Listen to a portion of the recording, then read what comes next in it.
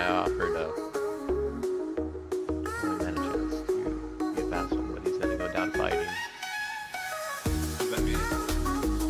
Hmm? I mean, this is Yeah, I'm not being. No, not you. I'm talking about holy man.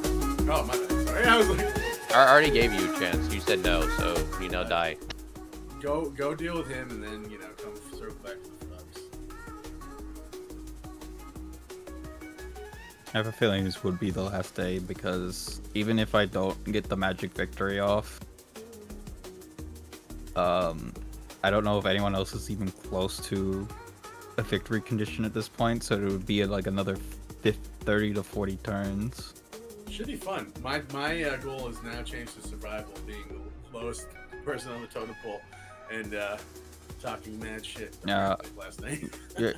You're not gonna be long for this world, unfortunately. Oh no, Kazi.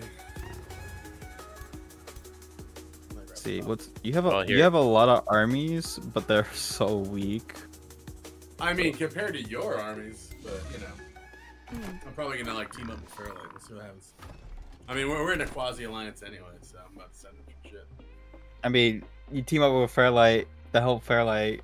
Hope Fairlight helps you, but he's dealing with me. And then when the war between me and Fairlight is done, Yeah, I know. and I'm if he dead wins, dude. I know. he's just gonna kill you anyways. I know I'm gonna die eventually. I know. You also I'm have trying to to survive in my little Weasley frog leg ways. No, I mean, I like that, like, trying to hold on for the dear life during, like, the apocalypse, basically.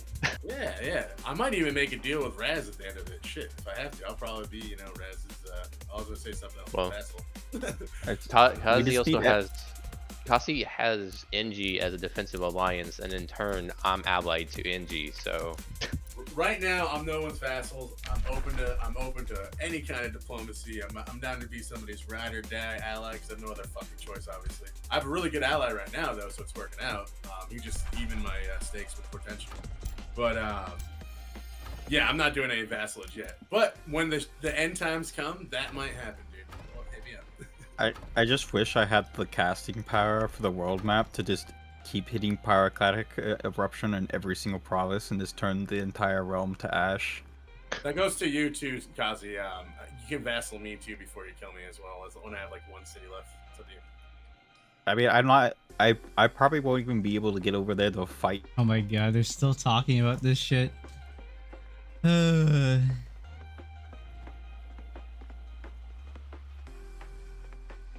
if time to do my delts workout while I wait. I'm not sure where Y Pops is, but yeah. Well, guys, what do we do without Y Pops? But here he is, the man of the hour. Saving the day. Oh, look at that. Look at that. All right, I start the win con here soon. By the way, good Sir Zorkish and Fairlight, your invites on the thingy have been sent. Smiles.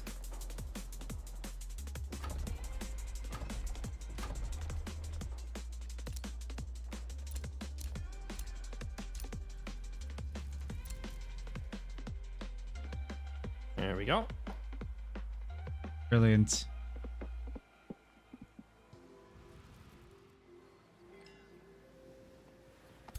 Right then, so Kazi's going to the shrine, starting up some shenanigans.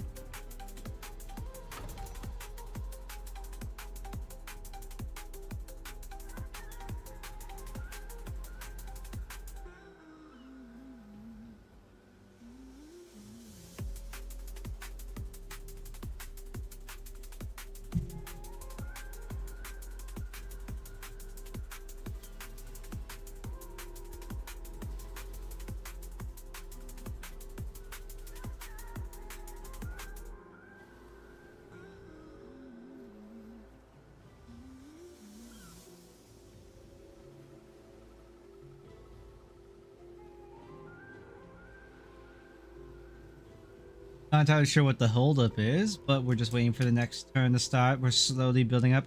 I don't know if I'm going to use the Calamity Dragon immediately, though. Because it damages my provinces. I might just not use it.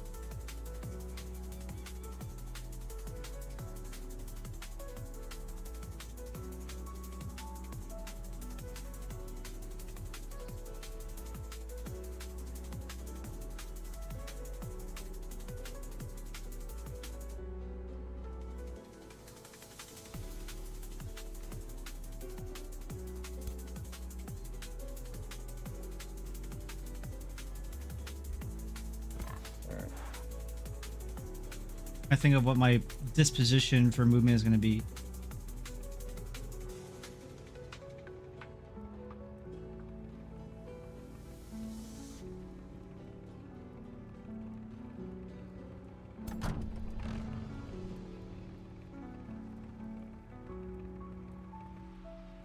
I think I have all my battle plans set up. I'm going to kill these scouts.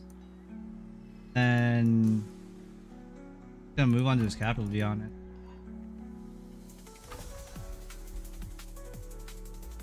Yellow symbol.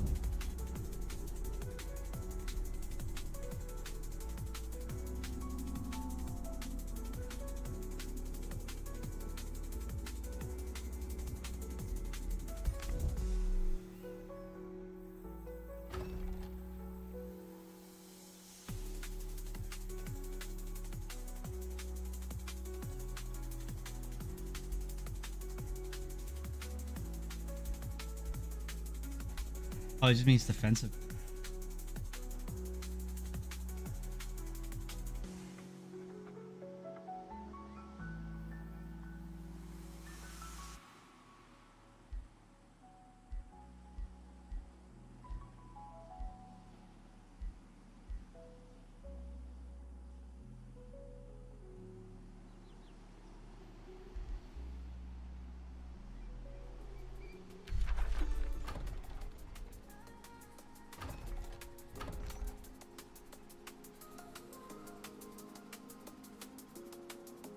Yeah, Orcish made the same mistake I did.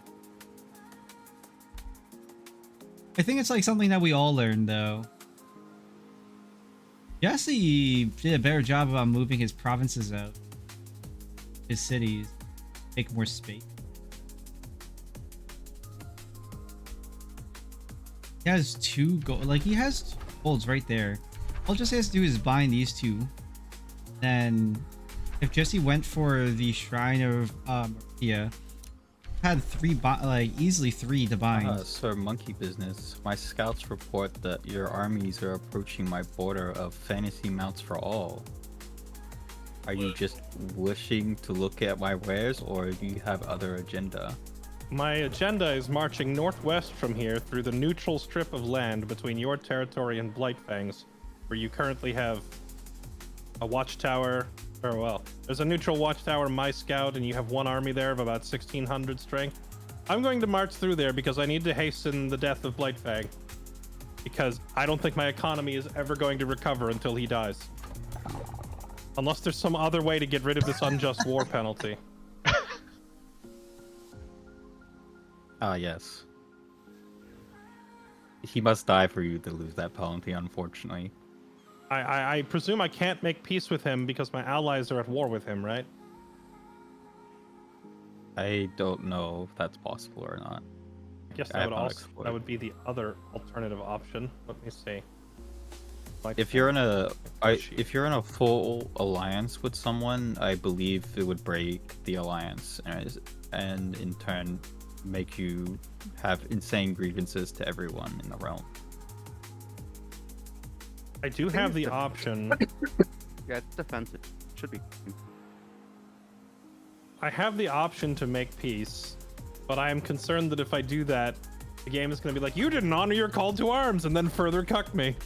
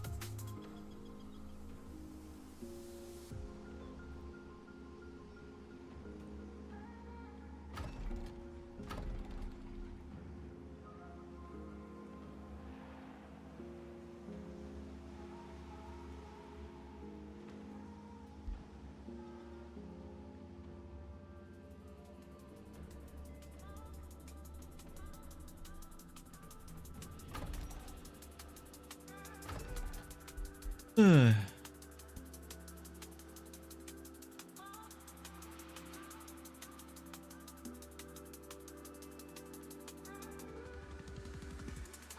Dude, with how long these Mr. Garth Farst Rider, sir. How's your turn? I misclicked that. My bad. I was looking around that.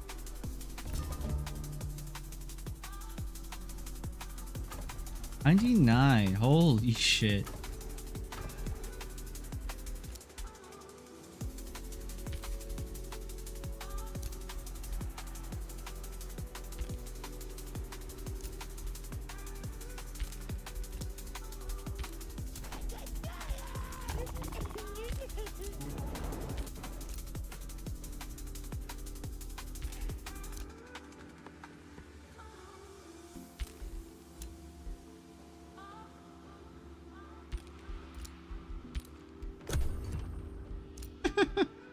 It seems that I cannot capture the Shrine of Merida because you have claim to it still.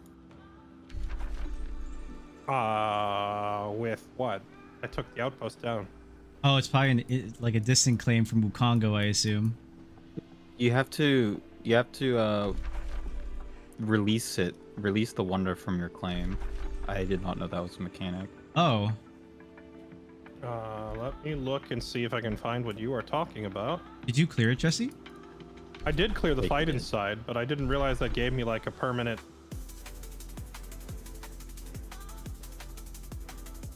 Shrine of Merida.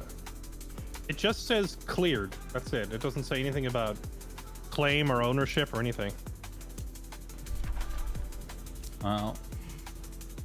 Well then I have to capture it then, I guess, from you. Can you move a hero onto it and go inside?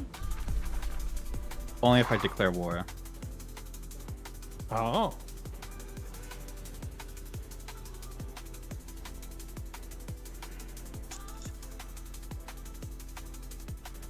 That's Oh, you can- contrived. Give it up via diplomacy. Let me see. Oh, I was about to complain. That's very contrived. If you can do it through diplomacy.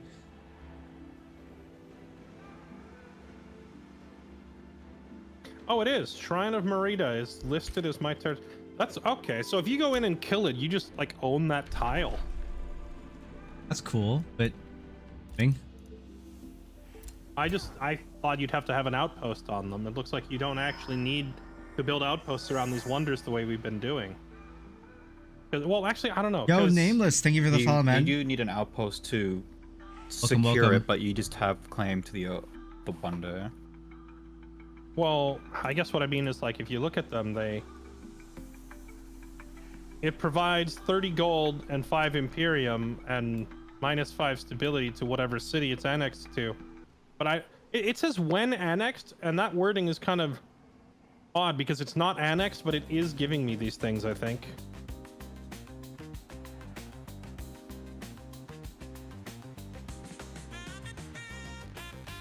because when I look at the, I guess we'll see. I'm making 5 Imperium a turn. I will hand it to you via diplomacy, and I will see if it affects my income.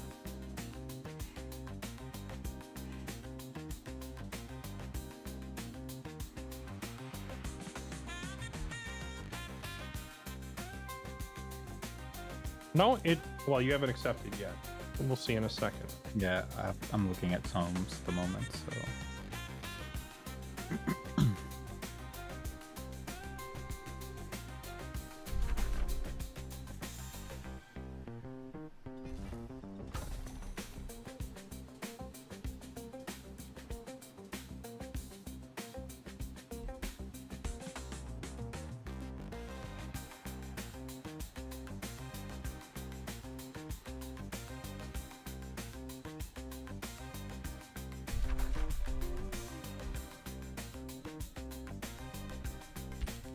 Strength of this pristine palaces.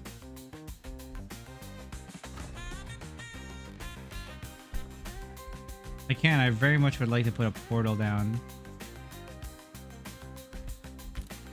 I want to make it like a teleporter right now, but I want to control more of this land.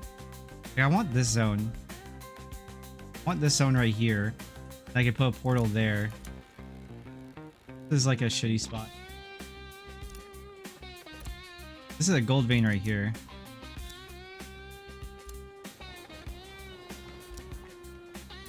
Now these are even shittier. Maybe I should like claim one of these spots and then turn into a teleporter.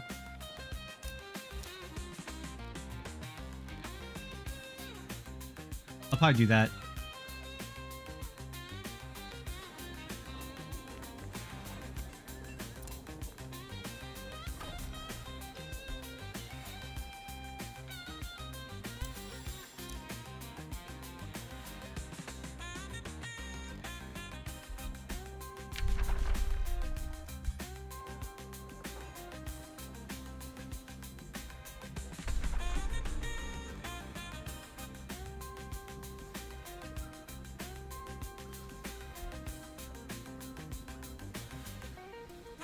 Kind of storm giants are both tier 4 units, huh?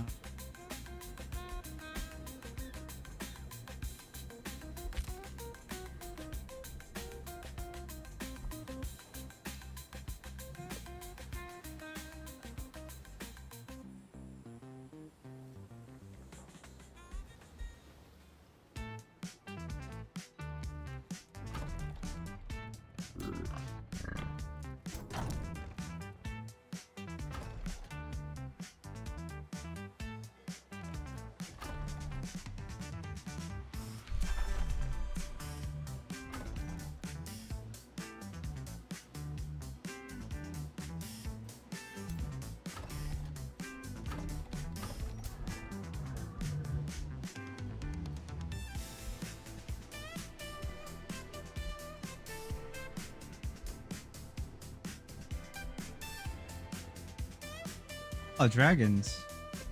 And I just realized it's Blayfang. It's fine.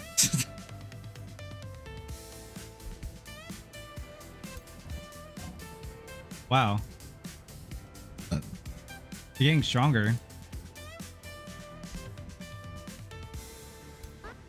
I thought I summoned a horror down here.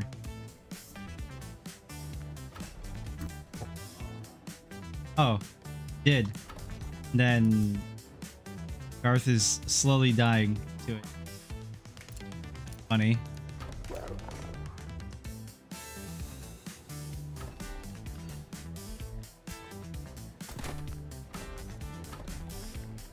Taking the shrine from you, did it change your income at all?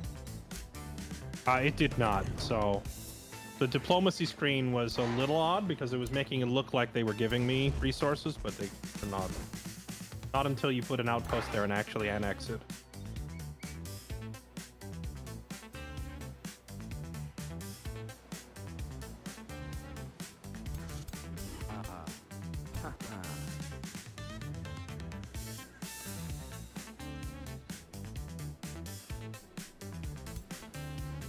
Like how thanks to Akazi's vision, I can pretty much see the entire map. The only place I can't see is Orc County.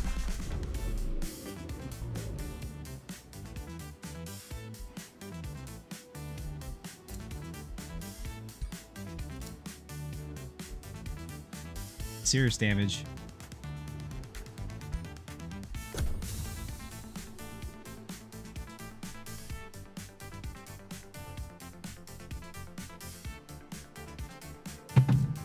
Ah.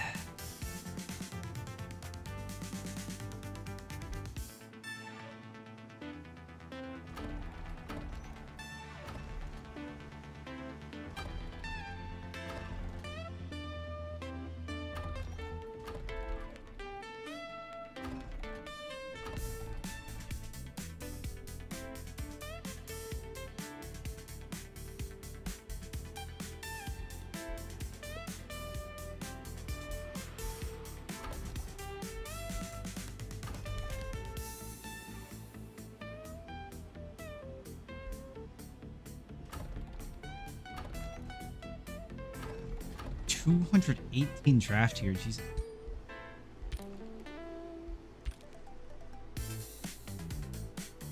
What level are these creatures? A cursed ogre, tier 2, tier battle mage unit. Oh, tier 4. Okay. Damn, Maddening Phantasm. 20 burning, 20 mat. What is this? I don't know what that other one is. It's a action move, 1 action continuous. For a maximum of 24, assuming all hit.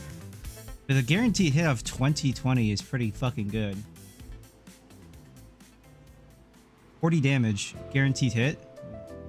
Tricky escape. Inflict 3 ghost fire for 3 turns to target unit. Teleport back 4 hexes. Ooh.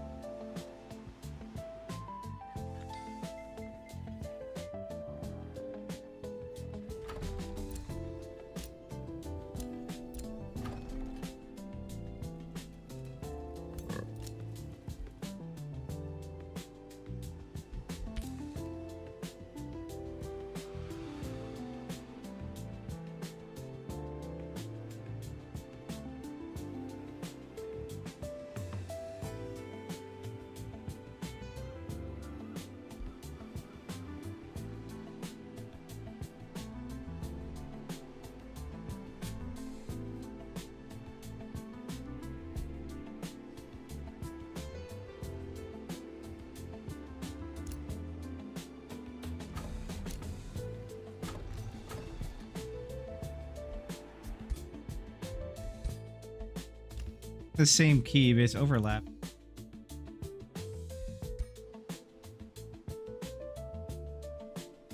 Not like they're in the same key and then the same like chord structure. Funny. They don't clash.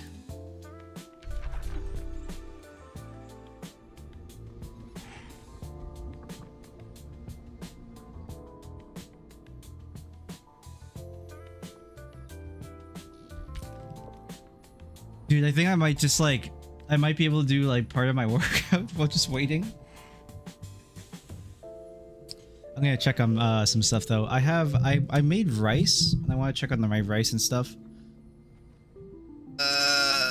Check on my rice and see if that's ready. And then maybe I'll eat some breakfast though. Wait.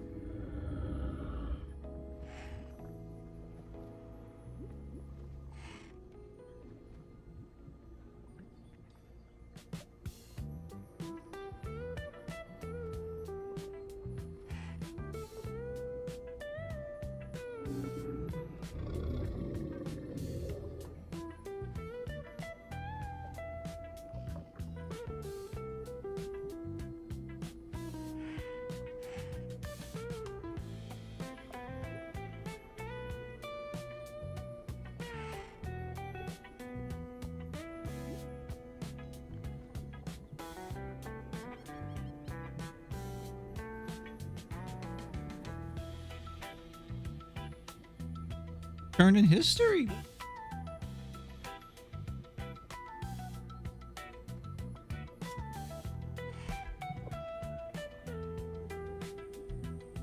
The most intense diplomacy must be happening while I was gone, right?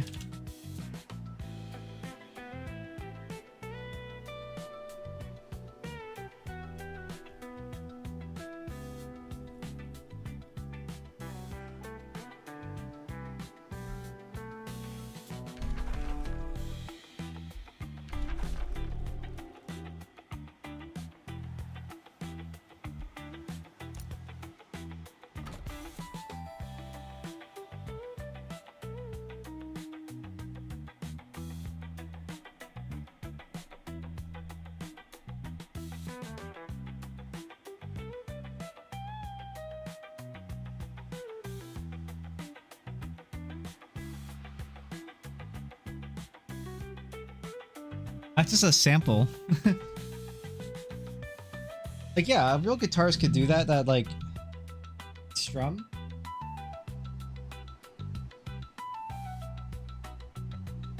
It's just like where he's doing it from. Higher up on the neck.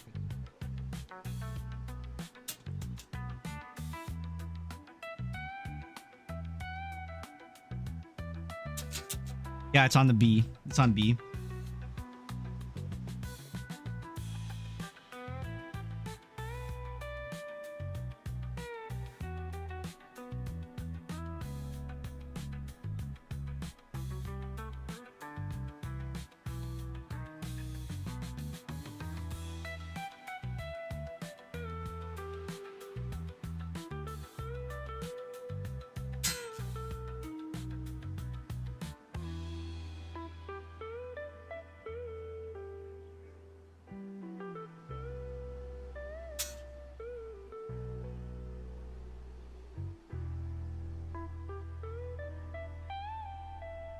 And he does this B, C7.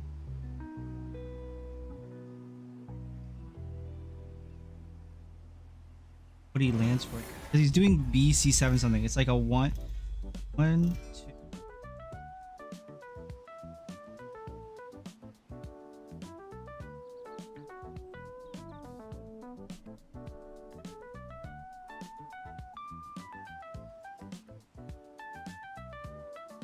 Doing B and B7, or B and and C7.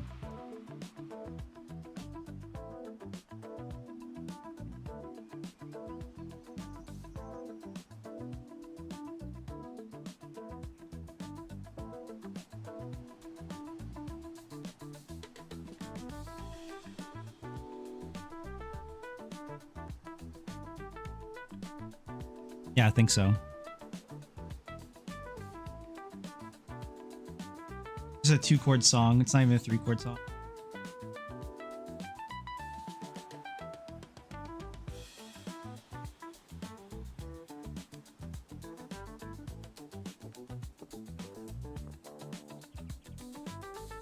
What's going on here? What's this? He has bound a gold ancient.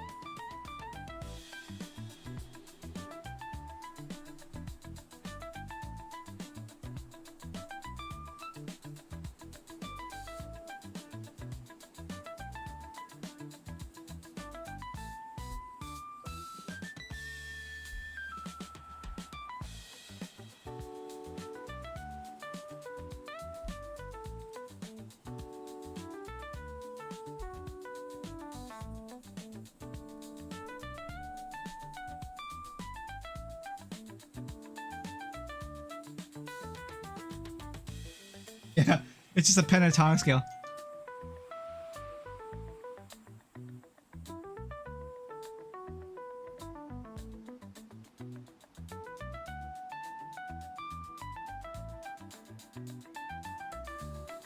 Dibba dibba doo doo doo. Mr. Sauron. Do you Sorry, I care was- to fill us in on what you're doing? Adjusting a hero's abilities.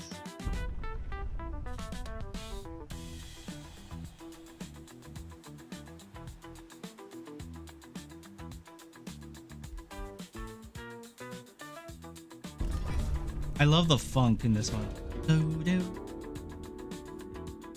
Day 100. Dawn of the 100th day. Oh god. Gabriel's Eye brings new enlightenment in which wisdom is valued over war. Cities gain double knowledge. Whoa. Declaring wars is always unjust. Ooh. Ending That's a a war shame. grants 200 Imperium. It's the game extenders. Well, it's more like this is the catch-up mechanic. Mm. Imagine being in like a bad spot right now, one of the weaker factions. Suddenly, no one can declare a war on you, or it'd be unjust, and your research just doubled, so you can finish some key research to get back in the game. Sorry, okay, I did a little chuckle there.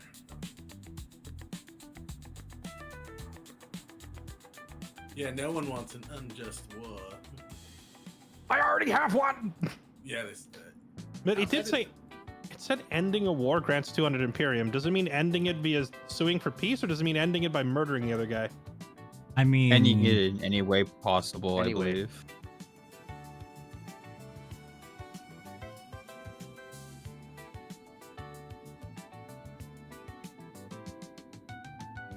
Well, let's do this. I can't have you running around my place all the time. No, let me destroy that jammer, damn it. Hell no. You should have just had a unit stayed on top of the jammer, because that disables it. Oh, I do. I have like a bunch of my other armies nearby, so. Here we go. Is this Holy Man's last stand? Probably. Those are some sexy dragons. Yeah, my new Calamity Dragons. I see. Calamity I see. Holy Man's been hiding the good stuff. Holy moly, they look so cool. Why does everybody have a horned god? Damn it. It's the same one. Oh. Yeah, that's lit. You. I didn't even get to the guy other you side. I'm like, there's crazier stuff on the other side. Well, Yeah, this, you know what? I just pulled the dude again, my bad. I mean, this is an army worthy of a dragon lord, that's for sure. He's got wyverns, full-size dragons, frost wyverns. Oh wait, yeah, I recognize that army. Oh. All right, good luck, gentlemen. So, because this is in my domain, I have a item in my city called the Throne of Whispers. So every turn, 3 of his units are either going to go insane or get stunned. Ah. Was that from one of the tomes you chose? Yeah. From the same tome that I got my Umbral Mistress. Gotcha. The Tome of Insanity, I believe.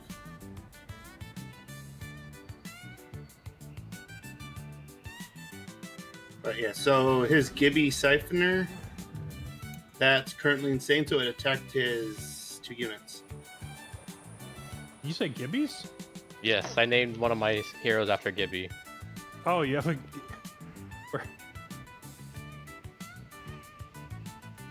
That's a sweet name, I get it.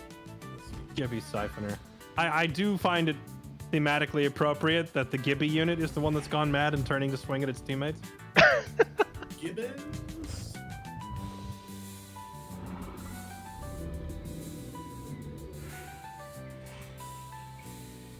Get that reference? That's good. Gibbons, the newly gazetted Captain Gibbons, sir? Not that one. What was it? Tom Goes to the Mayor.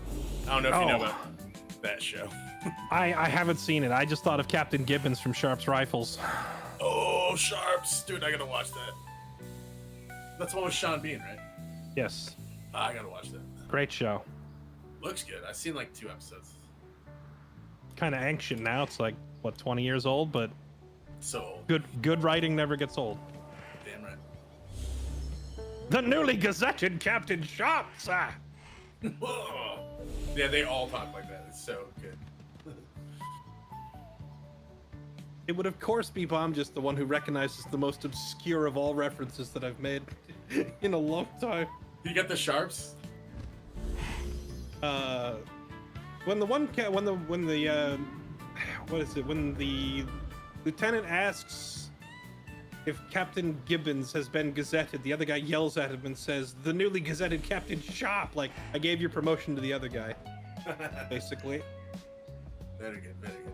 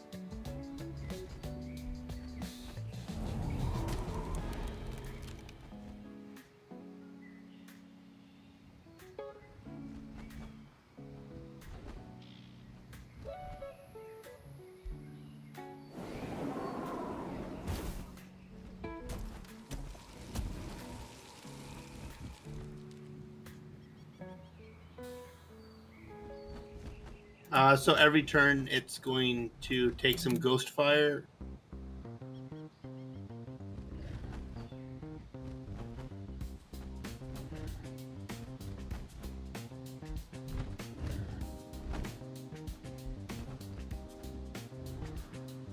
There's a war.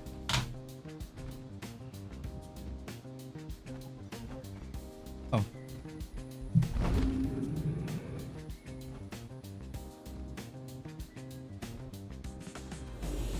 Is your while this is happening, I'm just like cooking because I.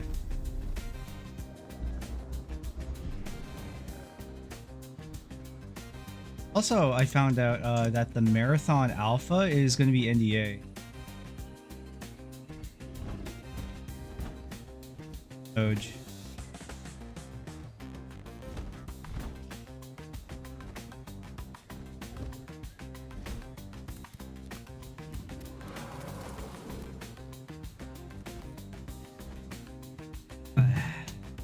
Digging this map. Got fairies in this squad? Can you actually walk down in that water, or I guess it looks like Yeah. you can, but probably slows you. Makes you wet. Unless you're flying, maybe.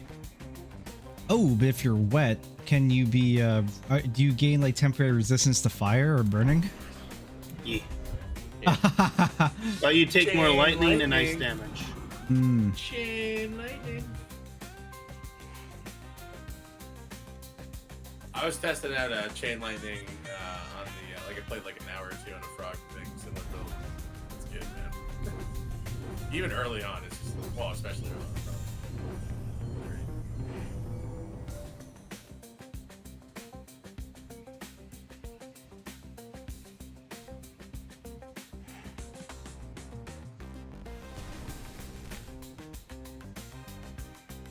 But your whole army has resistance to electricity, right, Sauron?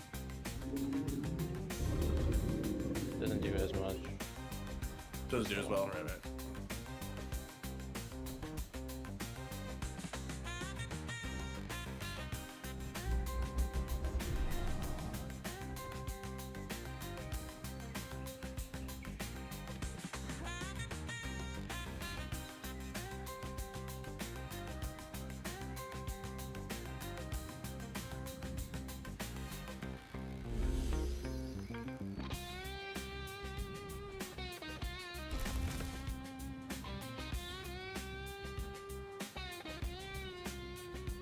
But thank God you can just like press and hold right click to like speed up animations in this. I feel like these battles would feel more epic and more interesting if the battles or the like if there was less units to work with on the field. Because there's so many units, these battles get drawn out very heavily. But there's probably a lot of spells that we're not using that make it feel a lot better. So the best thing about Ghostfire for me is it doesn't get put out with water or ice, so they keep burning.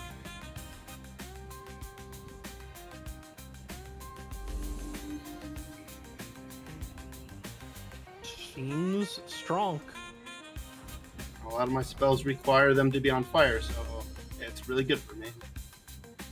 Does Ghostfire count as burning? Like being Yep. on fire? Oh, counts as burning? Nice. Pick something a little bit more appropriate to the scene. Also can't stay for too much longer. I'm gonna burn my bacon.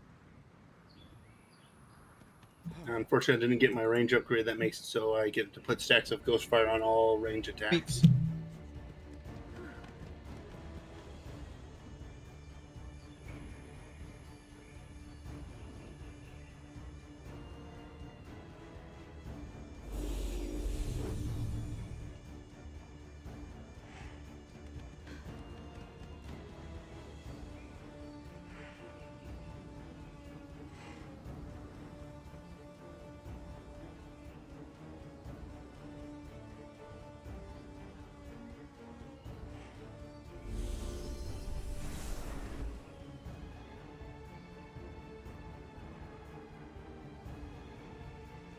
Yeah, I'm gonna grab my phone so that way at least I can see chat while I'm downstairs.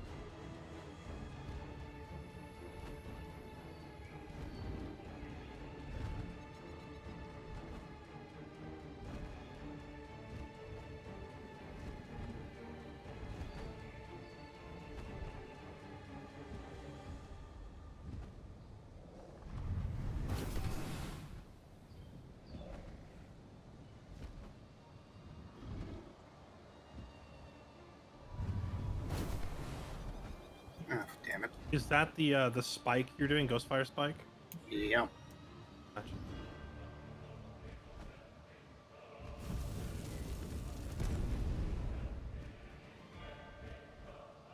Calamity dragons are gnarly, dude. Either fun. All of the dragon units are pretty gnarly. Given, yeah, alright.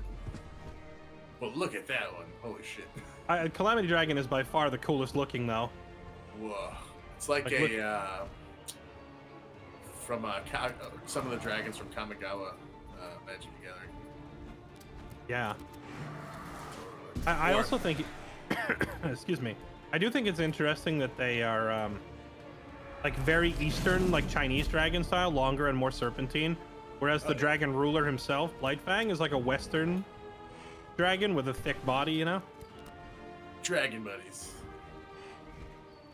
It kind of just hints lore-wise that they have different origins, because Right. they're biologically very different. International Council of Dragons. That's scary.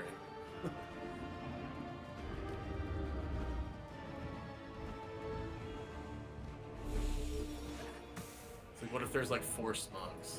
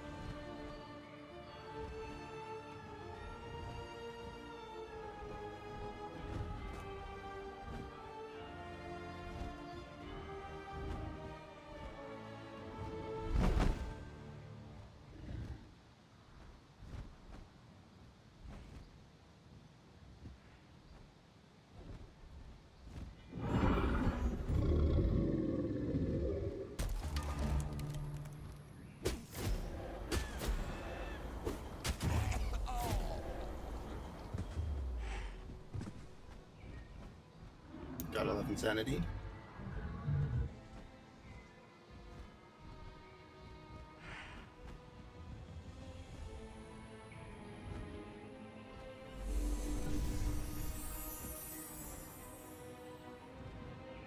Wait, was Gray Siphoner a hero unit?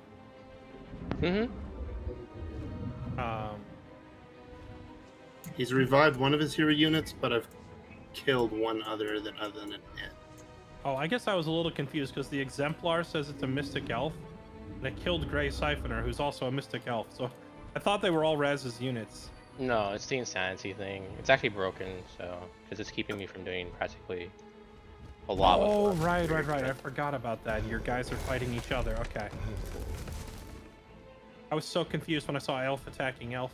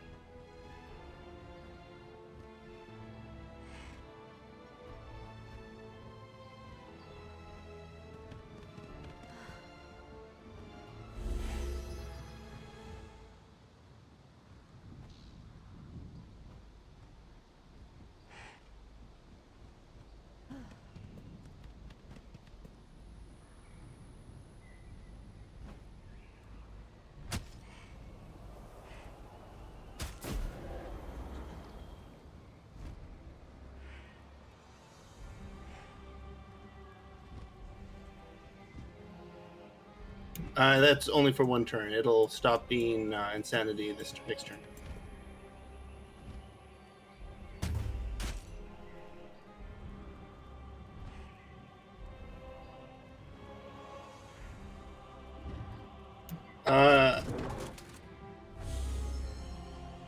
Yes. So the Insanity Tower, or it's called the Throne, and it's in my city. You can't get to it. Gotcha.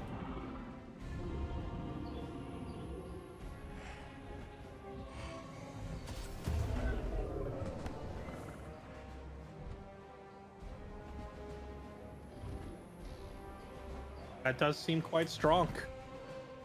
That would make this city miserable to take. That was the hope. Is Julius regretting his decision to wage war on Blightfang? I regretted my decision to get into a war with him the very instant that the war began, the moment it crippled my economy. I have returned. And Yo, check this now out. I regret that my units are going to go insane and try to kill me. However, I would also regret turning around and going home and leaving my economy in shambles. So I have The to world's commit to latest killing him. breakfast. Do you want to Rice, we got 2 tip with eggs, your got army? corn, 3 I slices can of bacon. give you another Yeah. thing. It's only my capital city. If you attack Ember, it's not going to affect you. That I figured because you said it's in your throne, which immediately tells me that the city I'm heading for won't have one of these. And I will it's tell unfortunately you- a Throne City only item. I will tell you, Fairlight, since your entire race is angelic, they're immune to any mind control effects, including insanity. Oh, that's good to know. I didn't realize angels were immune. But even if they weren't, my army is built around the cleansing fire buff, which removes debuffs every turn. So I think even my insane units would get their insanity purged probably before they do Yeah, too much but- damage. Most likely. I just got a general who's a demon angel chick. Pretty metal. Now, Jesse, if you had a unit that Like heavy metal. Amazing.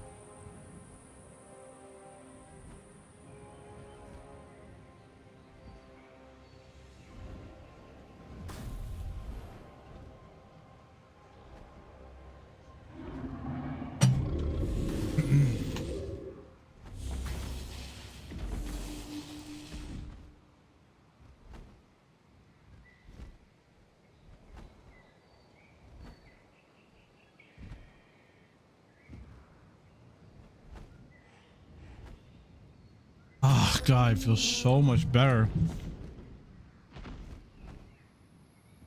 Legit, I was just hangry, man.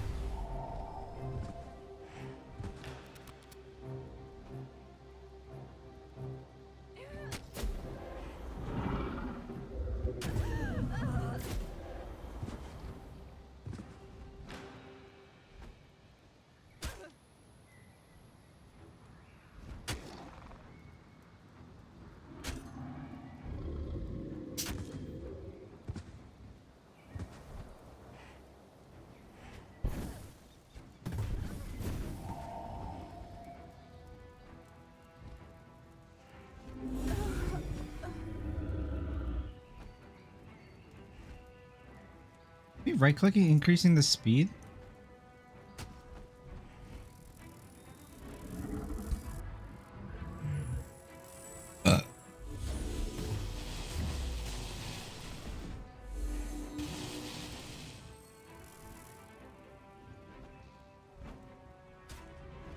Why is there morale so low already? The hero died while it's gone? But does their morale break from something that spell does, even if it misses? Or is that just like damage? A unit. Also, why can iron golems lose morale? I like killed.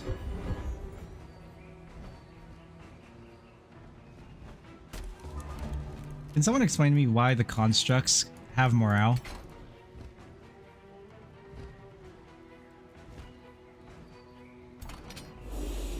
It's seen Hitchhiker's Guide to the Galaxy? This isn't even the same universe. I know. It's just the really good robot by Alan Rickman. It's like he's just like always depressed. I couldn't tell you.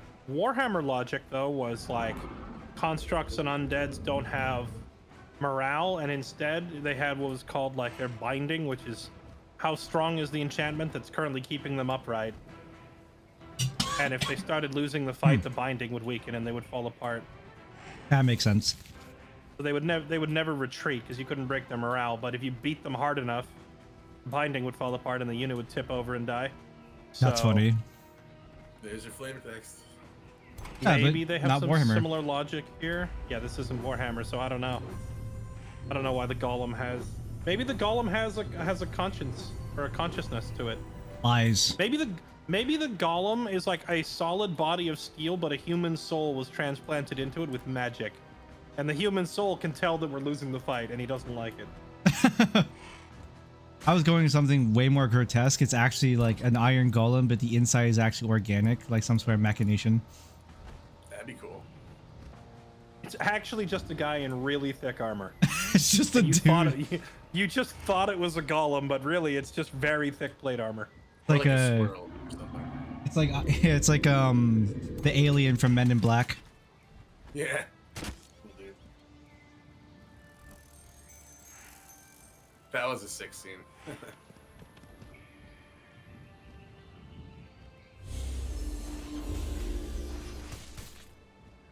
It's Iron Man.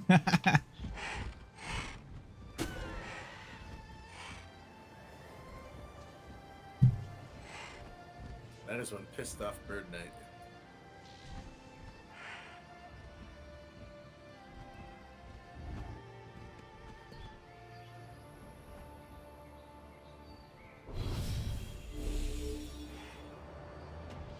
He's doing creepy Sauron things.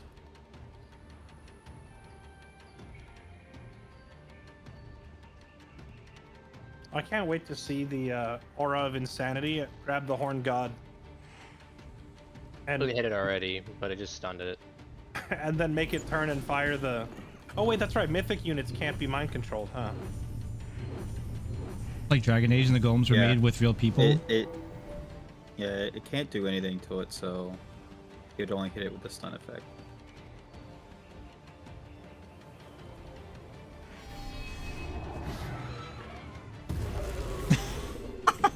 Oh my, what spell was that?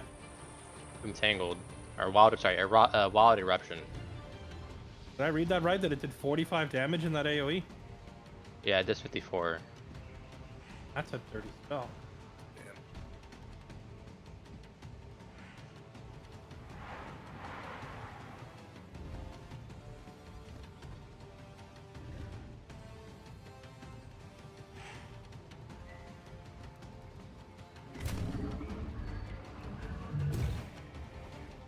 Is there like a in-game codex that we could look this information up? I'm curious. I need more information on the Iron Golem now. There is, yeah, called the Encyclopedia. I don't know if you can access it in combat though. Ah, damn.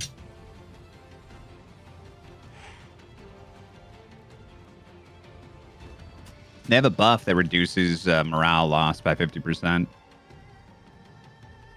Called Heartless. That's so Is that what you're asking about? I'm just curious why the hell they have morale, period. They're constructs. Yeah.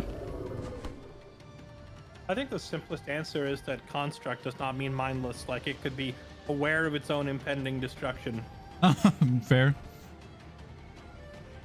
That has a lot of implications.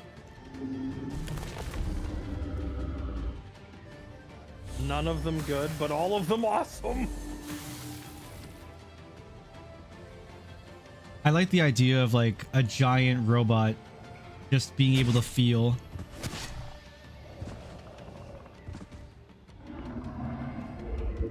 It runs on ChatGPT, yep. There's a movie about that. A robot that runs on ChatGPT. No, a giant robot that feels. The Iron Giant? That's the one. That one's really good. Also, there's the electric state, but that doesn't look as good. Never heard. That newer one? Review-wise. Yeah, the newer one. I saw a picture. I'm like, this is kind of cool. Electric State. But like, whether I'd sit through it, I don't know. It looks like the team version of the like just the portrait alone, like the main I don't know, the cover art Yeah. looks like a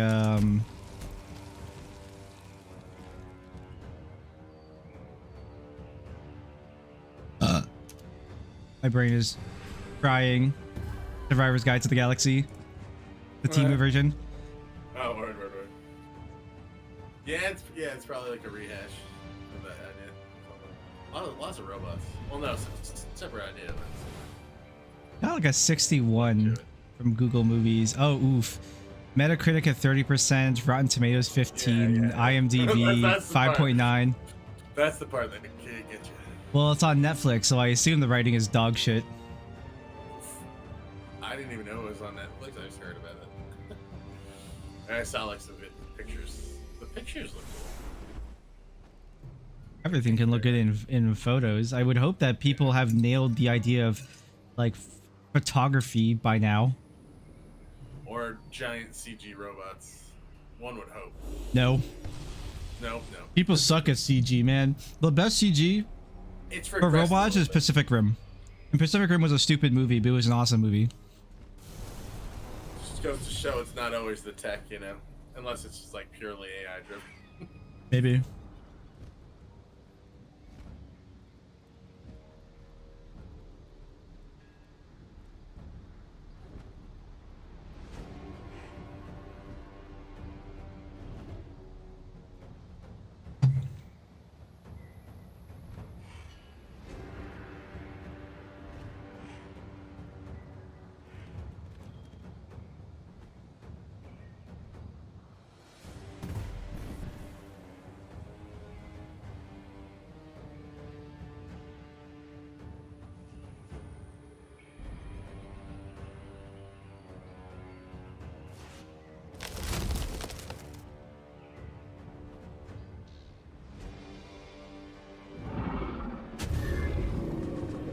Just maybe the abundance of range units isn't doing any favors because of the shield units and the skirmishers on this team. Or not skirmishers, I forget what the crossword means. Abundance of range on which team and who's what now? Like, I don't On know which Holies. players.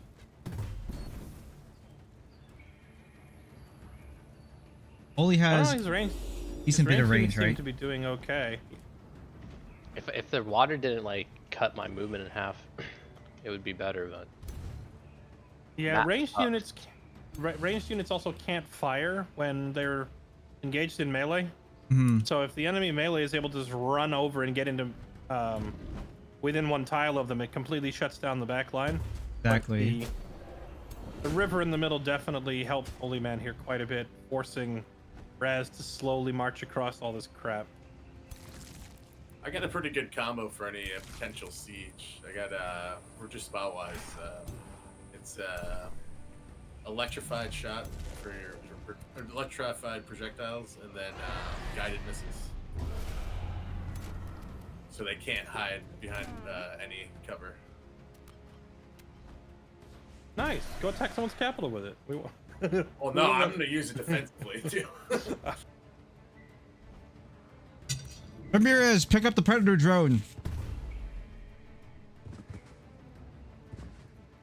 When you got a lot of longbowmen, that really comes in handy.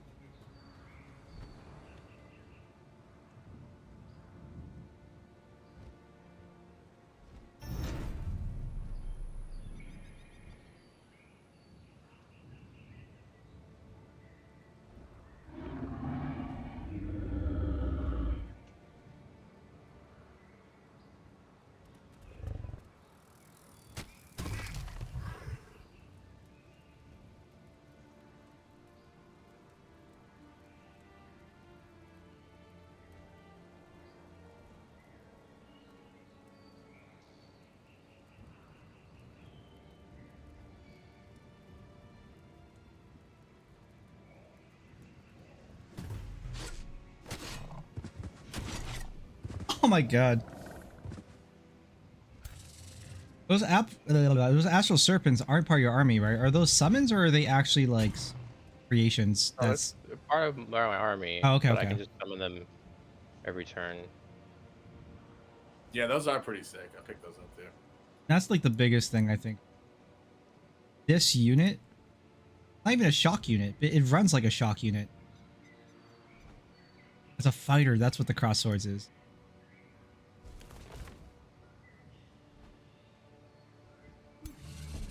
I almost think it should be a shock unit just because it can teleport right on top of you.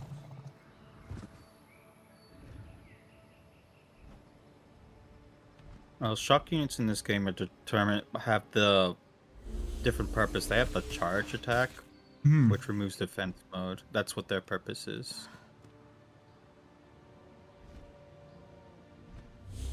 I believe the astral serpents with the teleport, they're considered fighters, so they're just generalistic all-rounders, and they just have the teleport ability.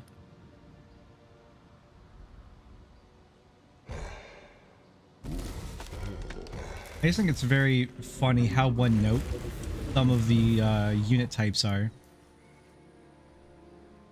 Yeah, some units are like... I was looking through the unit catalog, and a lot of units have pretty much reskins of another unit. It's- Arguably worse. Oh yeah, you have a tier 1 shield unit, and then there's another faction has a tier 3 shield unit. They do the exact same thing, except the tier 3 shield unit just has more health and armor. More stats.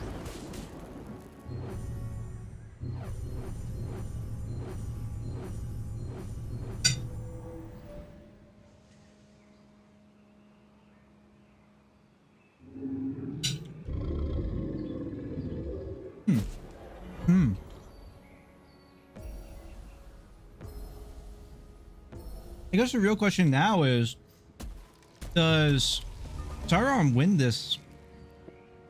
I kind of feel like he still does, because most of his units are kind of dealing with the corrupt dragon, but there's 2 of them on the field, so maybe not. These tier 5s are like incredibly strong. I will say this fight has been fairly close so far. I feel like it's the Calamity Dragons. And Yeah, the they're- Calamity Dragons are carrying pretty hard. They're the problem. It's because they have like stupid range. Like they're just literally they're artillery. It's what they are. They're just artillery. If it wasn't for the bridge, this would be a much different game. I could get I like will- I can get my hero up and play. I know there's people haven't been doing this, but I will give you a tip. Any combat summon can be summoned on any tile in the map, I believe. Yes. Yep. There are some that say specifically adjacent to hero or whatever, but generally. Yeah. Generally, they can be summoned anywhere. Yeah, I know. It's just like I don't have any. Most of the combat summons are supportive right now, so. That's fair.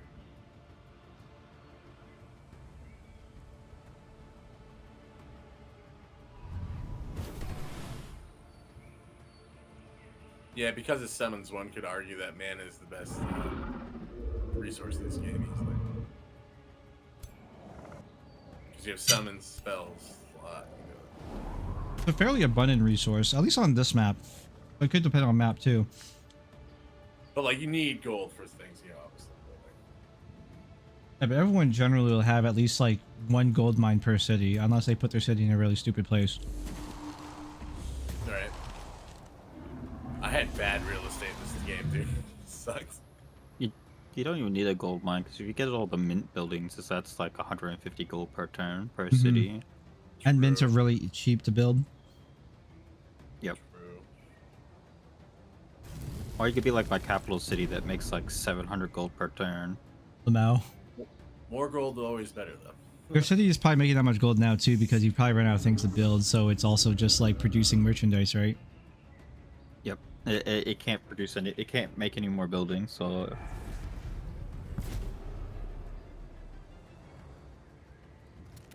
So much production. Turn to gold, Lamau.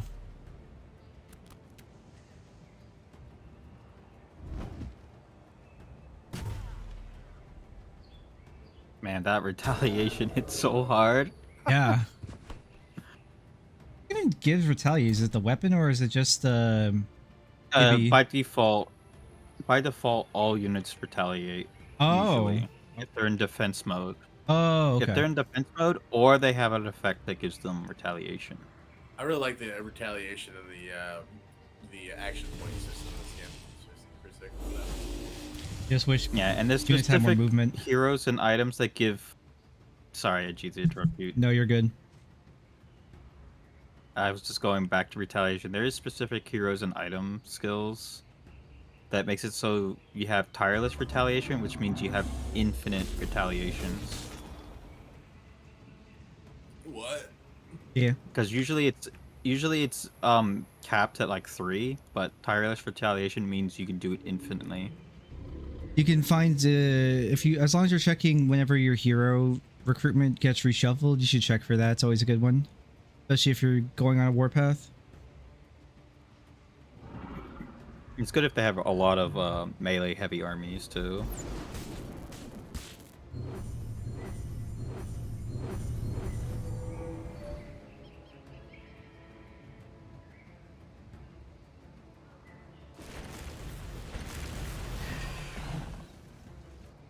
Unless the melee armies are spellblades.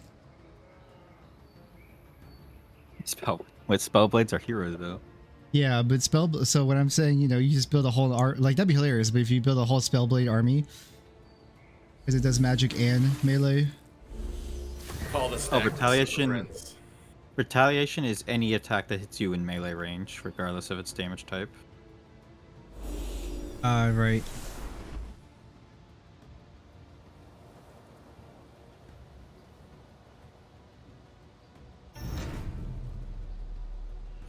If these Calamity Dragons get locked down, I think Raz can win. Do they not have any melee unit or ability? They have a close range ability, but it does significantly less damage than their long range ability. Okay.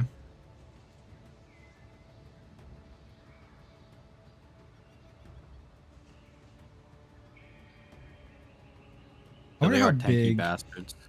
I wonder how big ironclads are on the field. Mythic units are usually fairly big, so I'd assume it would be probably similar size to the Calamity Dragon, just not as tall. Maybe.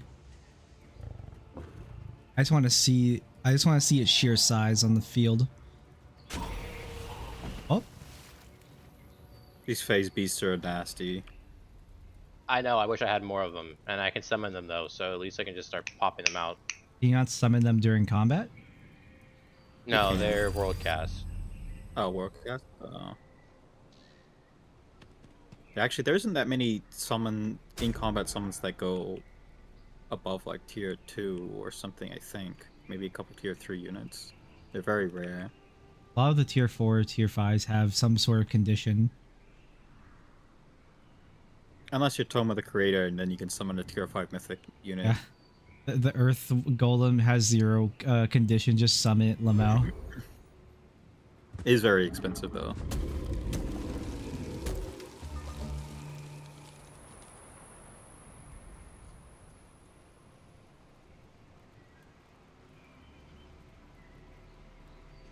But if you are on a warpath, what you could totally do is you could just like take someone's city, even if you're overcap, and then just keep expanding it and then razzing it over and over again.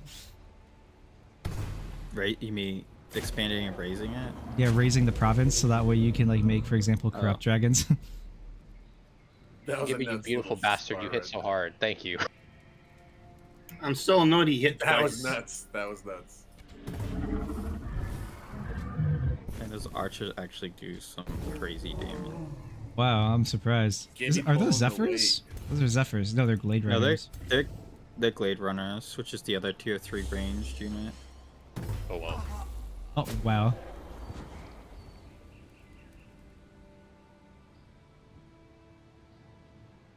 I think this is just straight up a battle of attrition. Holy man, I hope when this fight is done, you're giving Quinn a fat raise. If he survives. he has carried so hard. I think he could get one shot by Sauron, not even a cap. If Sauron gets in melee range of him, he instantly dies. At least Sauron is down. Wait, no, Sauron is up. JK. No, Sauron. No, he's still Hero. around. I can't YOLO him in as much as I want to. Like I could have threw him in onto the hero, but I was afraid I was gonna get targeted. So I mean, we are definitely seeing our tactics evolving even over the course of this one campaign. People are not moving their heroes up anymore. The first couple of people who did that just watched their or sorry, not their heroes, their rulers. The first couple of people to move a ruler up just watched their ruler explode. Well, we saw that Yeah, we lose our just magic wait- abilities if we did that. Just wait until you see my hero, because my ruler is probably going to be in the front line and never die. I'll be surprised if it gets killed in a extremely quick fashion and not slowly to death.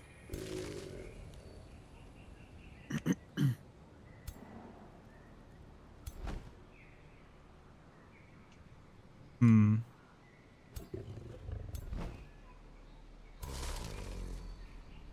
I think it'd be in probably...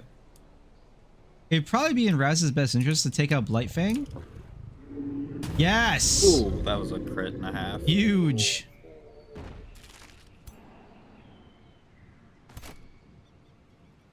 The dragons suffer morale. Ew, everything seems in this game suffer. Yeah, but Yeah, my morale really. suffer. I lose morale 50% slower than everyone else Mmm. because I get cold-blooded.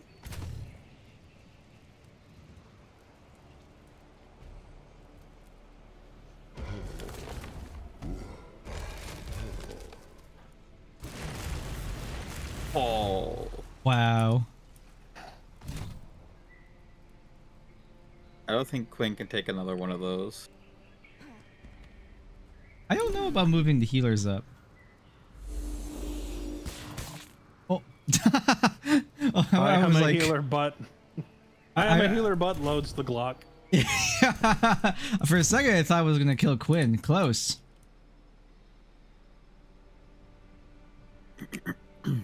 see, forget I could cast 2 spells at a time.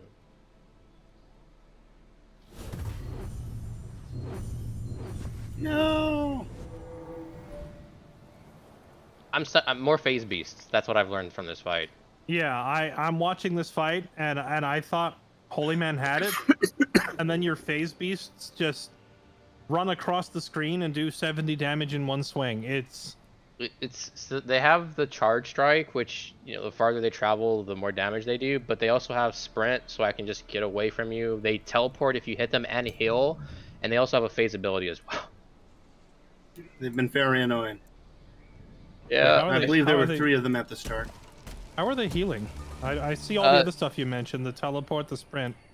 they're passive. If you a displacement upon sustaining damage, this unit teleports to a random location. But they also heal because pretty sure they heal. It said it heal. I might be wrong on this. I don't see the healing part. I see everything else you mentioned. They can ignore. Wait.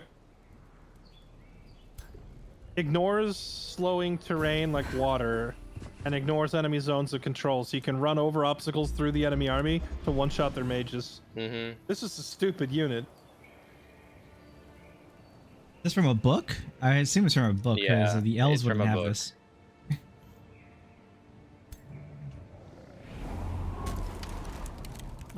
I could have picked these up, but I don't think they fit what my army does, unfortunately. Or is Unless designed you- for. Unless you Well, the want thing is, like- fodder plus artillery. What I've learned with like some of the astral units, they're very they're very divey. So like if you have a build where you're meant to have lots of range and sit back, it's not gonna work against this.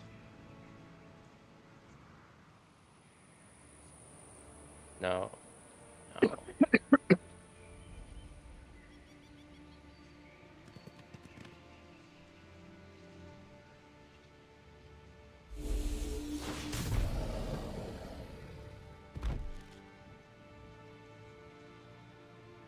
Everything changed when the Phase Beast Nation attacked. That was only 2 phase beasts, right? A 3? Oh, it's a 3?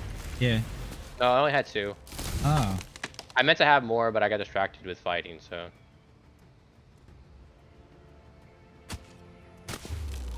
God damn. The flank damage. Well, Charge Strike is so strong because it removes defense and they can't retaliate. In there, Sauron. Pog. He's pogging. He's pogging. He's doing Dark Lord things.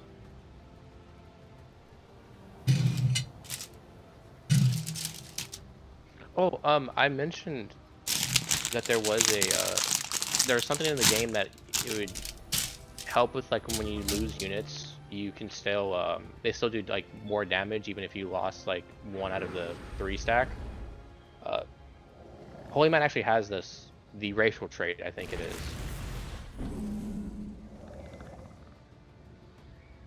They just become more like reckless and desperate because they're losing allies. Well, it's like his Glade runners have 3 in the unit, but as you take damage, you lose like a model, so you lose actual damage output, but he doesn't suffer as much. Okay. I don't think that's a racial. I think that's a book. No. I will say, this fight, it really sucked that you nuked my hero at the very beginning, because it forced me to show my hand that I can actually revive. Yeah, no, that was annoying that I killed 2 heroes and you got 1 back. Yeah. That was 100% revive, right? No, it gives him 60% HP, but the healer hero is really, really good. Actually, that's what I was respecing, so. Chop. Is there like no floral obstacles, or do trees count as floral obstacles that you can make? I've tried to look for something, but I can't find anything, so I just. I like under nature.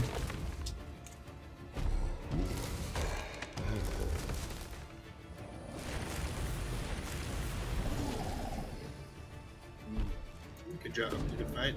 GG. That was a lot. That was really close.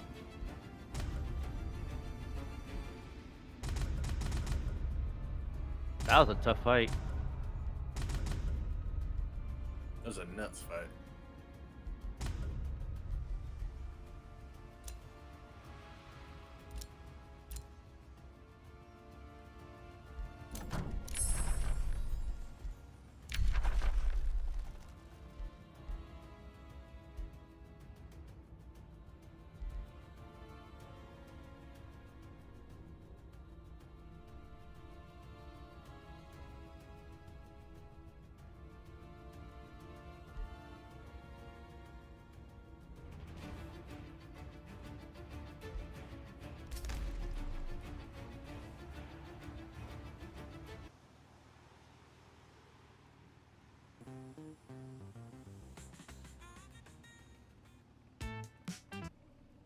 Need more rap music. Oh wait, is Holy Man dead? Oh, Holy Man's dead.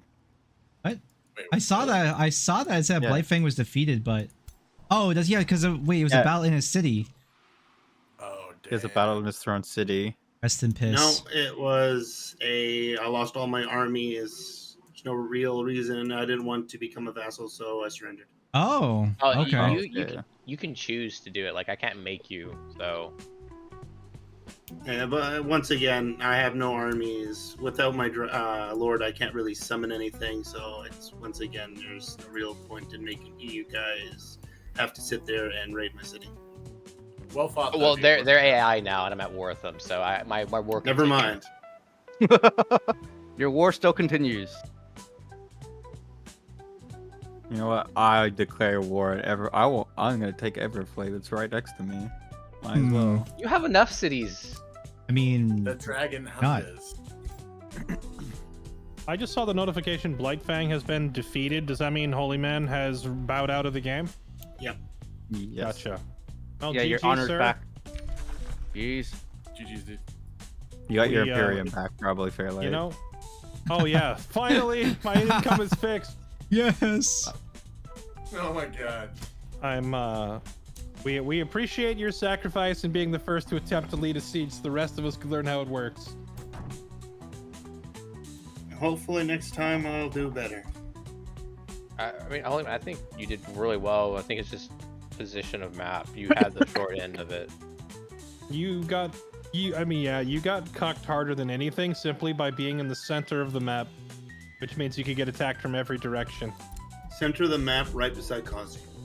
I mean, my 2 cents, the biggest thing you did wrong was like no attempts at diplomacy. You had no allies ever in this run.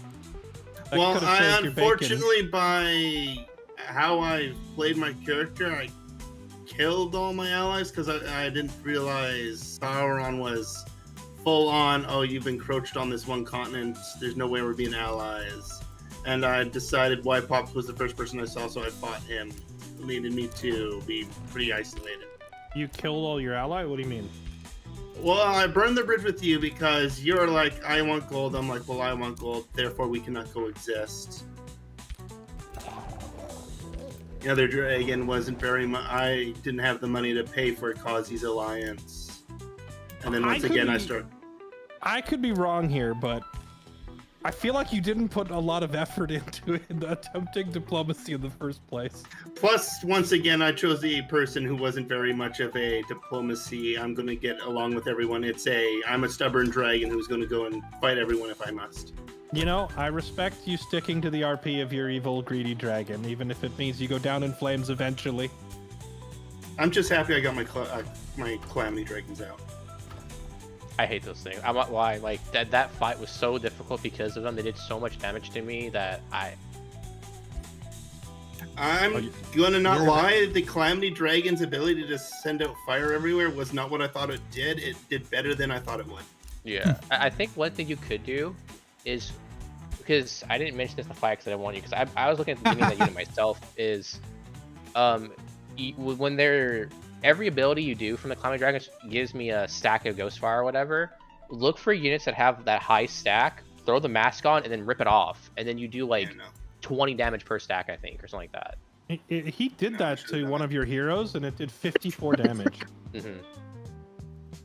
I was trying to do that to your dogs but at the end, but once again, I ran out of time because I let them get too close. Also,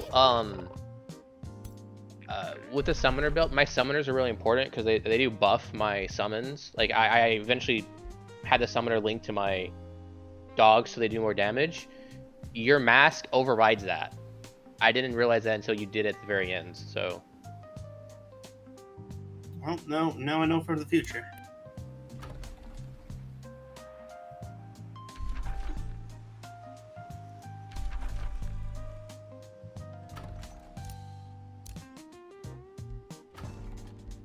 And another weakness of the dragon I noticed was he doesn't get better weapons, so his base attack is what he gets.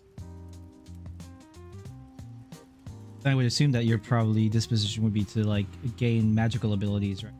Yeah, and that's what I went for with the ritualist, like summon units to do my bidding, and instead of trying to go up there and do it myself. Your breath attack, could you use it at all during that fight? It was once every 2 turns, and that's with a cooldown reduction. Okay, because that was what I was afraid of. That was the big attack I was afraid of. So I try to keep my units from grouping as much as possible. Yeah, no, it's 36. I fired it as often as I could, but once again, it's not actually that greatest. Oh, also, just because we were asking about this last night, my casting power is 180 without any items. Damn. That is strong. I also regen it because when you have like battle mage units in your army, they regen casting power. So.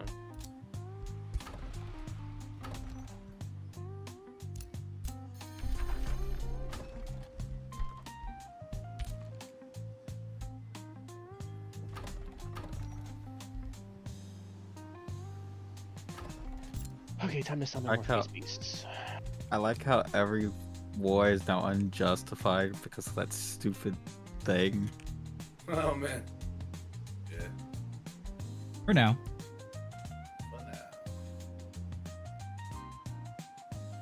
I do love the knowledge boost though. Yeah, actually, I was yes.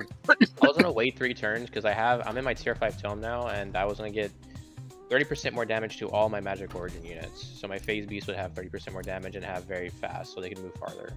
Is the damage, wait, 30% more magic damage or 30% just damage? Overall, damage overall Okay. to all of my magic origin units. Yeah.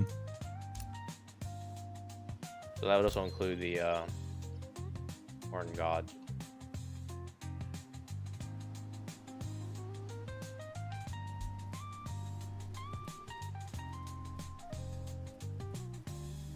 Now there is one problem with the astral shattering I've noticed is I have to now clean up the mess I've made. Oh, wait. It's free XP. It's Kinda free fine. XP, yes, but I have to go now run around and clean it all up. I don't see this, like, this mess you're referring. It's not a nest. It's I spawn an army. So there's like one in between Oh. and then between my city and the other one, and there's another one that's sacking something. It's the Marauders, yes. I'm slowly killing off the dude Liv's army over there though with him. Every time he attacks, he loses the units. What's going on? What happened? You keep attacking the astrals I'm summoning, the Marauders, and you lose a unit every time. Like Or I have more 1 than or that. 2 units, but I get quite a bit of magical units and experience from that Yeah, I don't even know what your drafting is, so stuff. I just try to like swamp it with a bunch of units.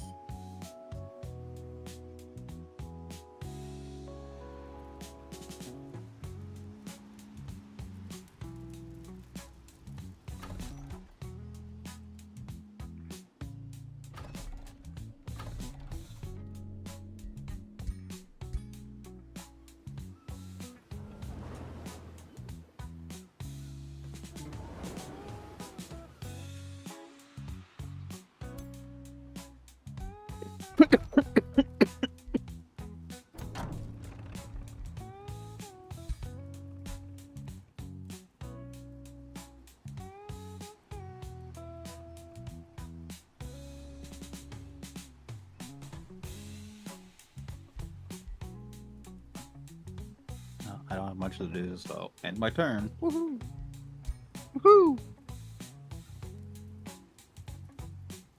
How's it going, Pillsbury Doughboy?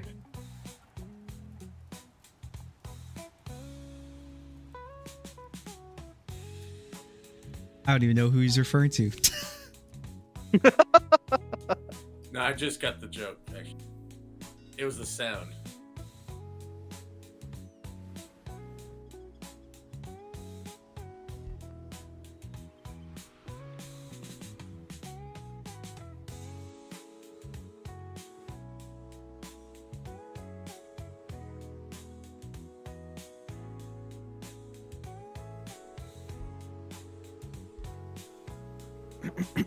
Dude, there really is way more gold wonders on the east side. Are the gold wonders randomly generated though? Yes, everything's randomly generated on the maps. Okay. I think the one mistake we made in G is we didn't go underground early. Yeah. I would have loved the thing that Fairlight has. I'm definitely, if I am in the next campaign, I'm definitely making the Nation of Zon and just doing rats again. Should do Reaver next time. Just have guns. Yeah, it's gonna be Reaver rats, and I'm gonna see how far that takes me with just underground. Then I'm gonna go champion again, and my leader is gonna be Twitch. I think that a lot of people are going to try and go underground next time around, since there's a lot of down there. I think I'm going to be aggressive then and just rage war. Yeah. I think I do agree with Kazi though. I think some people might be focused a bit on like Wizard Kings next time around. Have the spell casting power. I like the idea of technology a lot in this. So I want to see how far technology can take me against magic. Obviously, I'm going to need some magic, but I'm sure I can overcome magic itself. Well, I don't know how much casting power Holy Man had, but I do think that I eventually just attritioned him out of the combat spells. I kept going, and he stopped. Exactly.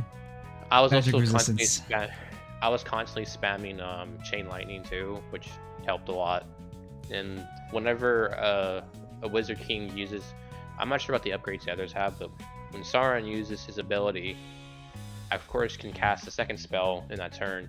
But that ability is now overcharged, so I'm doing like 25% more damage, 25% more healing, blah blah blah blah. So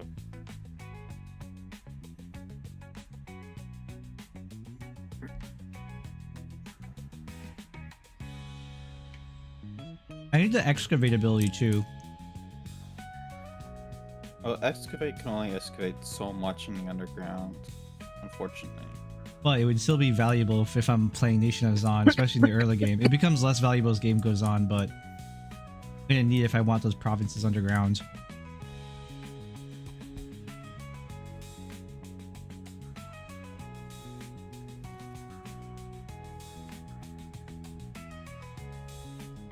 This boosted research though, I think I'm gonna finish like another 2 tomes by the time 5 turns pass. oh, are you going down Shadow now? How much knowledge do you have right now? Yeah. I'm at 2100. What the fuck? Ow. Well, it's doubled, right? So I only had like 1050 or something like that before. How did you have 1,000? Transmute resources. Oh. Yeah, all my cities were transmuted, so they give me more knowledge and stuff. Like my main capital city makes 913 gold per turn and over 642 knowledge just by itself. Is that 'cause of transmute? The transmutation circle does that? I see that it only gives you mana No. and gold. It's called Transmute Resources. It's a Materium. Book 1, it turns 75% of my mana income into gold, Knowledge. production, food, Oh. and knowledge. Oh, okay. It's not construction. It's just like a thing. Gold Yeah, so pie. it just like turbo increases my resource gain, and then I actually need to had to take off like quite a few of them because my mana income is legitimately suffering right now. I see that you have some mana nodes around, but it's clearly not enough. One just outside your region. Don't get me wrong, my total mana income is like 1100 per turn, but I only have 74 right now because of all the upkeeps. Mine is right now. My total income is only 318, Lamel. Well, you put a lot of production in gold, so Yeah, but it's like, what I did was overkill because you don't actually need that much production. All of my cities at one point had over 200. I mean, you could just, I mean, if you're finished, like, if you take your city and you're basically like finishing it, you can probably just throw it into food or mines or something. That's what I'm doing. I'm just infinitely expanding. Yeah, because like I'm going at like the vassal city. I'm having to like rework it because they spammed so much food on everything. Everything was just food. I think food is fine because you want to grow the province fast, and then you can just turn everything into quarries. Mm-hmm. Yeah, I mean, but I'm trying to like get some production in it because I want to be able to build. Oh, that's fair. You probably want like at least 100, 150. Yeah, like I have 12 farms are the fishing, 1 knowledge, and then 2 foresters. So I'm trying to like rework how they built everything in this. Also, I need gold at the moment, so.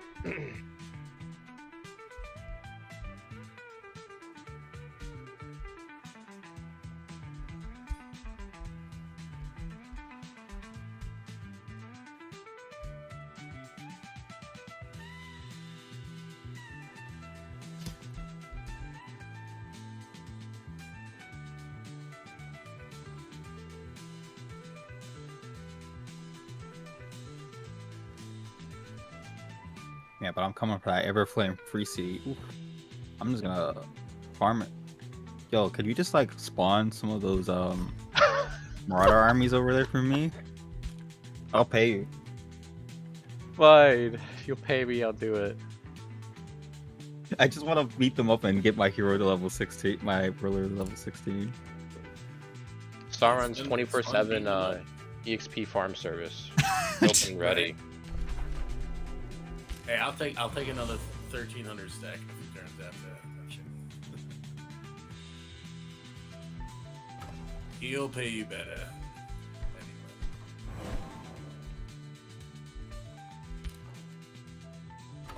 I will say though, if I just have a scout on your lands, like if you're really expanded, you don't have a lot of armies, or they're like all on a different side of your empire, that would just be so damaging, because they tear apart everything. Thank God for recall. Indeed. But I can spawn one every turn, and so. What building do you need to make a Spelljammer? You just need a conduit, probably. I think you just need. I think it's like one of the wizard. No, I think it's the town hall level 3. I think. Spelljammer. That's all for. you- Oh yeah, town hall level 3 is Spelljammer. Yep. Fire City tier 2 is what?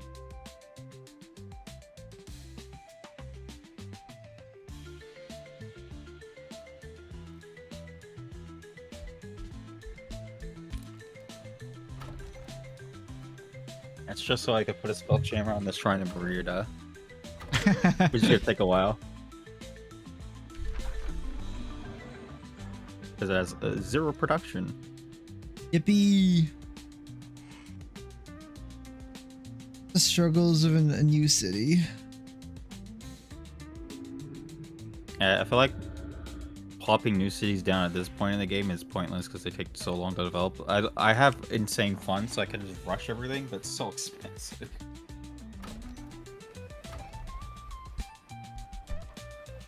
Alright, we're just waiting for people to end their turn. Bessie. Bessie, please. Alright, anyone want to do an unjust war? You're funny. Nope. Once you cast your Age of Wonders or whatever the heck your spell is, that would do it. Probably.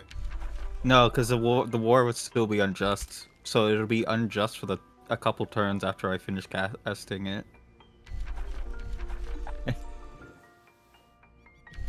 If I become teleporting turd mercenary, sorry. Whoa. Okay, all right. That's a dyslexic moment. I'm not like fully dyslexic. I'm not dyslexic at all, but it's like a family member of mine was, and it like rubbed off a little bit. Anyway, if I'm becoming a teleporting mercenary toad force, would everybody stop trying to kill me? No. Damn. Well, no, the Why? rats, obviously. Why, Pops? I'm gonna be honest. You moved your army right in front of this neutral that I was about to attack, and I just Go for clicked you. And I'm glad there was a. Oh. I'm glad there was a prompt that was like, "You're about to declare war on your ally," and I was like, "Oh, whoops." Bro, I've done that a bunch of times. I'm like, oh shit, do not click that. Whoa.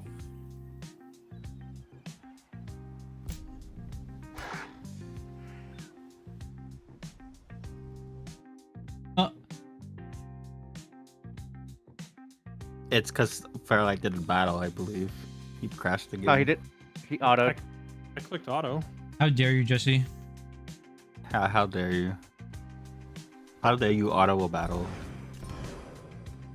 Cringe. Real men manual battle.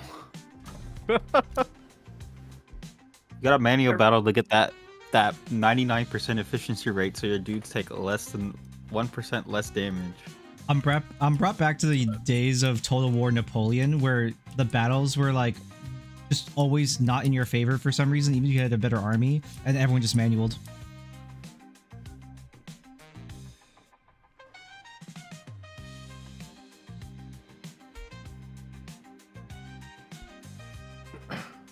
Okay, now that thing's dead, Wait, now that thing's dead, why Pops the Wise? Why are you out just randomly cruising here all the way in the Eastern Sea? There's nothing out here. Hunting. Demon stuff. I mean, there's nothing to do for 5 turns unless you want to declare unjust war. Yeah, exactly. That's why I'm just hunting. They should declare war on me.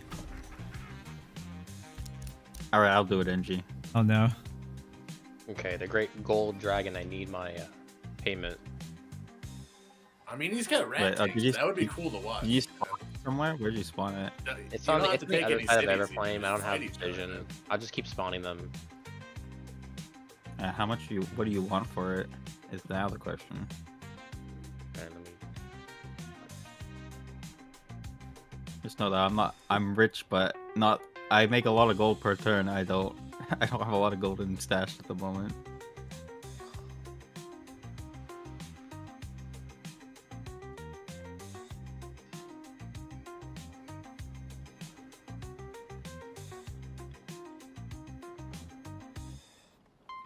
Wait, that random free city just has a level 10. Dude, was hero. I cooking when Panda followed? Yeah. My bad. I don't know if Panda's still here. Thank you for the follow, man.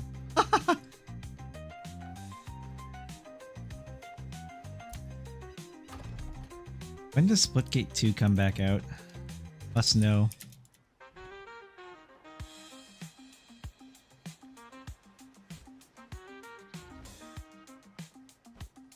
Did anyone else notice that Blightfang is dead and he's still in 7th place? Yeah. Okay. Oh, it just says he's defeated. So his ranking will still stay probably- there. I still Shouldn't got he be in last place?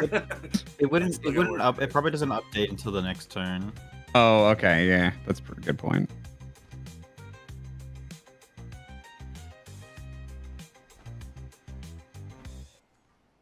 He's currently beating me in magic rating. Oh, dare. Yeah, but orcs don't know how to use magic. They just use rock on stick and make fire. That magic. Correct? That is magic, yeah. Flint rocks. Magic.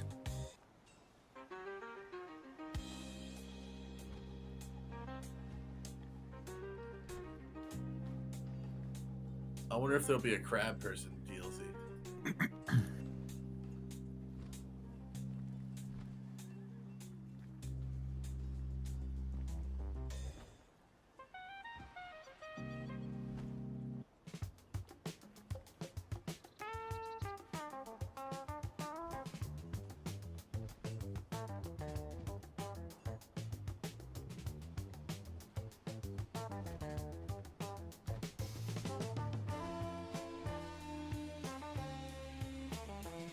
May 220. Okay. May apparently is the next Splitgate. Smoj.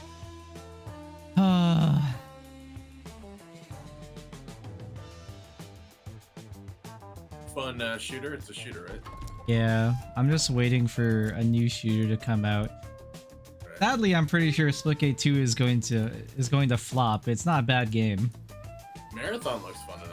They like hyped it up ridiculous with it. I think Marathon will also probably flop, but I hope it's a good game. It might. Yeah, I hope to. It might. Yeah. I hope. I think it's got a chance. Yeah. I think whenever it goes and does a public beta, because I found out that the alpha that's coming up on the I think 23rd of April is under NDA, sadly. Oh, really? Yeah. Okay. There's not going to be a whole lot of change of opinion there then. Yeah. Seems like the public sentiments right now is that it's Concord 2. Oh, no. Well, that's Yeah. not a good place to be. Oh boy. It's definitely not ugly, so I don't know. But I think people are kind of like, they're generalizing it because they see the oversaturation of color with the stylization, and they're comparing it to a lot of games that have flopped recently, like Dragon Age the Veilguard, Concord, etc. That will all use this very ugly 80s color aesthetic. They really doubled down on it. I can see why people would focus on that. The Yeah. thing is that when they're developing these games and making those decisions, they don't know that everybody hates that yet. Like they find that out 6 months or a year before release, and it's like, well, we can't really. It's really hard to change direction at that point, so they just have to release it anyways. I think I didn't mind the before they aesthetic, even though. showed Marathon, they already knew that Concord was a failure. I mean, they must have. There's no way, unless you're an absolute idiot, Oh, that game. that they didn't know that Fair Games is disliked. Mm. Like Fair Games hasn't even had a gameplay reveal yet, but it's disliked because it's like Eat the Rich. Ironically, is being produced by rich people. Lamau. Yeah, I don't know. I mean, it's an extraction shooter, right? So Yeah, which is also what's a heavy the niche. competition right now? Hunt Showdown and Tarkov. Everybody hates Tarkov for their scummy business practices, so they got a chance. Nah, it's made by Bungie, would also have incredibly scummy business practices. So I mean, that's already not just a shot in the foot; it's a whole entire shotgun slug in the foot. I think it's also hard to kind of just pull Tarkov off their throne despite their business practices. Yeah, people enjoy Tarkov for what it is because of its heavy milsim kind of like stuff, but I think its gameplay is absolutely fucking boring because it dissolves to run around in a corner, try to push the other person to make a left-hand peek because right-hand peeks are superior. That sounds pretty boring to me. It is very boring. I never got into it because I started mid-season and I was going up against people who, knew what they were doing and had a bunch of gear. And I know the scab thing is pretty cool for that, but yeah, it's very uninteresting. It's very uninteresting getting killed by 9mm Parabellum just because it hit you in the head and you just die. It's like, okay, well, at least if you die to something like, M55A1, which is a 5.56 round, at least, okay, well, yeah, that penetrates a lot of different things. At least that makes more sense. I mean, you could always be like some people I know who've been buckshot to the face like 100 meters away by scabs. Yep. The amount of just getting one shot and just being and just having your run ended is super annoying and frustrating. And I think it's just the irony of a lot of like Eastern European / Russian video games are always in these post-apocalyptic like scenarios. Everything is a big giant fuck you. So I'm like, why? Why do you develop games like this? Why do you do this? Do you just hate life? I think that style isn't exactly for everyone though. So. Yeah, but at least it makes more sense in some games. Like even like Metro, like Metro is another good example. Nothing just instantly kills you. And same with Stalker. You don't just necessarily instant die in Stalker, but you do die really fast in Stalker. Well, what was it? I think it was Nikita said playable realism. So. Which is a terrible monarchy. Or well, not monarchy, was it? Okay, I can't think of the word, but it starts with an M. But whatever. Moniker? Moniker, that's the word.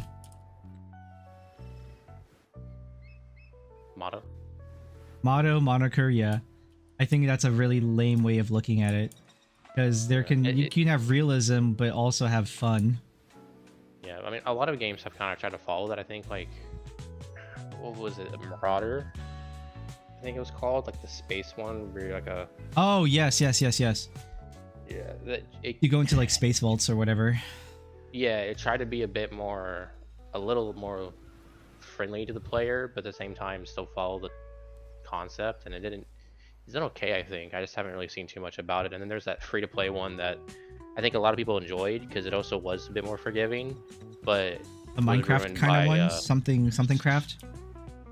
Yeah, it's the other space one, but it's like the one where the area is like persistent, like it's always going on. So you just jump in, jump out, jump in, jump out, and it's like you can like deploy into a zone that there's already people been fighting and playing on and such. But it was free to play, and then it got ruined by hackers, like a lot of hackers.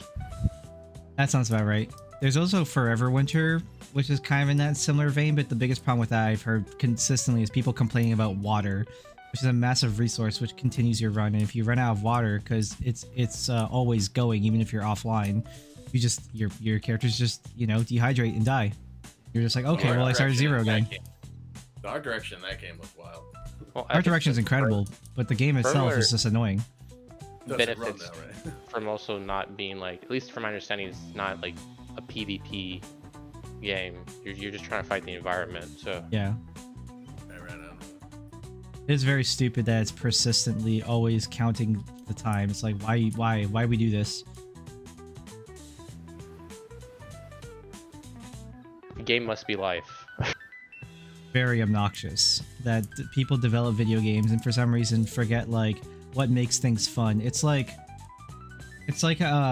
people who have no actual like don't go to school to become a writer or a movie director or whatever, and they make better movies or writing scripts than people who actually go to school to do that. Imagination's there. Yeah, like Sylvester Stallone's a good example of that, of having some imagination. Just a homeless man.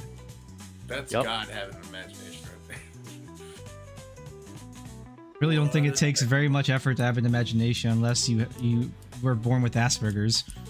Did you ever watch Mad TV? Yeah, Mad TV was great. Hell yeah, dude! Will Sasso's Steven Seagal impersonation. So good. Any of his impersonations, Will Sasso's spot on. He's really, really good. Jesse Ventura, obviously, is probably his best one. Jesse Ventura is not one I have watched a lot of, but I am very aware of him because of people always referring back. Yeah, no, he's a cool dude. Like Jesse Ventura's a wicked dude, but cool dude. But like Sasso's fucking spot on. Oh, okay. He's got skills.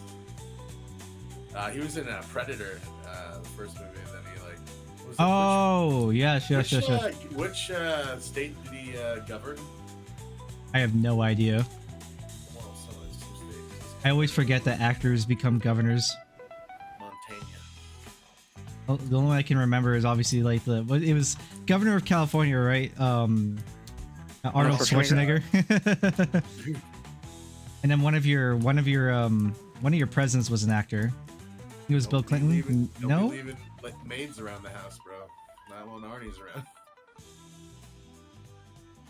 I was in the movies. I think Reagan was an actor. Yes, it was Ronald Reagan. He was a country actor. 100%. Yeah. Bill Clinton was just your budget black guy president until the actual one. Okay. Yeah. Yeah, he had hops. He could play basketball. He could play the saxophone. Oh wow. He almost play the lost his job because of cheating with some white chick. Basically, black president.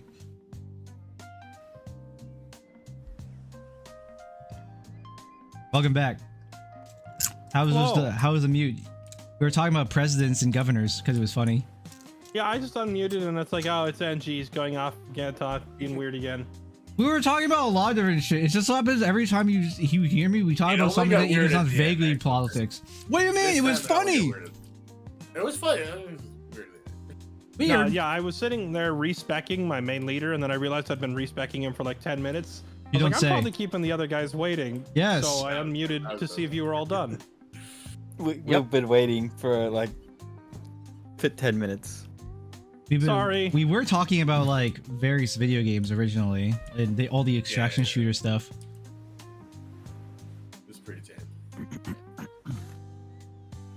I just want new shooters, man. I just want cool, interesting ideas for shooters. I've got one. What if they gave you a gun and let you shoot stuff? Whoa, that's crazy, man. Holy shit. Classic. Has never been done. Actually, you know, there like in that very basic vein, there is a VR game called Compound. That one's actually pretty cool. Like it's like it's got the boomer shooter aesthetic, as people like to call it nowadays. It's obviously VR. I'm looking at like the Spellblade tree for my ruler, and it just seems very lackluster. What do you mean? I think it's like you're a jack of all trades and not a master of none. Yeah, he just kind of sucks at everything. That's how the proper way to phrase that. Hey, Jesse's used to it.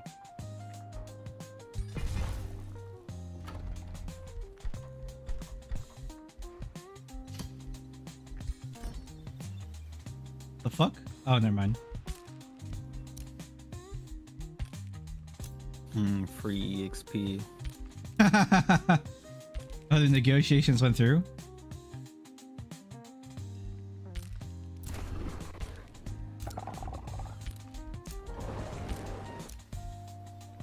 It wasn't as much EXP as I thought it was, unfortunately. You'd think that 1400 army would give decent EXP. Maybe it's worse XP because it was summoned? Possibly. They probably Nah. like we know it can be abused. It's probably because I had too many armies, because it's split between every single unit that fights. Hmm. Probably does all that.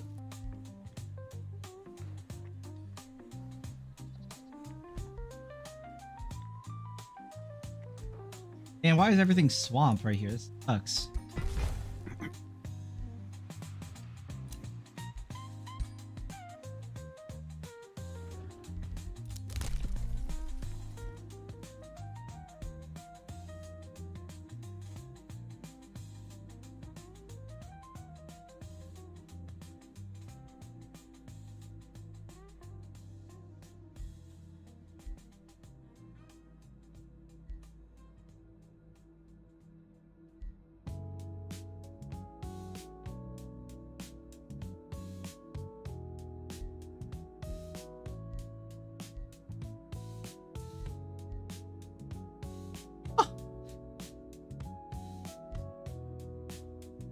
Good.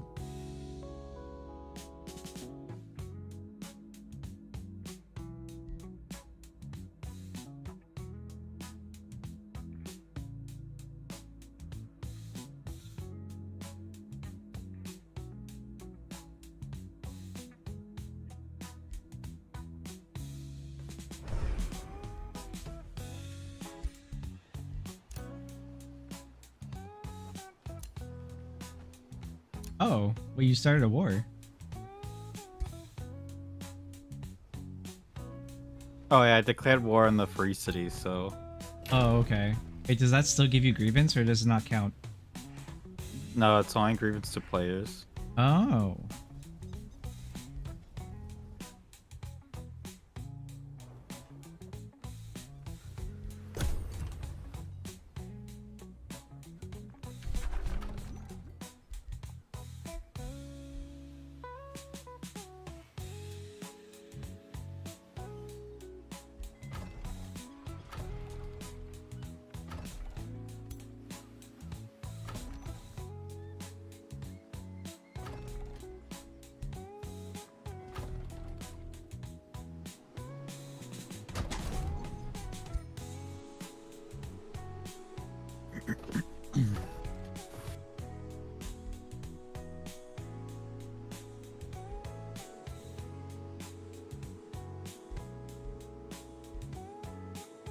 Book that increases your pioneers or their vision range. Yes. It should be A one of the default base spell. books. Yeah. There's two scout spells, one that gives them 48 movement range and one that gives them bonus sight range.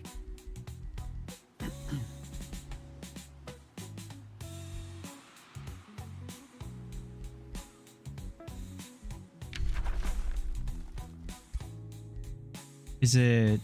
Wait, did you say it was an astral book? No, it should be like a standard book. Like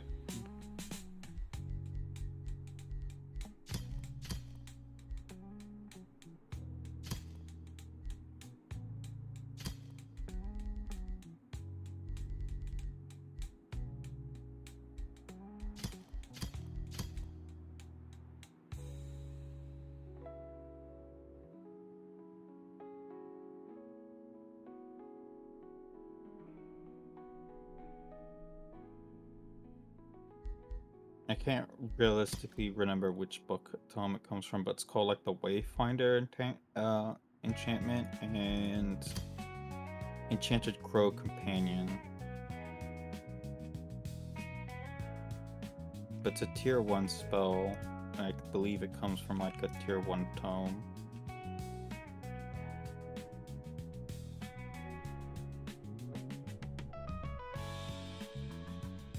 Or you just have it by default. I don't actually sure.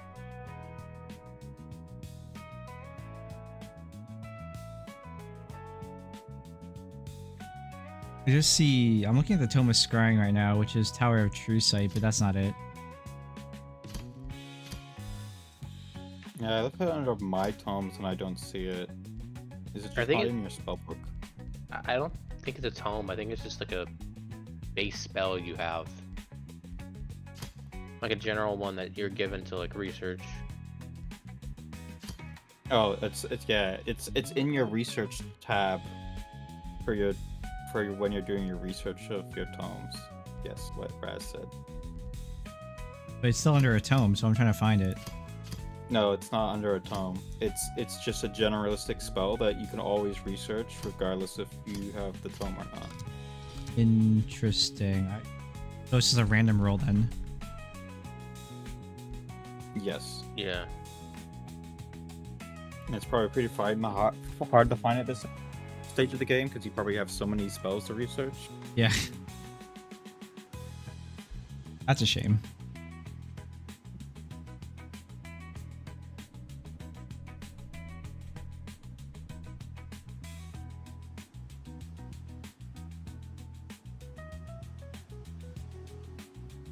I will say the amount of research I need to research tomes at my stage is just absolutely ludicrous. It's like 6,000 research per spell at now.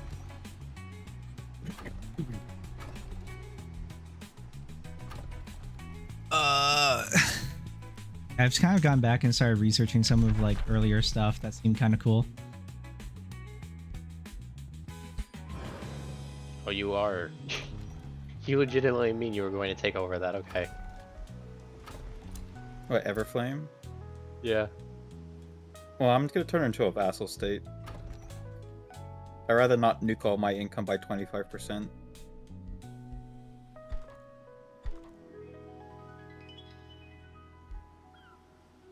Although next turn I could go to 6 city cap.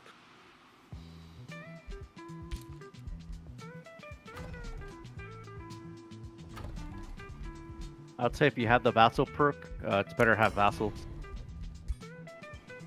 Well, that's only if you go down orders, isn't it? Thank you again, White Buff. Yep. The toads have been reunited not- finally. Not the order one. I think it's it's mainly because of the instant reinforcements that you get, and they'll join you for war. No, they're just an obnoxious thing that keeps attacking your enemies while you're trying to set up to do a fight. No, so you can essentially tell them what to do. So you can tell them either to guard your city Oh, and muster up there, and then once they're all mustered up there, they can launch in a full wave.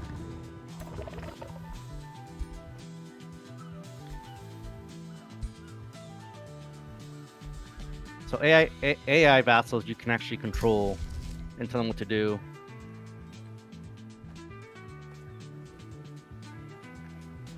there's so many of those armies that you create running around, Raz. Yeah. Yeah, one's heading where to did my one of area. One just disappeared. Where'd it go? Like this. It's there up it north. is. It's up. Yeah, it's It's right the next to your sleepers. scout. That is some No, this one at shenanigans. sleepers. If you look at like northeast of holding my gold, right next to your scout. No, I think I it's- know there's one there. There's the one. The other one was I was missing. It's heading towards you. Yeah, it's at sleepers. Yeah. Sanctuary.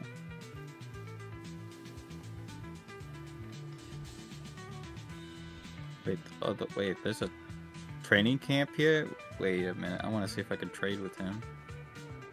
You have to be there. Yeah, Oh, let's go you to the army. To go you to found the- my. Oh wait, no, it's over here. Okay, good. It's either you have to be there. You have to be in, or it has to be in whoever owns that land. I'm not sure if It says I'm gonna be. an army to the shop to access it. Is what it says. Oh, okay. Do that. Test it out. That one's pretty interesting because it lets you change your heroes' classes. Oh. Oh, I need to do that for one of mine. Does it let you pick like No, it is. what type? It's completely random. Last time when I got it, it made it so I could choose Defender or Death Knight. So it's random. For all you know, you go in there and it makes it like a fighter. It makes it like a defender and a fighter, and you don't want any melee heroes. It feels bad.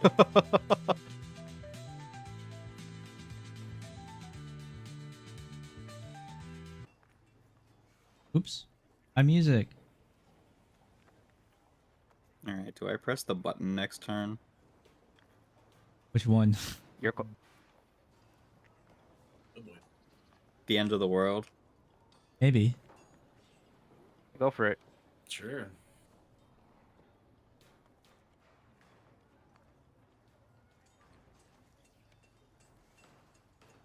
Move us on to the next one. I mean, you guys can stop me, but then, like I said before, I'm not sure how long it'll take for someone else to get another victory condition. Yeah, it'll take a long time. Mm. They only have one ancient wonder in my corner, and that's it. I mean, you could go for Prophet's Victory, but that one's actually harder because I believe random armies just keep besieging all of your cities. Yeah. Which is kind of good and bad. It's good because it's free XP. It's bad because they just blow all your cities up. No, they just go for the beacon. Oh yeah, for the beacon. Sorry. Oh, so you And go then you have through your defense on another throne. bit. Well, the beacon Yep. has to be placed in 3 cities, so it'll be most likely your throne city and 2 closest. Okay.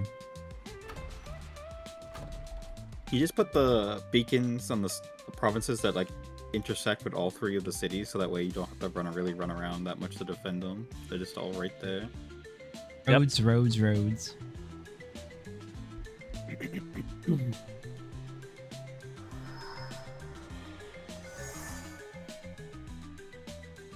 Yo, Shen, thank you for the follow, man. Just waiting on Fairlight again.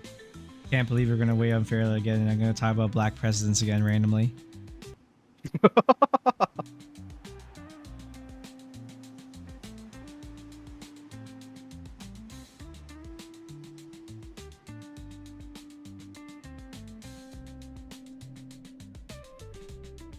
I see more stupid content like watching like a player just play Grand Theft Auto 4, but the cars are all at 900 speed.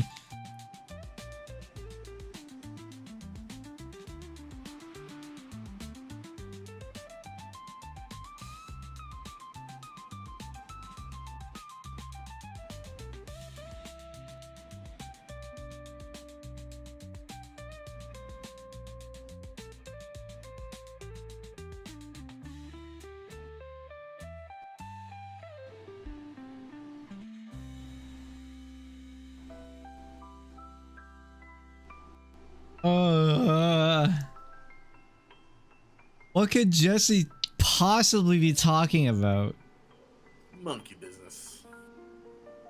I don't know. You. He's probably going around in circles again. There's no way he's complaining about me on stream. That would literally end his stream.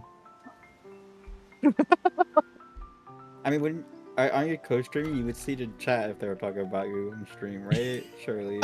Yeah, surely. I would just see Rat Jam. That's it. Rat Jam. Bunch of rat jams it's flowing in.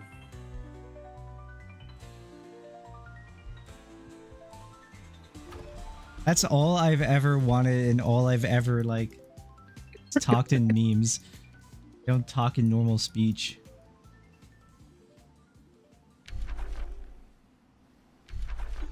My ideal Twitch chat experience is just random ass emotes 24/7. While I'm just talking about whatever.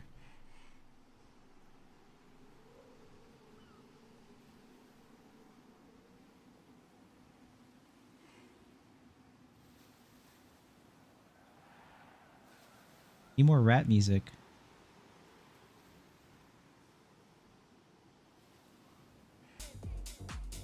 Put on the Nutcracker. What? The the Nutcracker like suite or whatever waltz. Rat music.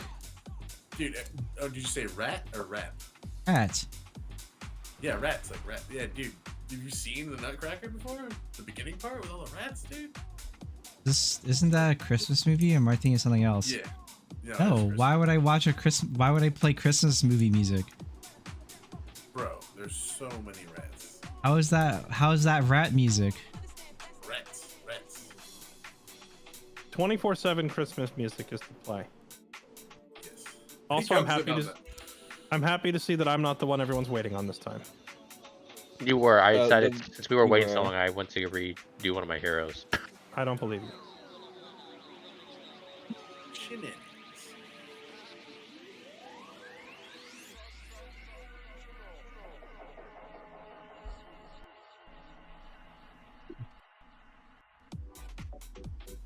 Hope Streamlabs is down. Streamlabs sucks.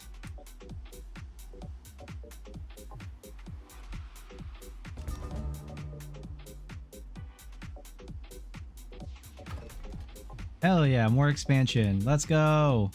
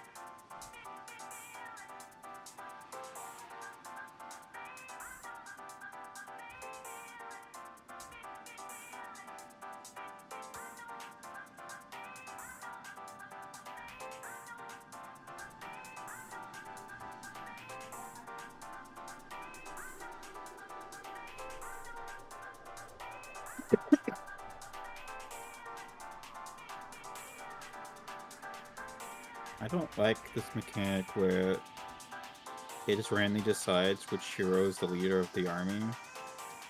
And the leader of my army is a hero that doesn't have any buffs, but my other one has like a billion army buffs, and it's not you can't even change it. It's very obnoxious.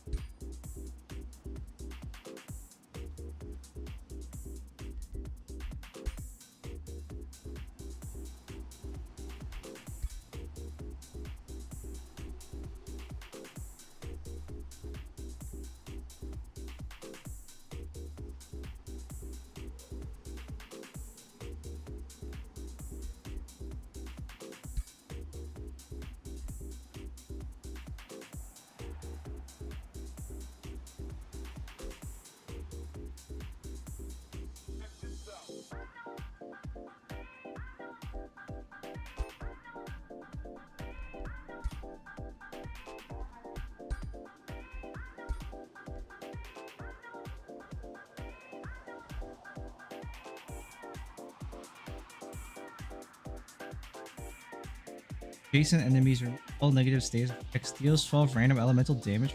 This effect remove life steal. Oh, that's cool. I have to get in range still.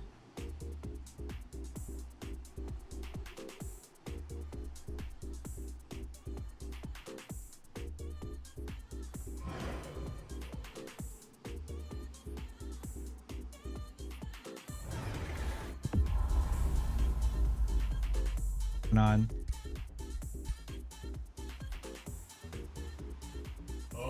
Oh, the magic victory. There it is. That's cool.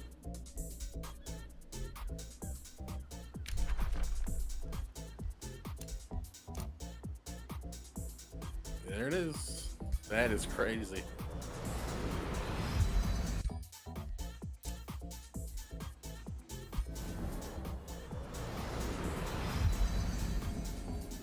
Is this World War Kazi now? Or what's happening? It's but 15 turns until he unfortunately- wins. It's 15 turns that I win, but unfortunately every war is an unjust war. For 3 more turns. He's like, check your wall. I immediately thought of that when I saw the all wars are considered unjust, and I was like, that means even if you're about to win the game, we still will get penalized if we attack you. Oh man.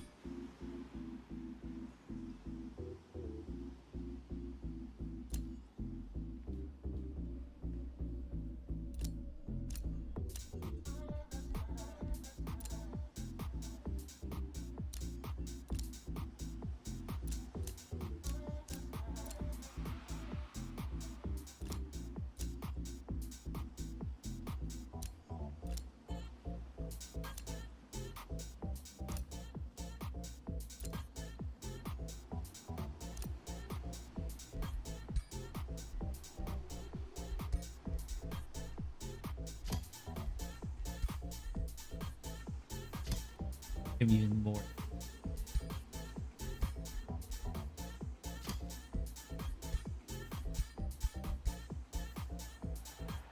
Oh, did your spell put this like red filter all over the whole map, or is that something else? Yes, that's my spell. Put the red fog everywhere. It's as the frog mages foretold, the portent is finally here. The end times. The Kazi times.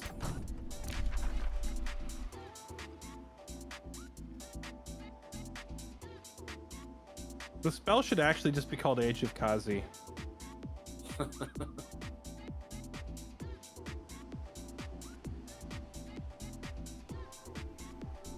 Oh no, a missive from my rider fell into your lap mistakenly, and it says that there's 3 Kazi armies with a strength of 2,500 at the Shrine of Merida, and another one with 800 strength. Oh no. You know, that's great intel, but I think everybody already knew that.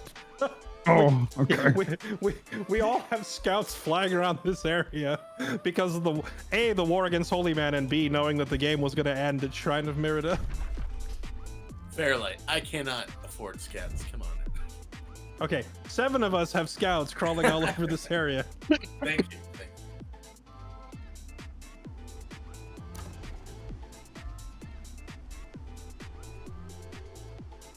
Where is that shrine?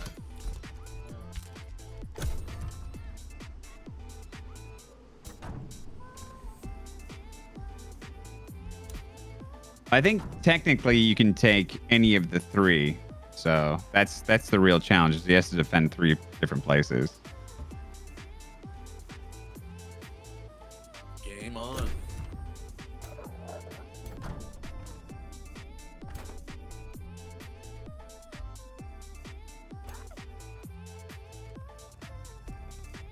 Yeah, that is if you just want to stop me from winning and then have the campaign go for another 50 turns. Because I don't think I can recast. I don't think I can recast the spell for like a certain number of turns after you guys disrupt it. No, this campaign, man, it's too slow. It's too slow. I end my turns so quickly. I feel like all I've done, like, I've literally done nothing the entire game. Except just like build siege power.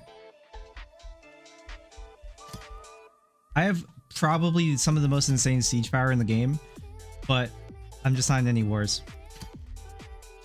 I've been trying to bait people into fighting me.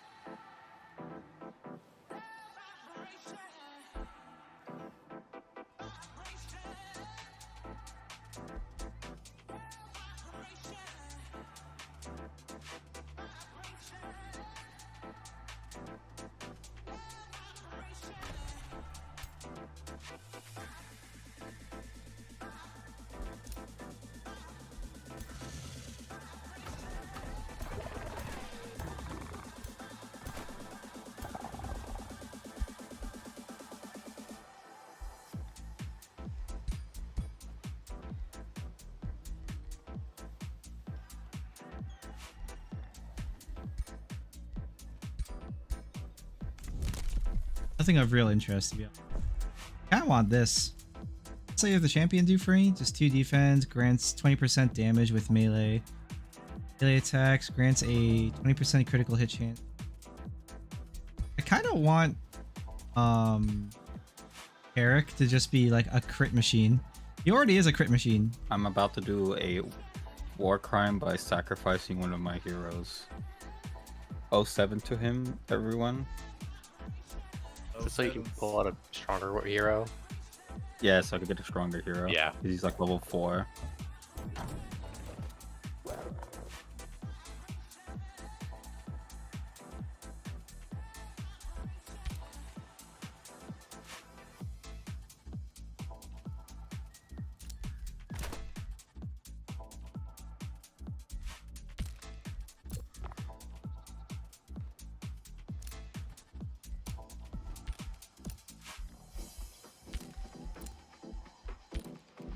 Wait, what? Whenever you cast a spell in tactical combat, add a stack of cascading power to that combat. Random enemy unit takes 20 lightning damage at the start of the owner's turn. For each stack, another random enemy unit sustains damage.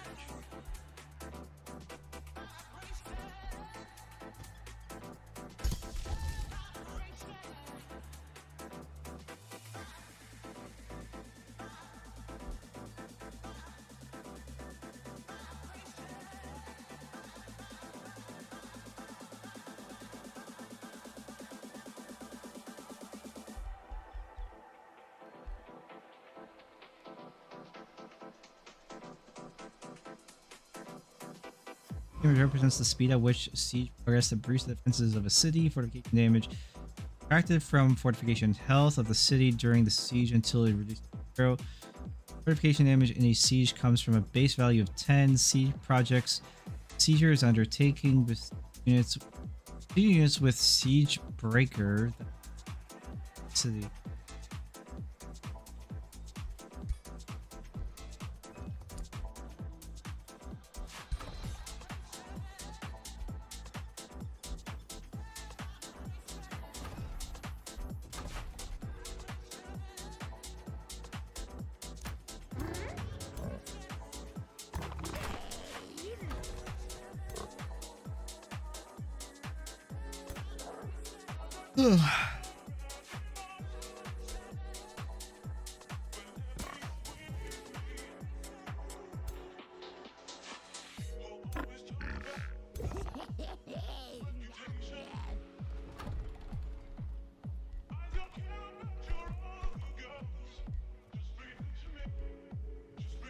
Oh yeah, that's right. I have access to these guys now.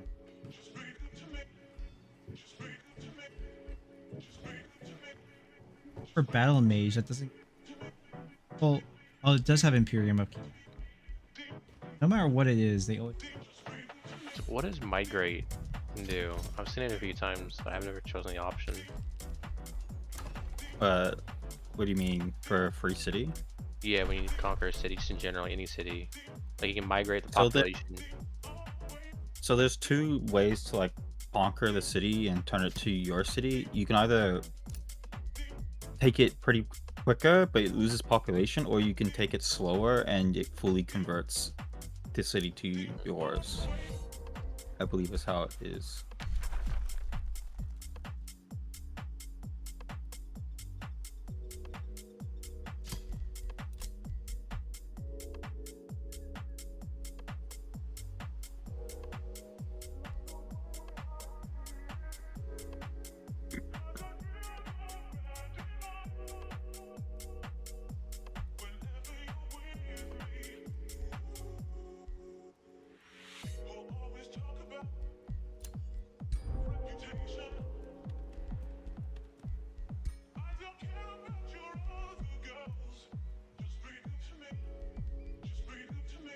Warrior Path is sick.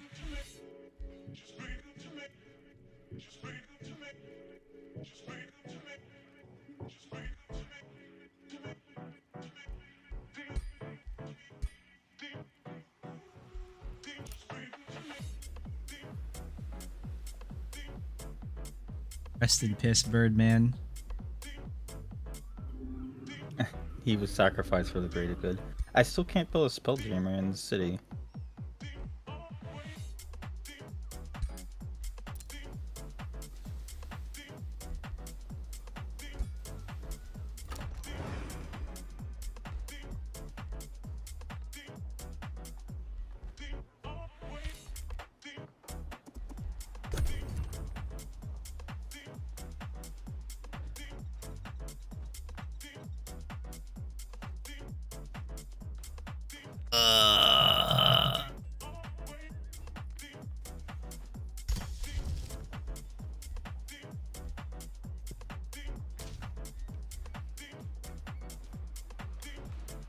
Oh, that's right. Spelljammers require a mana node. So I don't have a mana node, I can't make a Spelljammer here. Rest in peace.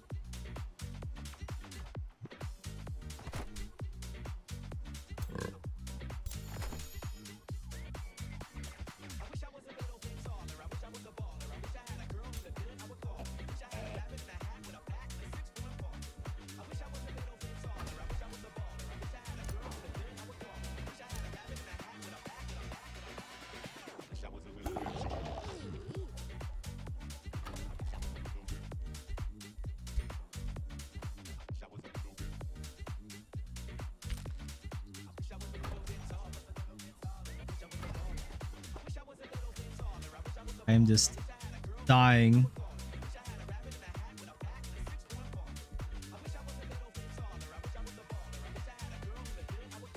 Want my siege? Give me my siege. I have 2 more turns until I can finally rage war.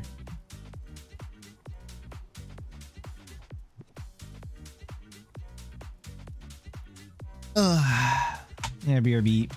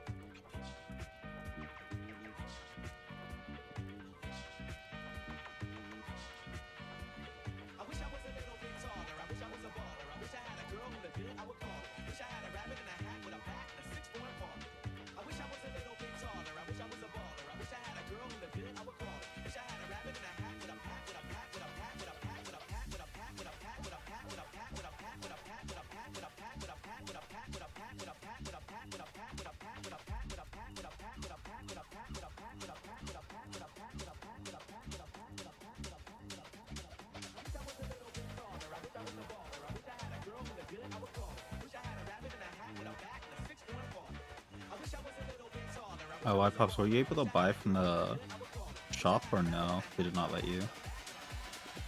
Yeah, it did let me. Oh, okay. Did you move your army onto it or just near it? Yeah, you have to be onto it. Because when I try to move on to it with my scout, it wants to attack. But maybe it's Yeah. because you already used it in that turn. Probably. And it has to be a hero, not a base unit. Yeah, it has to be a hero. Okay. What That's does why shop my have scout- anyways?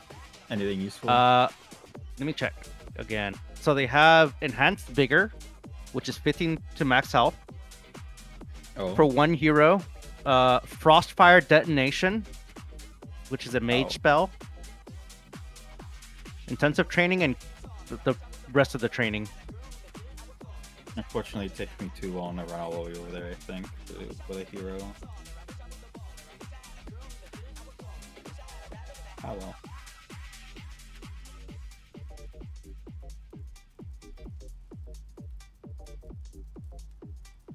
If that's the case, I shall wipe them out.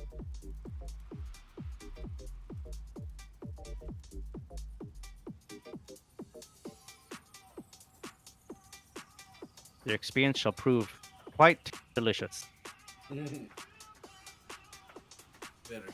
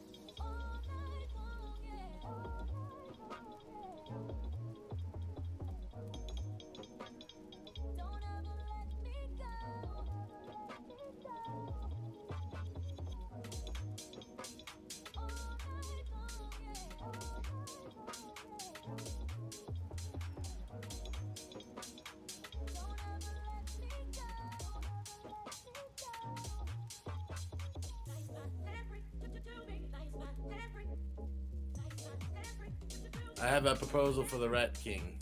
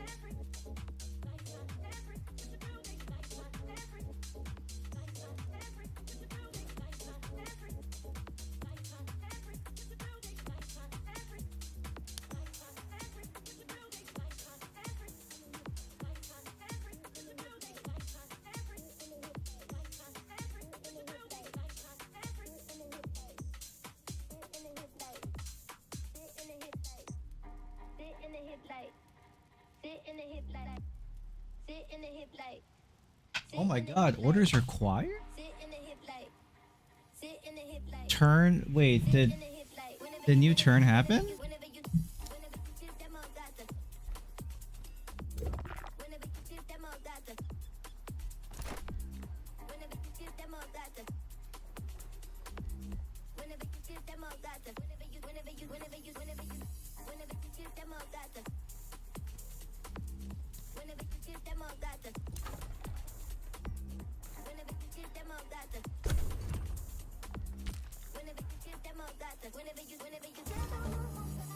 Oh no, now a new turn happened.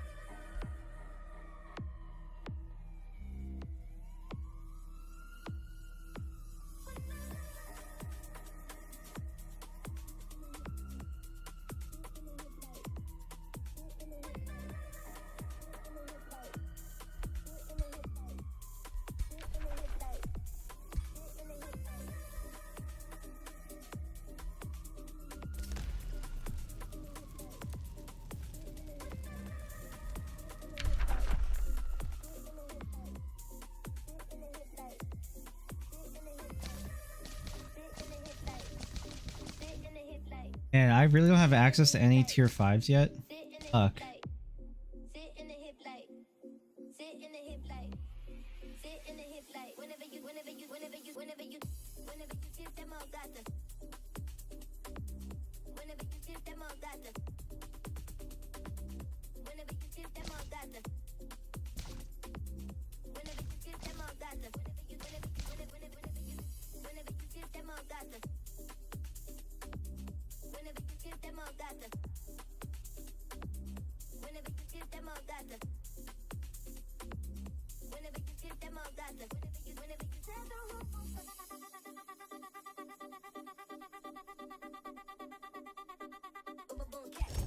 I'm gonna use this one.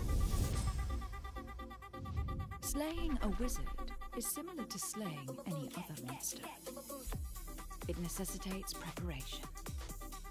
If your mark is prone to conjuring astral creatures, it is vital to sever their connection and remove their arcane crutch.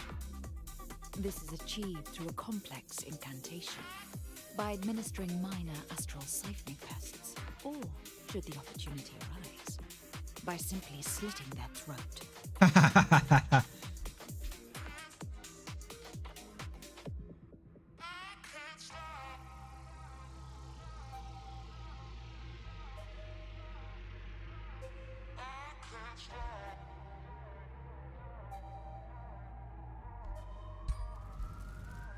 I'm just considering magic units.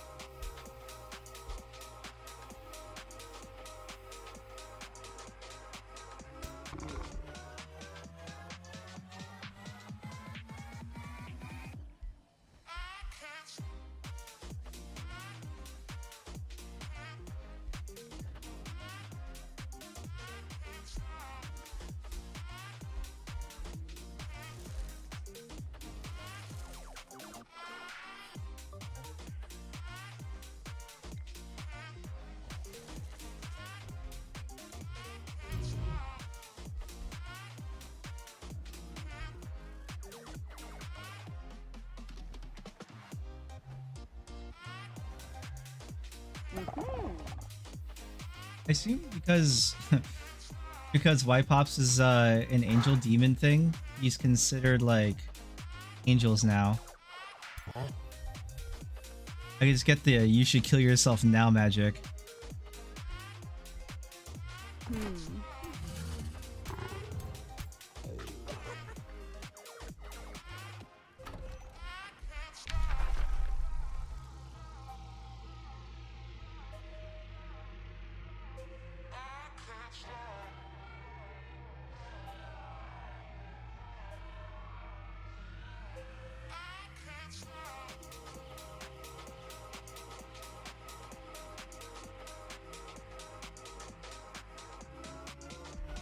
I want this one too. Severing Golem.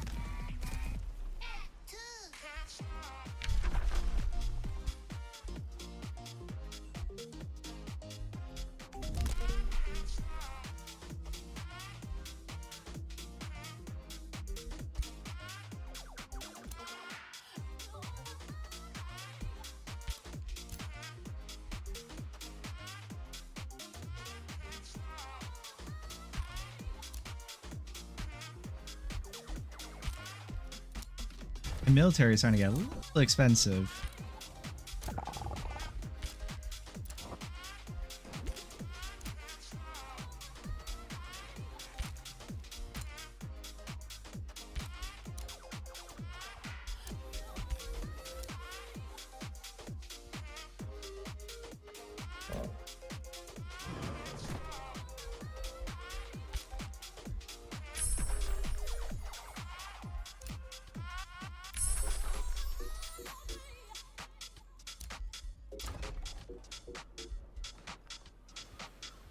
Expansion.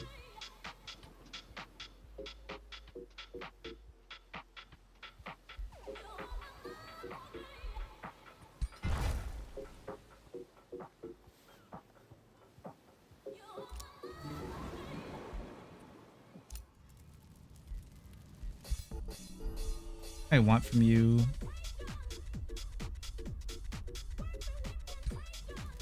Some renown out of somebody. Governor who's like a low rank governor.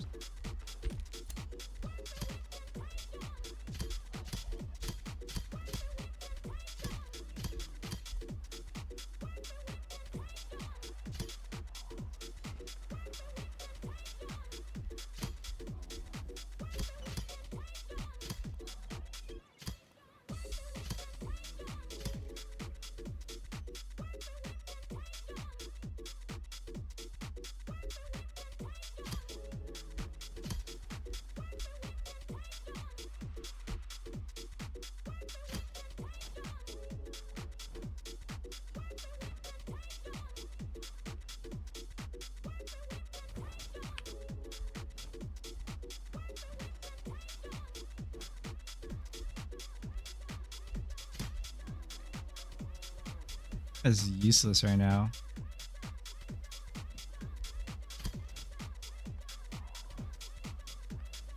I think Saga Notch is the most useful.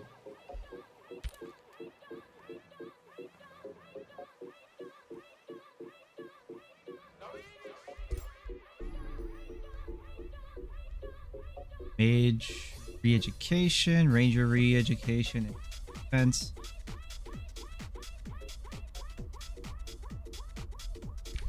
Honestly, giving this to Carrick too would be really good.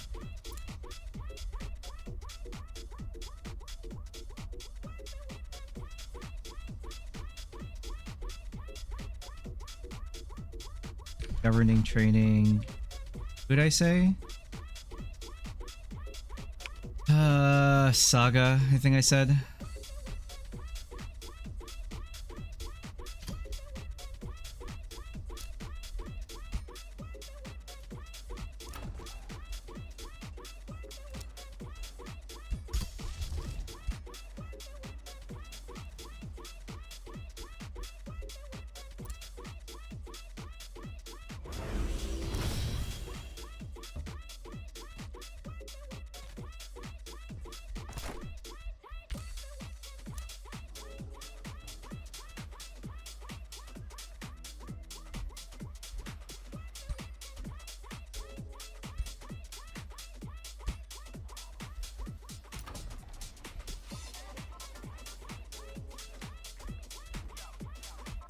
Need more food, man. Grand Wharf doesn't really help me do anything here.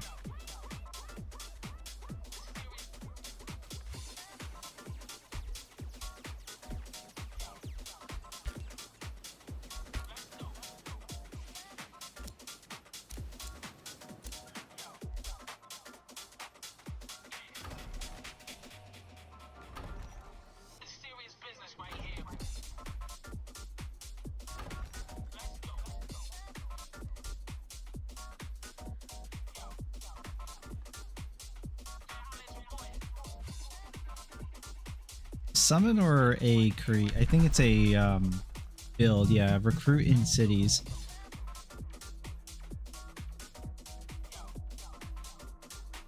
Ugh.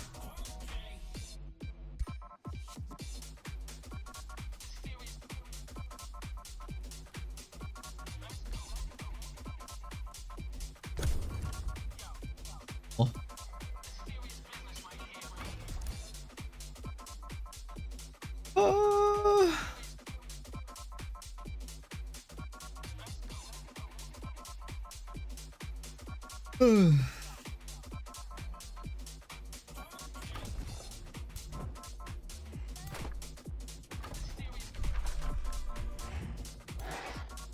Damn. Yeah, Kazi has 3K armies right here.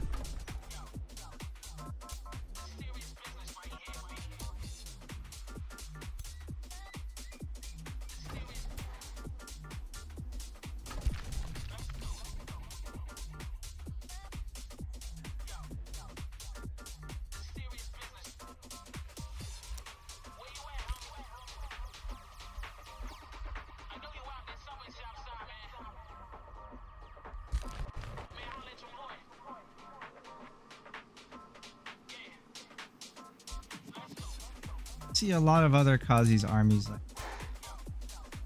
There's like a 1K army here.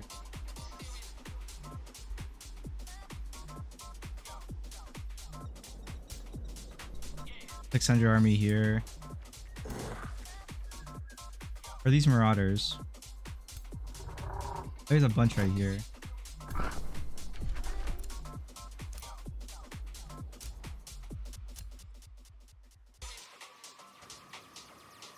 Kazi, any of your armies available?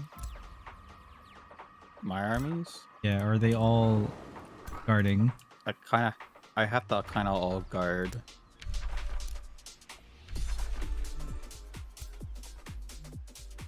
Unless someone wants to guard one of the wonders for me, so I can go somewhere else. Yeah, totally. Just that. Yeah, I see all these monkey armies looking at the golden layer. Don't make me teleport down there. Golden Lair or even Will Taker's Needle, either one. You know, I could totally keep it safe for you. Bruh. If you watch one step towards them, I will explode your capital city and all of your other cities. That's fighting words. That is. I will blow up every single one of your cities if you take one of the wonders from me until your race is exterminated. You don't get the option to become a vassal. You know, that's a pretty lively threat, but the alternative is you just win the game. So Or we can just fight and watch a few battles. That'd be fun, and then he wins the game anyway. World War Kazi, let's go. I'll ride out with the rats right now. I mean, World War Kazi was only postponed because that event in the top left basically says if we declare war, we screw ourselves. So I think everybody's waiting for that to pass. Oh, I see. Oh, yeah, no, that makes sense. But yeah, so next turn, you down, Nivek? Ride out with me and the demons to go fight Kazi? Or, No. You want Kazi to win? Yeah. I think he's allied. I'm pretty sure he's allied with Kazi. All right, well, I got one of his armies matched. Oh no. Well, I mean, you're just sitting there. You're not going to attack me. You're just, Shit. I mean, we have an end game timer, and the thing that is preventing war ends on the next turn. I would not be surprised to see a lot of things become violent. Oh yeah.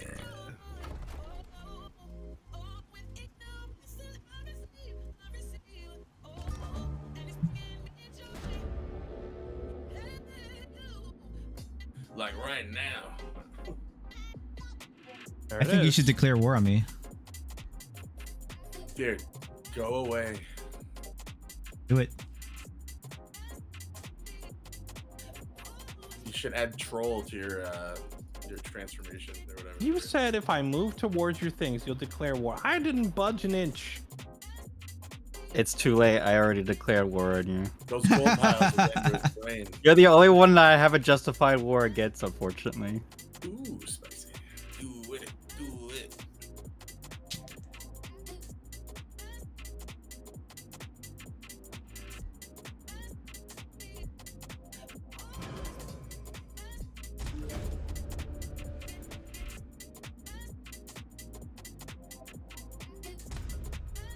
Oh, you teleported all your armies to the Golden Lair.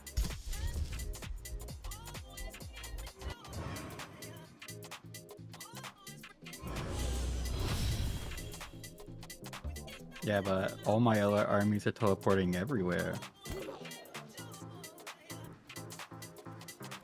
For all you know, I could be somewhere that you don't even expect. This is true. Do you have a back door to my capital like you do with Dude Lives? Probably. I mean, your capital is literally on my border. How would I even Why would I need a back door? It's right there. There's so many frogs just like clinging on to my giant's body right now. It's like towers over the city. Ah, well, if war is beginning, then get off my doorstep. Or Pog. Whoa. I'm trying to move my scouts before you kill them. No!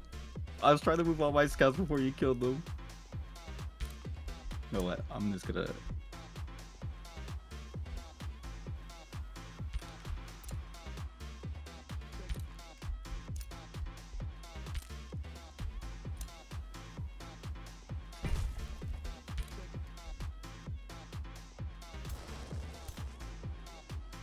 Down here, I wonder. Oh, there's an army down here too.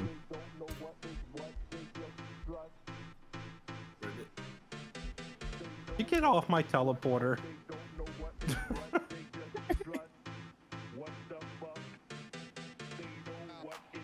Yo, that's sick. That is so wicked. Holy shit, what the fuck? Why am I not allowed on That your creature is teleporter? nasty. You were pillaging my teleporter. Hey, you got the other one too. Oh no! All my scouts. They're trained to sacrifice themselves.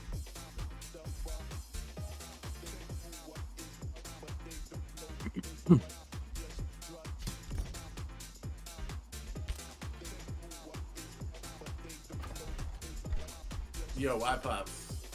What's up? I'd ride out with you right now, but I literally have a bunch of rats just staring me down. As you No, my scouts. Wait a minute. Yeah, I'm supposed to kill your scouts, not the other way around. know. Or why pops? Do you want to stop Kazi? I didn't even ask you. I will be helping out my ally. Nice, nice. Well, shit, rats. Come on, man. Let's just go fight Kazi. That'd be more interesting, bro. I will ride out with you, bro. I will give you toads and frog legs. I think you should attack.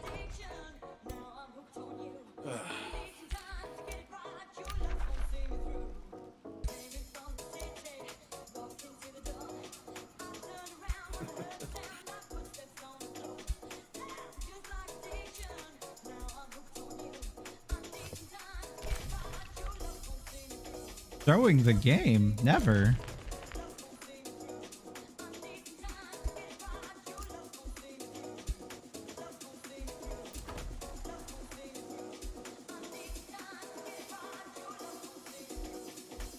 Outrageous claim.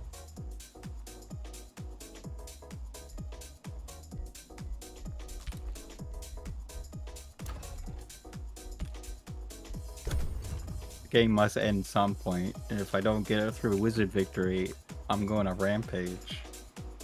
So either you let me be the insurance claim.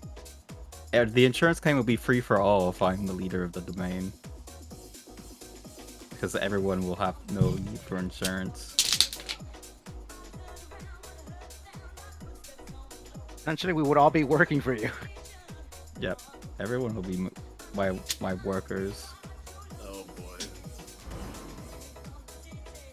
The Great Bureau.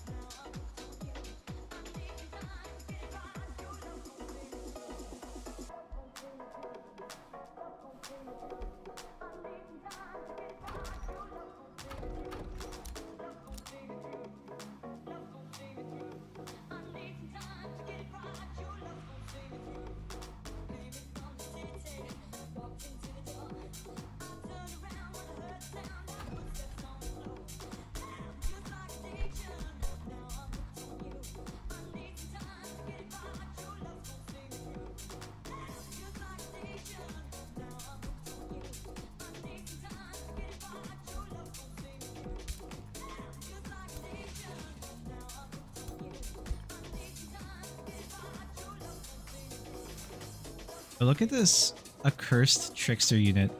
This thing is so fucked up. I love it. Where is it? You It's, just in the border here. Mine's just hanging out by bulwark.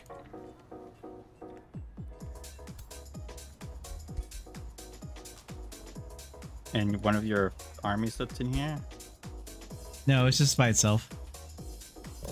Oh, is it in your cities? It's just outside a bulwark. Oh, that is a interesting looking unit. It's fucking awesome.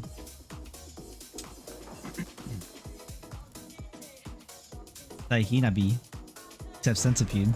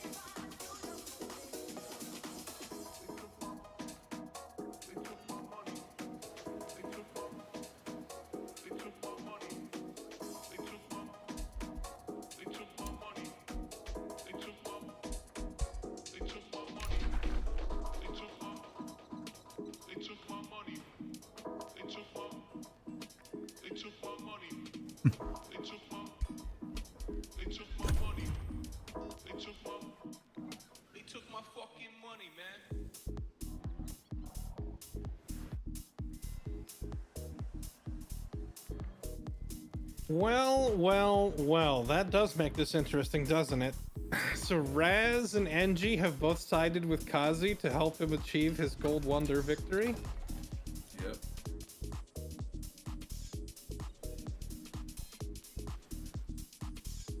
I mean, it's only a temporary alliance. You could also temporarily help me. That's true. They could just be doing that until they get close enough to backstab you and break the wonder. Nah, I doubt it.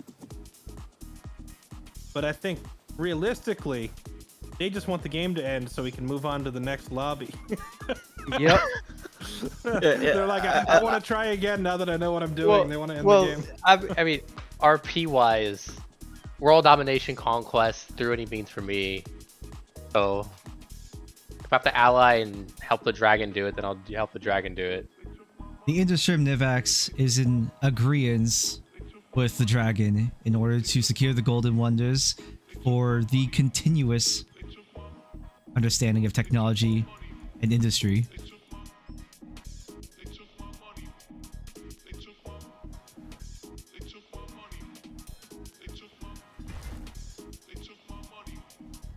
Brock are hungry.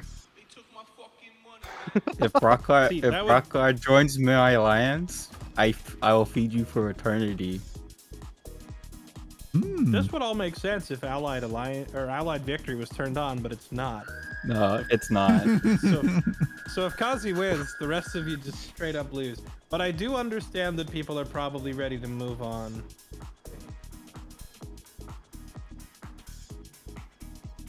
Sorry, my frog noise sucked. I should have planned that there. Trying to play frog noises. You know. Frog noise fail.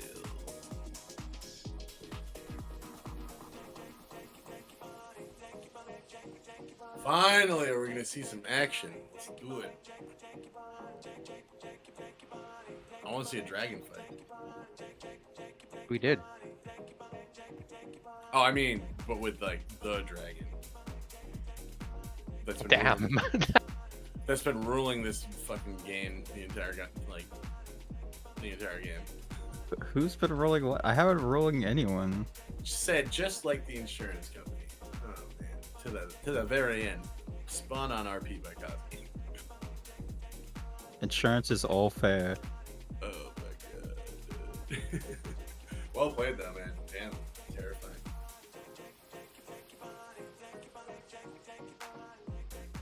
Or will the tides turn again? All right, Brockgar. You know, despite the fact that you pretend to be this, like, you know, pillaging, marauding orc or whatever, I do notice that your alignment is good. All of the forces of evil have kind of lined up to conquer the world. And I understand they're offering you a lot of food. But hear me out. Have you ever tasted the delicacy that is dragon? Oh, dragon? Furious. Is it? If we manage to defeat this extended warranty fellow, dragon meat. You could be the first orc to devour and be empowered by dragon meat. What about Dragon giant? power. You tried giant before. Rats aren't gonna do it. They're too scared. Giant? That's with the fat dab, dude. Brockar is willing to kill for gold? We can arrange that. Brock- The How much Golden gold you Order- want, Brockar? I'll pay you more. I'll pay double. Oh, here it comes. Name your price. Oh no. I shall help Perlite. I don't know. Julius the Monkey King. Let the bidding begin. I have sent some scribes to your domain with some paperwork. You can read through it in detail if you like, or, you know, you could just sign it because... I'll have someone else read it. The industry of Nevex is willing to start the bid at 300 per turn.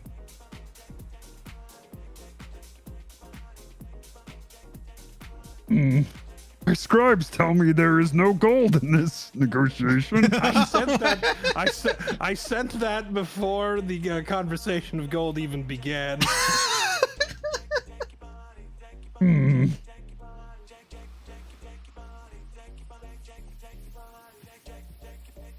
Or I could appeal to your sense of honor and remind you of the many, many, many, many moments when I could have walked over there and killed you, but chose not to, because you seemed like a nice guy, and we traded those two landmarks. Honor is important to the Bloodletters. An honorable fight we shall have against the Dragon Lord.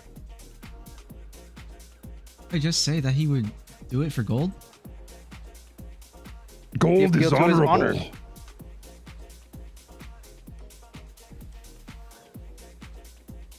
Now, Rocker, listen very, very carefully, okay? Uh-huh. When I entered my first defensive pact, I was presented with a call to arms to assist an ally. I implore you to have one of your scribes read it carefully so that you don't end up in an unjustified war that cripples your economy completely for the next 20 turns.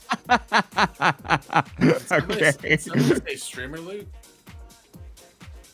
Yeah, I sent you your I gift did- there, ally, finally.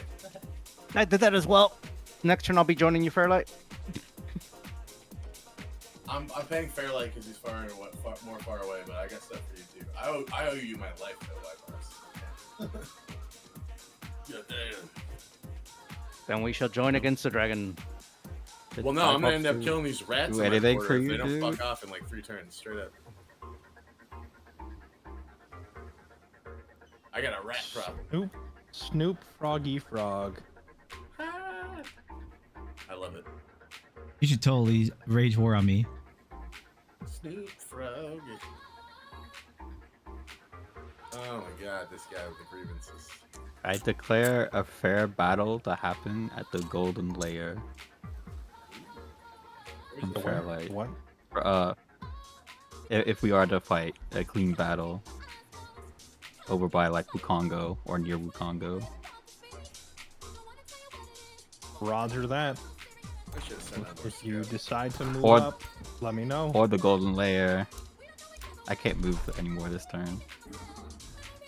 Other Rulers Forged an Alliance. That's a war right there. Let's go. Ribbit. The war right there. Well, considering that if Brockgar joined you, that would be literally half the players in the entire lobby all deciding to give Kazi the win. There'd be no point in playing it out. So at least it's slightly more interesting this way. You've been telling us about how great your spells and armies are. We gotta at least see them in action a couple of times before the game's over. Well, yes. I mean, if no fights happen in 15 turns, I would just let someone capture one of the shrines to stop it, just so we could get actual fights. Not that mean. Yeah, I'm really curious about all the cool tier 5 units that everybody has. Wait, Kazi, did you just do the end game scenario to posture fights? Yes. Essentially. That's sick. That's sick. Brockgar, the bloodletter. I might send I have a frog message for legs. you. Look, I'm gonna send you frog legs. Do you have a teleporter by any chance? Yes, I have 2 teleporters. Would you like to join the battle much quicker? Yeah. I have sent you a letter. Works with teleporters. What is this, Warhammer? Jeez.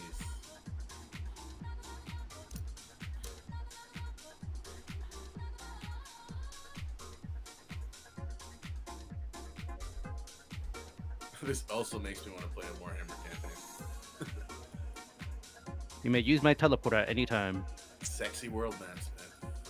Nice.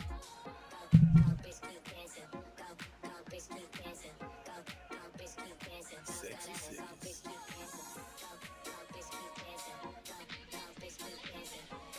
You know what'd be real funny is if you could run into someone else's domain, step on their teleporter, and use it. Yeah, that's what I did. Wait, Well, as you an can? enemy? Yeah, I meant like an enemy. It'd be funny if you could step on an enemy teleporter. And use it. Snipe.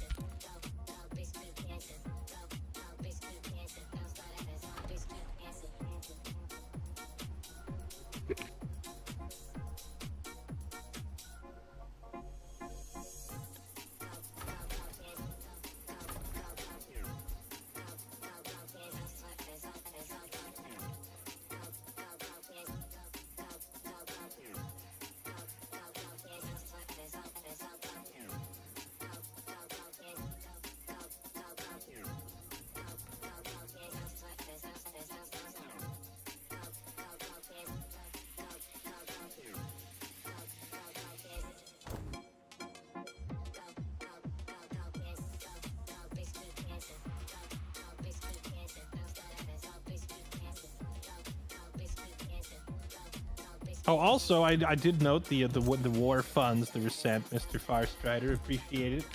No problem, dude. Contributing the actually that one material you had access to completed my set. Hell yeah. Yeah, I haven't been using that much, so those materials stand that much. So I like Well, now that the lay of the land has more or less been, or I get the what's the word I'm looking for here? The landscape has been laid bare, and we know what's going on. Brockgar will probably fall to you to confront the forces of Sauron to your west, and keep him busy. And keep him busy. Otherwise, he'll just show up down here and fight us at the Wonders. If you get the horn god, if you could make some sort of like powder out of the horns, just let me know. Frog stuff. Doesn't this mean the frogs have to fight the rats? Yep. Yes. Maybe they'll Yes. finally stop. Maybe they'll finally stop arguing with each other. It'll be glorious. One of them dies, and then we don't have to hear it anymore. What do you mean? Angie, What? fight me. Attack You me. should rage war on me. You should wage war on me. Do you guys even have justified wars against each other? I don't think so. Horribly- No, Extremely bad. Like I'm like They- really they- good. Really good. they had 2 cities next to each other, so they should. Ah, Can you view other people's relation to each other instead of just their relation to you? Sadly, I don't think Still- that is an it's option. still mad unjust. Come on, rats. Let's ride out and fight one Kazi army and get rolled. Just fabricate a reason. yeah. That'll do it.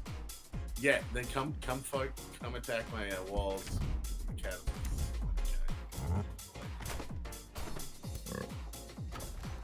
So much lightning. So much.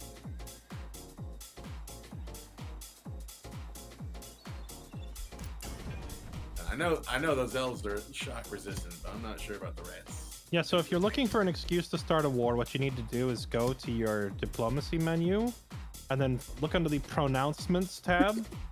And you can use A, declaration of rivalry, but also B, fabricate grievances. You can invent excuses to go to war with somebody. So if you guys want to just quit arguing and actually fight, you can start doing that. Rage war on me.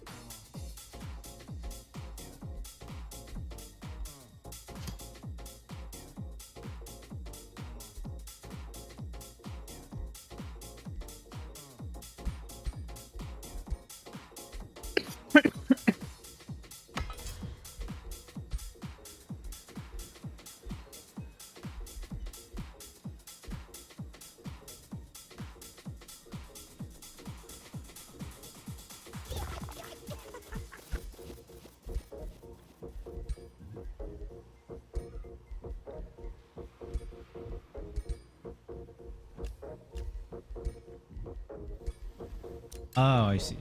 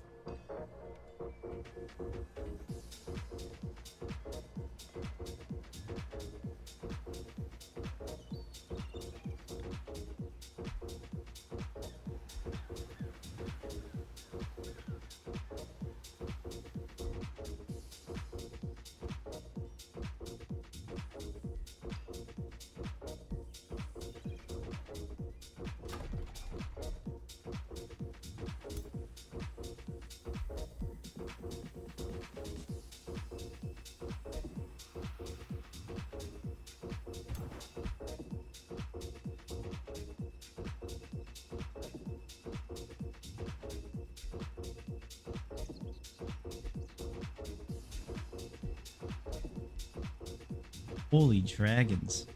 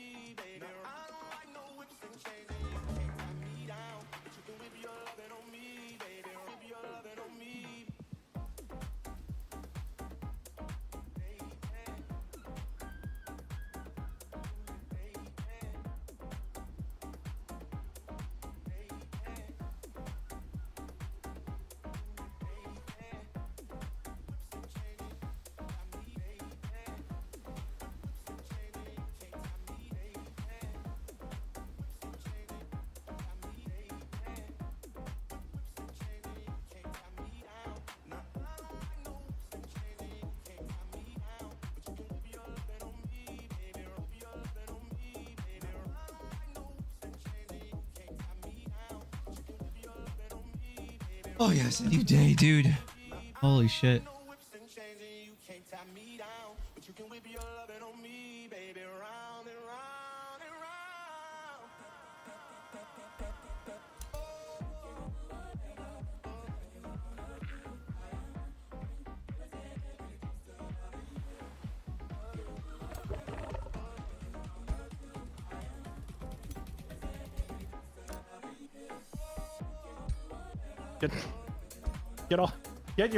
Get your scouts off all my cities, Kaze. So how are you finding them? They're finding them. They're in my cities. The game is giving me a little pop-up. Your domain has been invaded, and pointing at them. That rascal. Babe, I'm just being, you know, I'm just hiding and sneaking.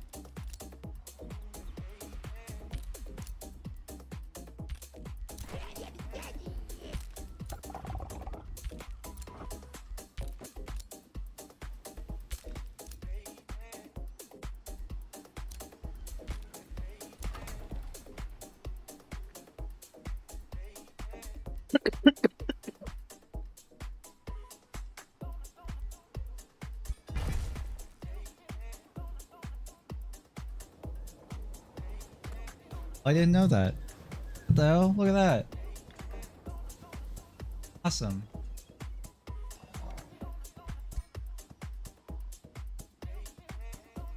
Like no animations up here for these. Oh, there is. I've never bothered to look.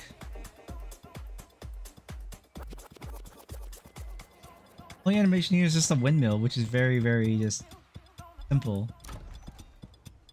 The Forester one has a little bit more complexity to it. That's cool.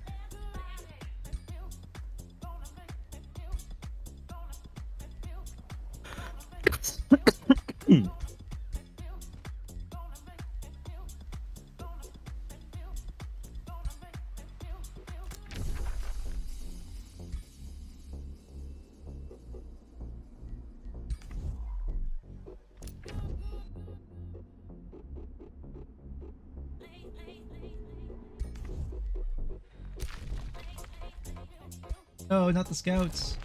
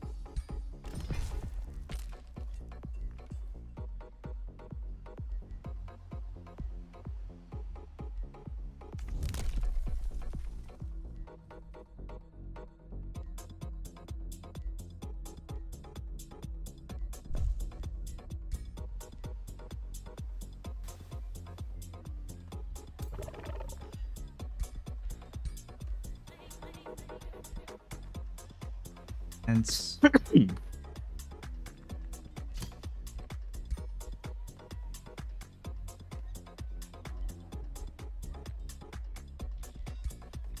a lot of magic resist. The magic resist can be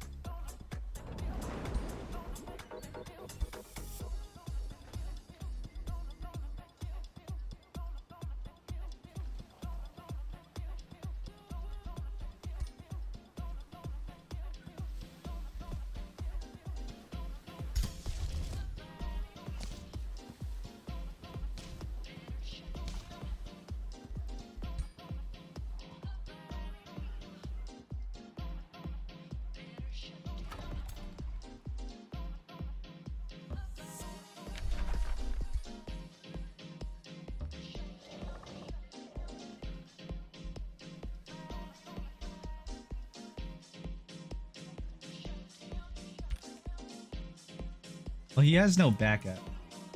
Why Pops is not coming this way. Why Pops is leaving him. A denouncement.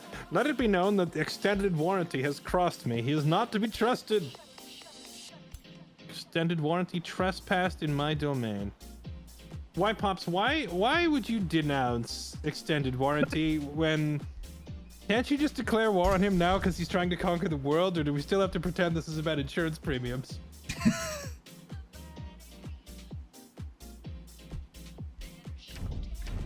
It's mostly about insurance premiums.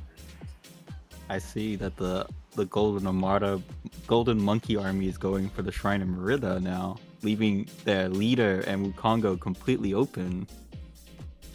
I don't know that I would call it completely open. I left all my strongest armies at my capital. I sent my secondary forces to Merida. But since you do point it out, now I guess is as good a time as I need to try this.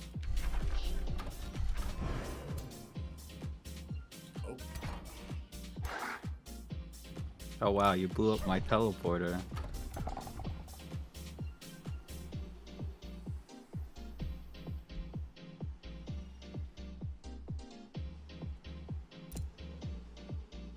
Where did he break?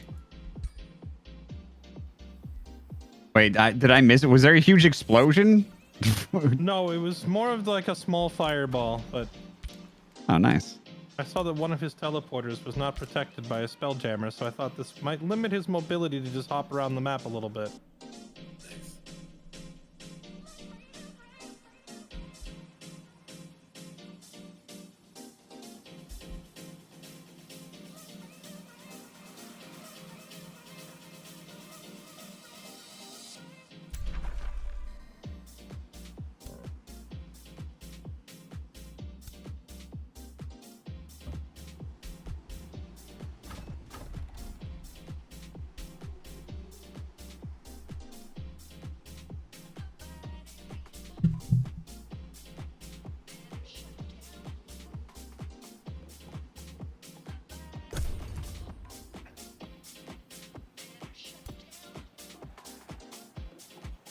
Okay, well, I guess.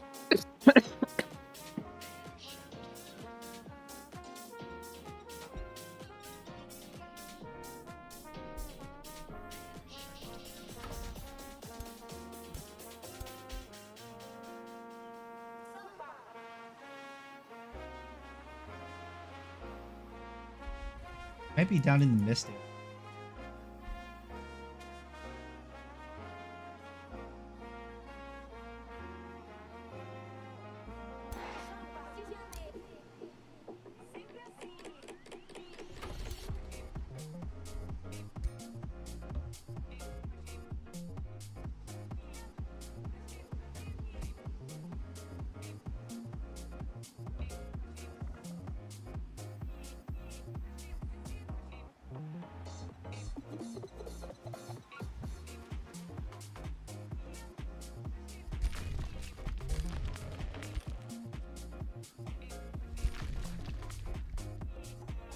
Have a path to me.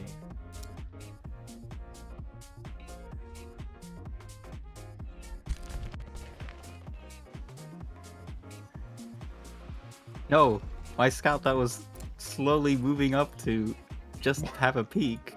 Why? Yeah, get out of here! He was just having a look.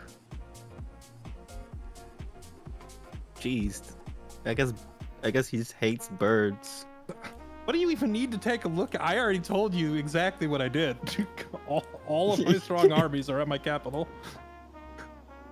Yeah, but there was one army that I couldn't see what was in it, so I wanted to go and peek at it, but you killed the scout before it managed to see it. That's fair.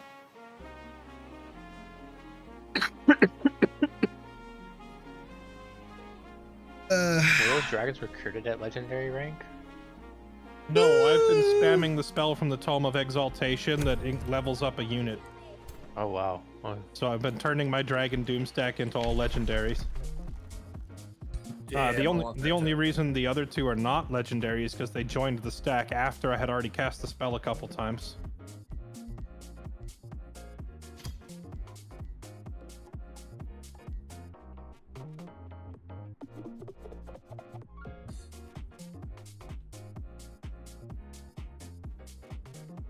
Was that spell from a order book? Yeah, it's a tier 4 order called Tome of Exaltation. It's just Pretty strong. cast, and your army gains a level. Not the heroes, but the regular units gain a level. If it leveled your heroes too, it'd be kind of cracked. I think it levels their renown. Does it give them renown? Didn't know No. that. It says non-hero units in Inspired Army. Recruit. You get 1 rank. I wonder if using that with like an astral build, just spam out the spell. Astral Order is pretty strong. Also, Pops, did you build around that landmark underground deep corridors or whatever it's called? That's not me. That's Brockar. Oh, is it? Where is it? I'm gonna find it. Flagholm? I don't know. I haven't built anything underground. I have a couple of vassals down there. That's it. I'm trying to locate it. I found like a landmark, an underground landmark that literally said every province around this landmark generates 10 gold. Yeah, isn't that the giant dragon? Let me double check. The Horde of the Fallen, is that it? Oh, that's 5 gold. The Horde of the Fallen gives 5 gold. This other one was even more.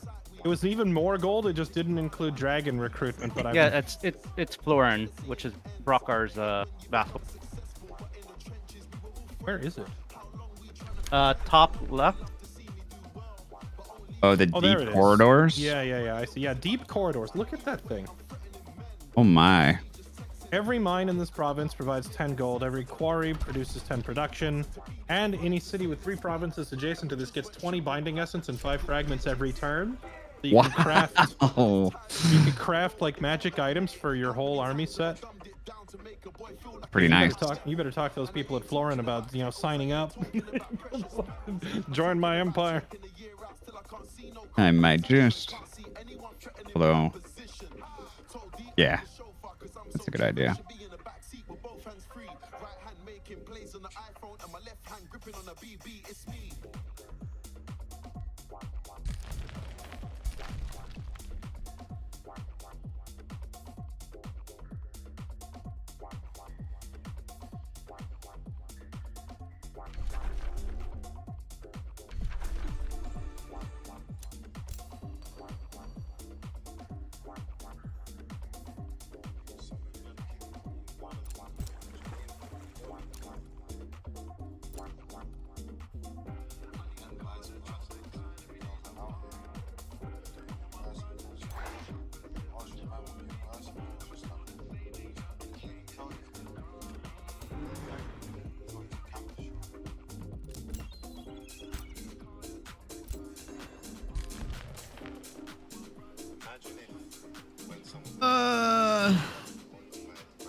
Okay, that is everything.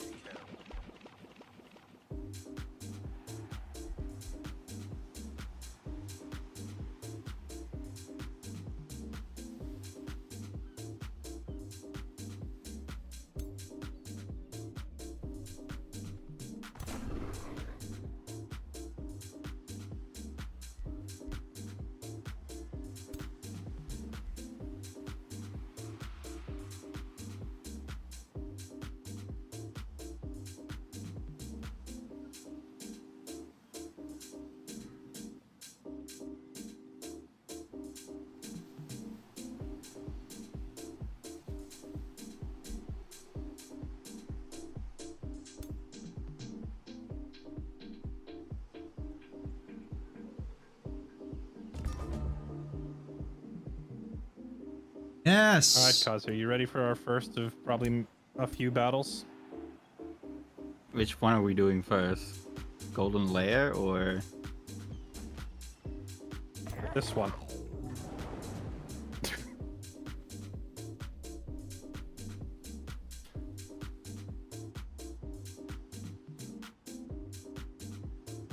I don't. Does it pop up on your screen yet? No, I don't have a pop-up anywhere. Oh, okay.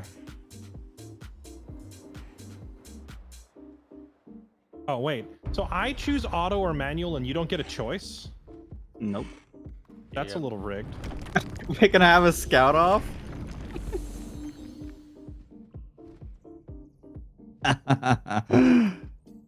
Scout off.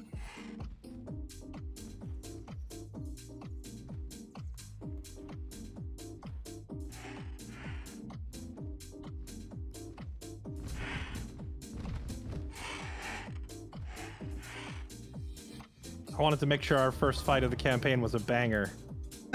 So here we are. A great start.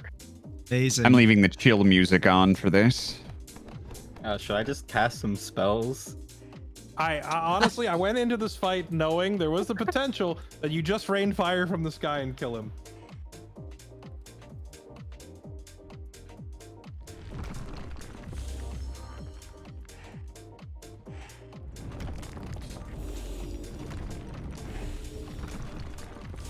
Ah, yes. Bolstered defense. That's a lot of bolstered defenses. Yep, I get that every time. I can legitimately cast a spell for like 10 mana and probably one-shot it. That's hilarious. I also thought about just clicking auto resolve because then I think you wouldn't be able to cast spell. It's kind of rigged. There's like you have to play like a little bit of honor system here. Yeah. Not that I'm saying you can't use spells, but I'm saying like in terms of auto versus manual, if I just wanted to click the win button, it was there, which is kind of silly.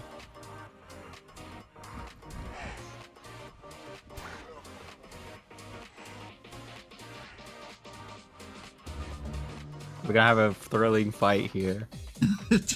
Of you just constantly running away from me?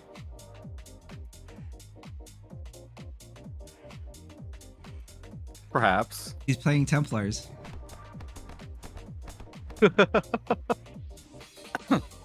you sure it's not the Black Riders? Oh, they don't have guns and he's not running at them.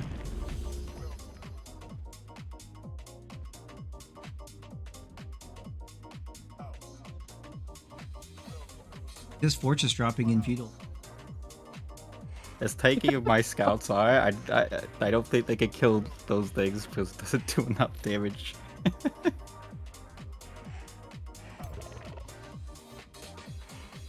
Unless I cast a spell. Me and you could. I should just cast a spell. I mean, I also have enough spells to simply zap that thing off of the face of the earth. Yeah. I don't think it's worth the mana cost to do so. But Oh, I didn't end my turn. Wait, which scout is this anyways? Where exactly is it? It looks like it's this- underground somewhere. This scout is One of the underground standing ones, on Ron. the... it's sitting on the underground entrance near the center of the map. Oh, okay. Oh, there's a cap because it lasts every 3 turns. For bolstered defense. Huge damage. and that's crazy. Huge damage. Yo, man, that was some crazy damage. Yo, big damage. Ready? Ready? Ready? Huge damage. Who's bigger? I mean, mine's an actual combat unit. His is just a scout, so I would presume Gargoyle should hit a little harder. It's a slapping contest versus a wet noodle contest. Well, I'm just gonna speed it up and turn on auto combat because otherwise this is gonna be a back and forth forever. You can just switch to auto? Where is that? Yeah. Up the Oh, top toggle right. auto. Okay. Oh, burning. Otherwise would be here for centuries. I mean, if this wasn't a scout unit. I don't think it would take I that mean- long. Oh yeah, this unit does a bit more damage. It's like 3 or 4 turns, I think, on outside of spell interference. Wait, how did I regain health? Did it cast a spell? Yeah, it casts a healing. Yeah. No, it gargoyles when they enter defense mode recover HP. Oh yeah. Oh. See, this is what happens when you go the entire campaign without playing a single manual battle. You don't notice some of the traits on your unit. What the hell is that? What the? Where Wait, did it actually cast a spell? I think. Yeah. I think my ruler is casting spells on my behalf. Even your ruler's sick What of an you. what an exciting fight. Huge. I, for one, am glad that that scout isn't Oh, standing on top of the entrance to the underground anymore. Amazing, beautiful, incredible. It was gonna go over and pillage that teleporter over there. That's unfortunate. This is why I can't ignore your scouts. I know you're trying to pillage my spelljammers and teleporters. So I had to put like 1 or 2 crappy units on standby in every town.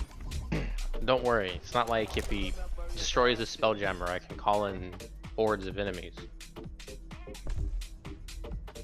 Yeah, and there's a big force coming for Shrine of Merida, which I am slightly outgunned for. Unfortunately, I still have a teleporter there.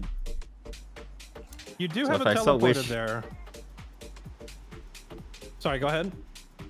If I so wish, I could actually move my entire army up there still. You do have a teleporter there, but you don't have the teleporter by your main armies. I guess you could do what? Recall ruler and then walk to a different teleporter? Yes.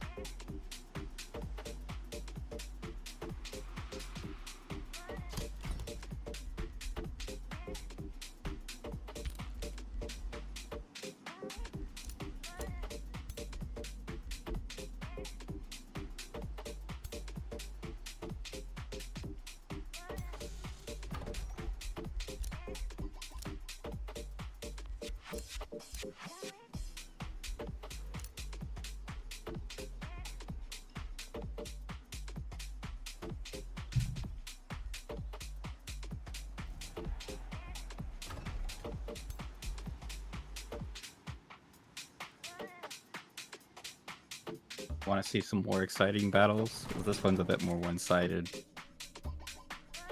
Is it gonna be action packed? A nail biter? Nah, it's just gonna be auto combat because it's a scout.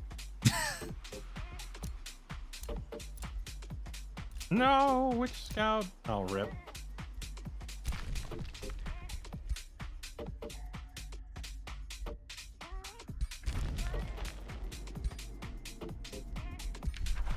Speaking of scouts,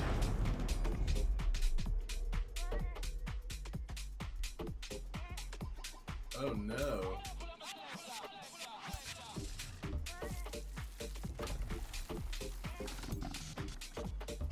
Did your units have some sort of camouflage to get that close without being seen? Where? In the underground? Yeah, the ones that are in the underground area. There's a hole right there, so I just walked in.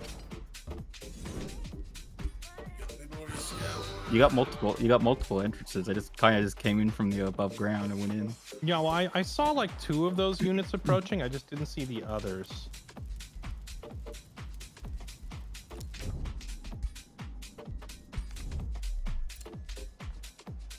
Well, there's the war. Finally.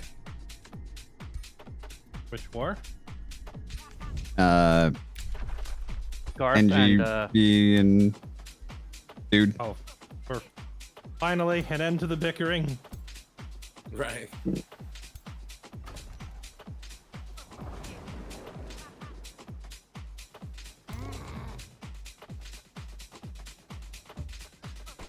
When you are inside of the domain belonging to your enemy, you can pillage their province improvements to gain resources. The scouts are getting sniped before I'm allowed to move them. Hey man, you did the same. I mean, it's been sitting on my border forever. It's totally fair.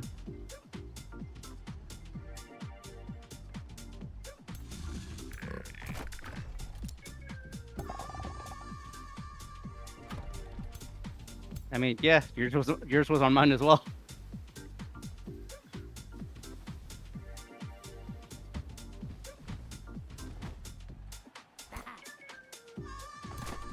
This war is going to increase my Imperium income. If you get a justified war with a warlike society, then yes, your people love it. Yeah, So this is orcs great. are all about it if you get a good fight. Because you have a spare like 500 gold. 500 gold. Yeah. Yes. I need to rush a teleporter. Boom, boom, boom.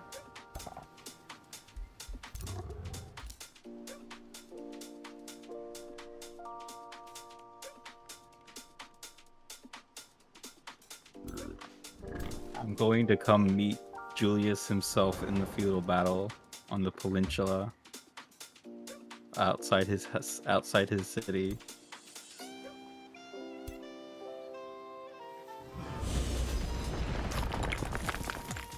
Yeah, I'm seeing your, what's it, 26, 27, 29.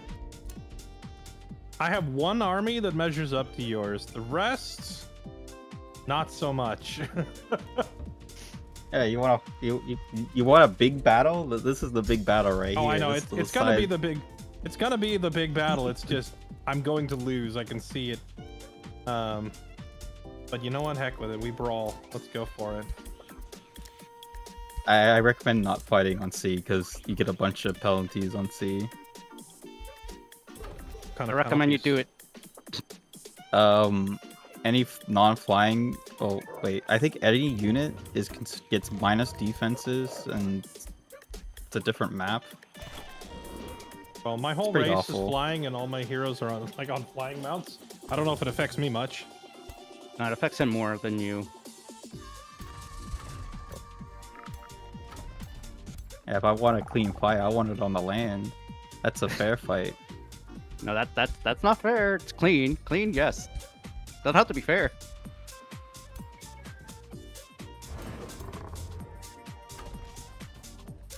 See, he's casting spells with his army now. That's the same That's yes. level up. Yeah, that's the same level up my Little troops that I've level been casting every other turn for the past 12 turns. Like as soon as I learned it, I was like, "Yep, we're leveling every army constantly."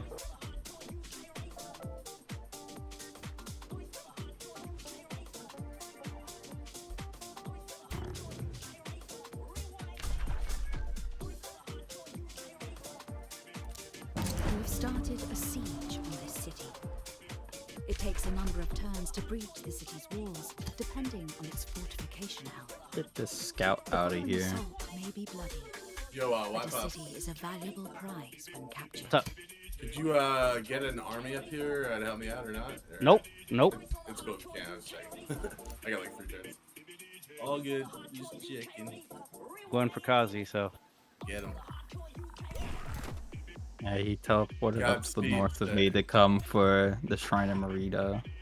Unfortunate. I feel like I have the shrine battle in the bag unless you've warped more forces in. But if White Pops is already going there, I could turn some of those around to go fight at my capital because I have at least one decent army up there. Well, Sauron, if he so wishes, he could teleport in to help aid the shrine. True. Shouldn't need to because his army's like right there. It's gonna take him a couple turns because he's gotta run around those mountains. Oh. I mean, he has a teleporter there. You can just teleport, right? Yeah, you get to teleport. Yeah, I'm trying to let this hero heal. So if you lose your capital city, and your ruler isn't in that, you still live, right? Yep. Yes. Do you get a new capital city after that, or No. You have to rebuild it. to build a new? I think you have to. I think you have to wait like 5 turns and then you can rebuild your tower. Interesting. Okay. All right.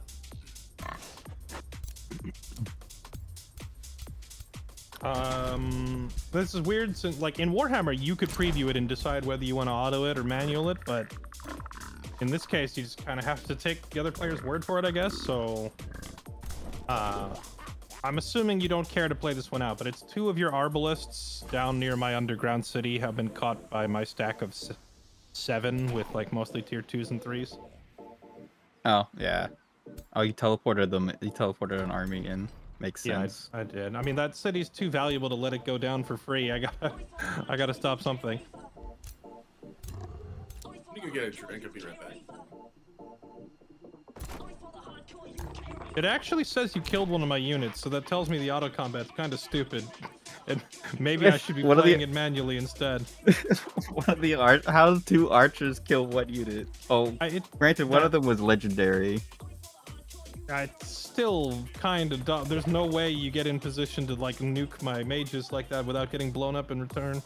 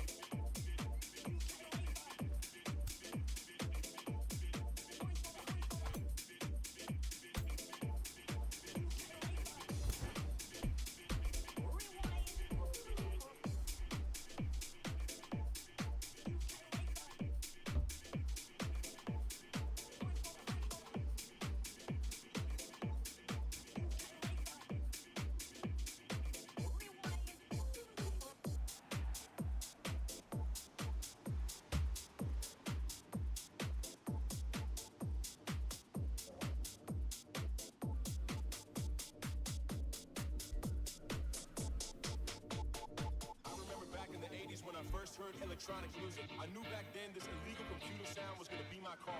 My heart got hooked on 4x4 beats when House took his journey with Jack, Chicago, and Acid House. Now my heart is hooked forever.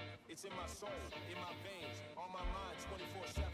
Don't care if it's jazz, soul, tech, minimal, funky, or hip house. You name it. I love it. I don't understand people who satisfy with ordinary pop music. They just listen to whatever radio station decides they should like. And my God, they like it. Some people even think that house clubs is for weirdos only. Maybe they're right. Maybe we are weird. Maybe this music is weird. So Maybe the clubs are overrated.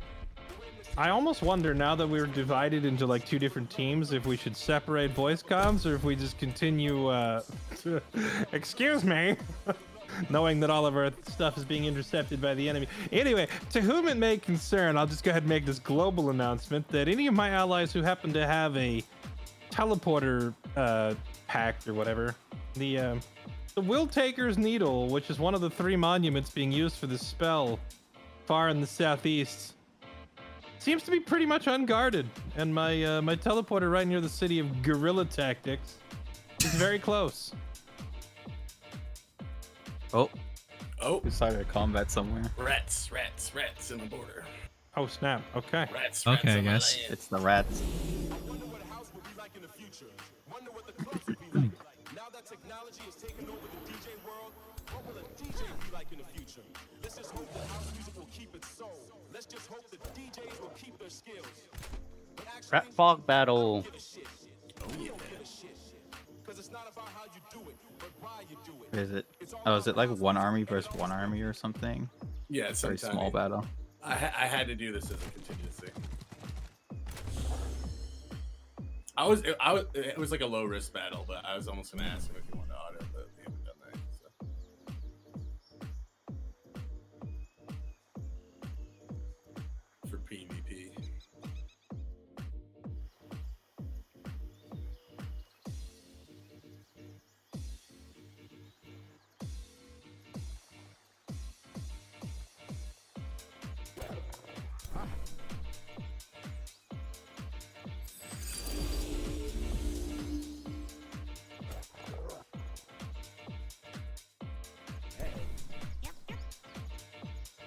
For the love of loops, for the love of loops, for the love of loops.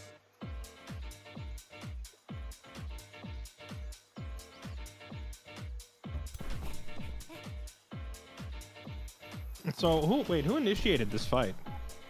Me. That was me.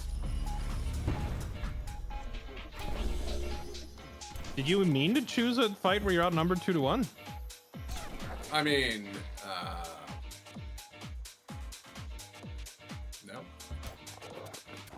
Godspeed, sir? Question mark? That's a rough fight. Then again, I don't see a hero in that army, and you have a hero. Maybe that's enough to turn the tide in your favor. Yeah, we'll see. Yeah, on numbers it said it was a low risk, but we'll see what happens.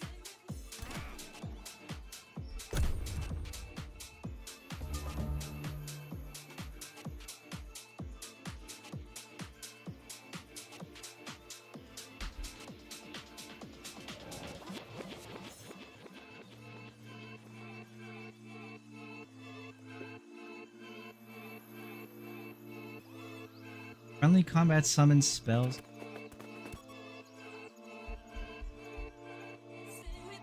These spells.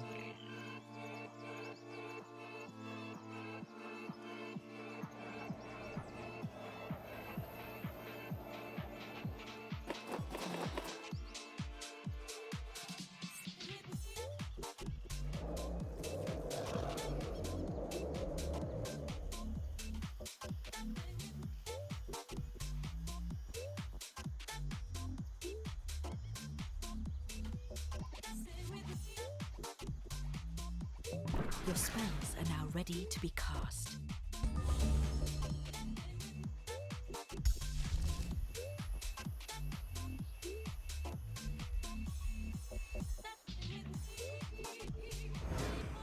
Oh, I'm up to 190 combat casting power. If only I had items like Kazi, I would have insane combat casting ability.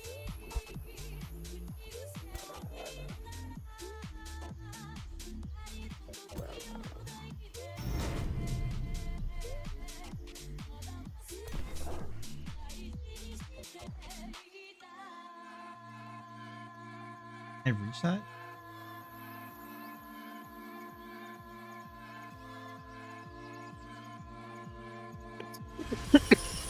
Does anyone know, offhand, if someone is standing on your teleporter and they are hostile, and you try to warp through, can you warp through and fight them on that tile, or does it just block the transport in the first place?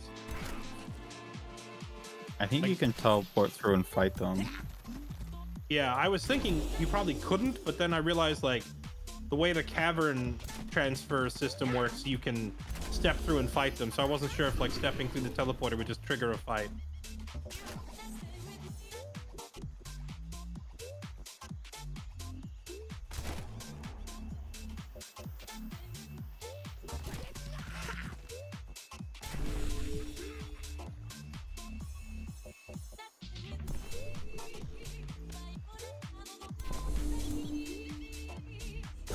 Swamp fight.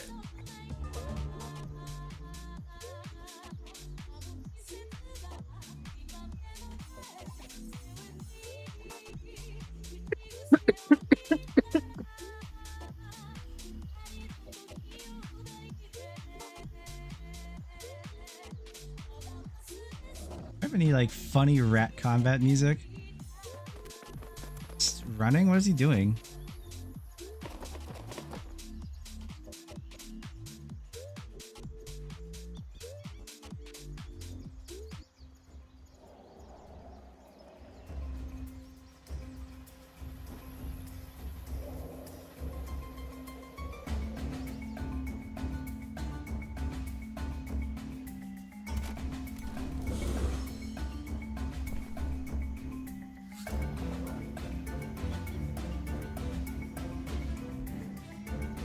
Take for my spells to ready up.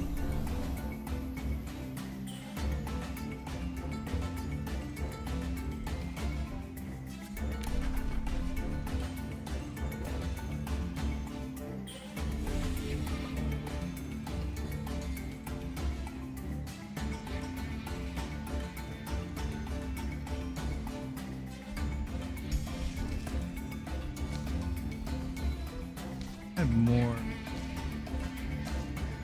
Have those kind of spells. I never got them.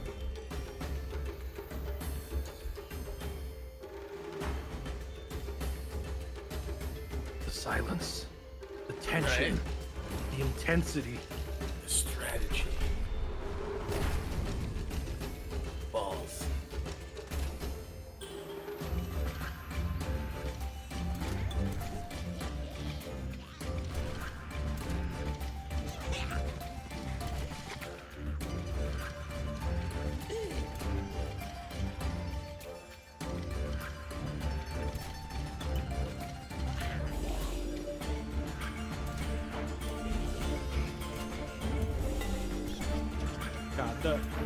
the UI as a spectator is so terrible. Like, when I'm trying to read an ability and you move the unit, it closes it. When I'm trying to read the combat history, it just keeps scrolling every time you do anything. Yeah. It's pretty. It's hard to select units sometimes, and the camera control isn't great either.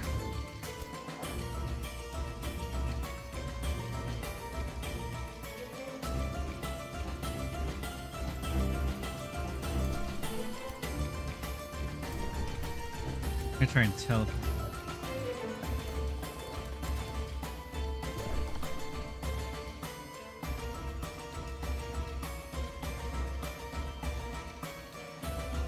I love how instead of running at each other, you both opted for this like riding in circles like Mongolian horse archers tactic.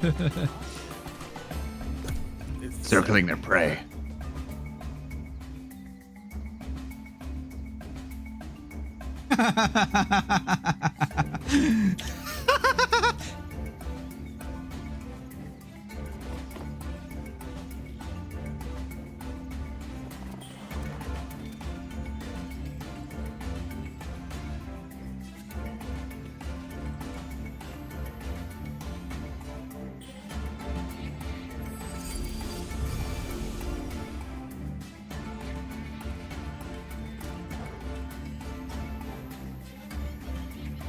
Okay. He's doing something. Doing stuff and things.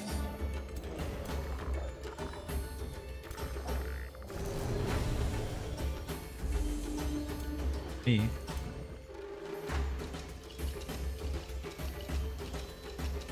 Take out his healers then.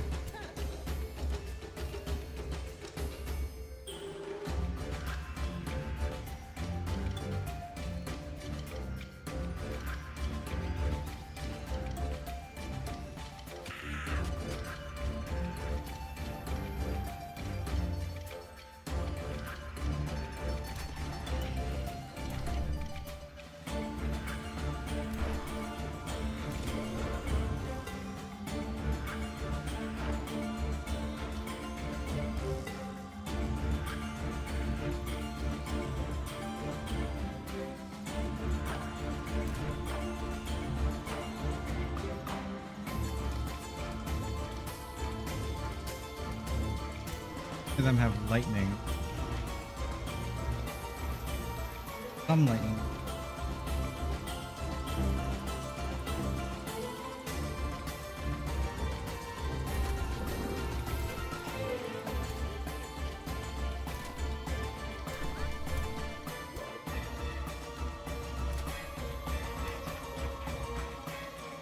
This guy's wet.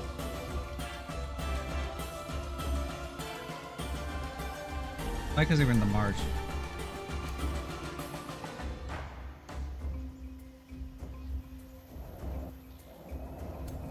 That's a mistake.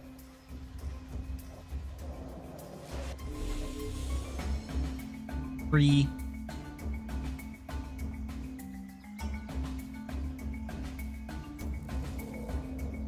Again.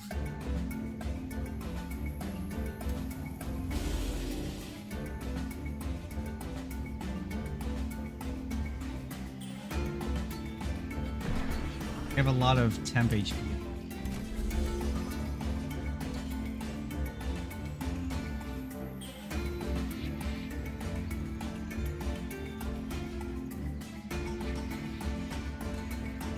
Your unit is within an enemy's zone of control. When a unit moves into an enemy. Whew. 7 damage a swing coming in hot. What a mighty blow to the heart of evil. Or, well, like, evil striking a mighty blow to the heart of Toad. No, some of our toads are evil. We're reforming him then. Oh, okay, never mind. Amber- Evil striking a mighty blow against evil. This is kind of weird. Yeah. None of it makes sense. None of it makes sense. Kill each other. Why evil never wins? They're always fighting each other. True.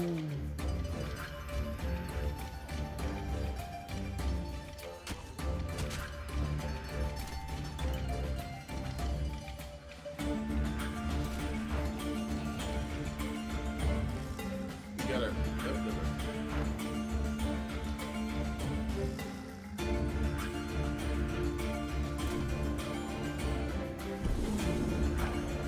say that just yet.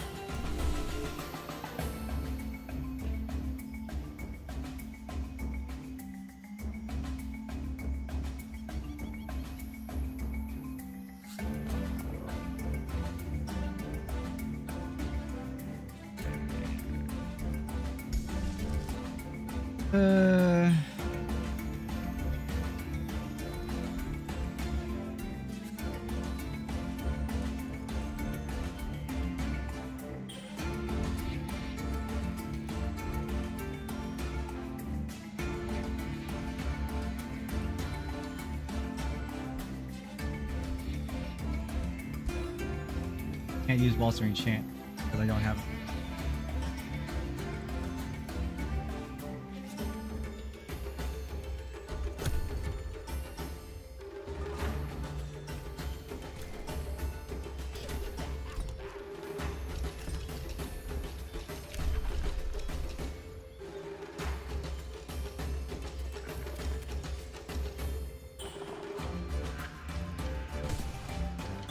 Damn. Yeah, for just not to interrupt the fight, but stream time for those. So, since we started an hour late, it's coming. Oh up yeah.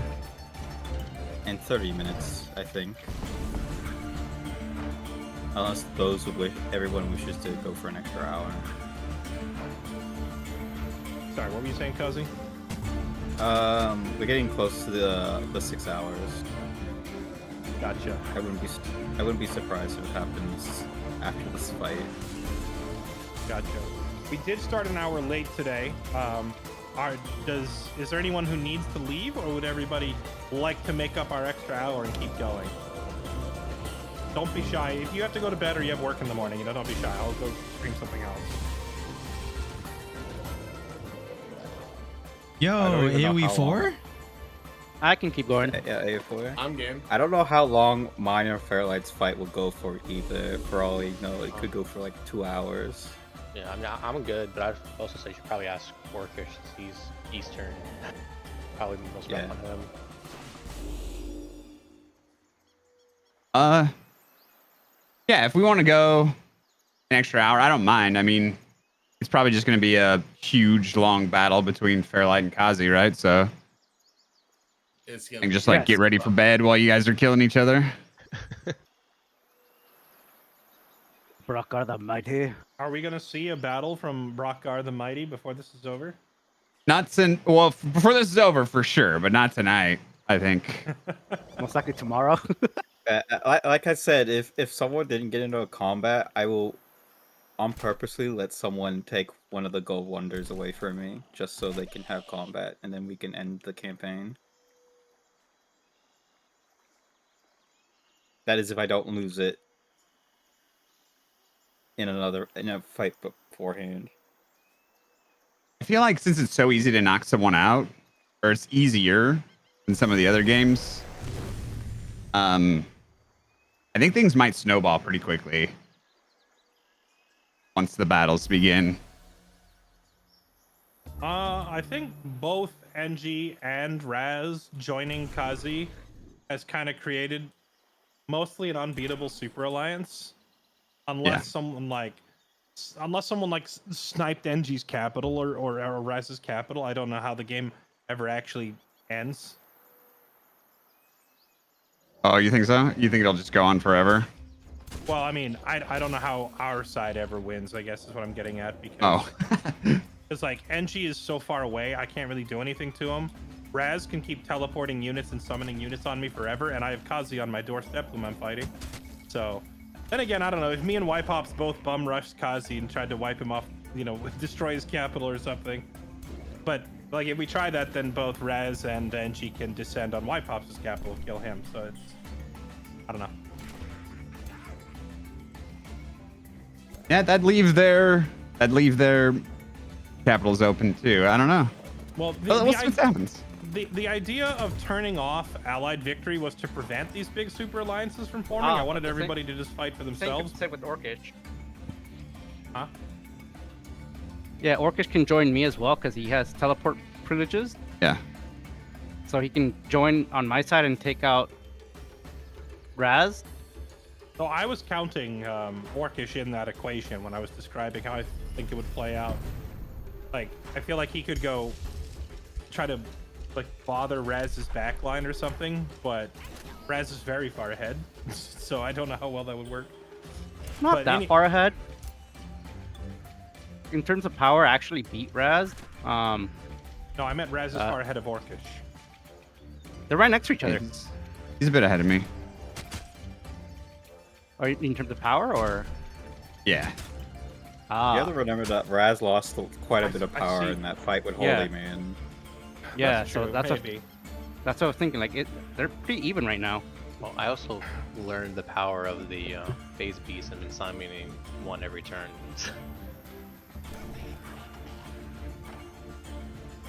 You know what that means, Orcish?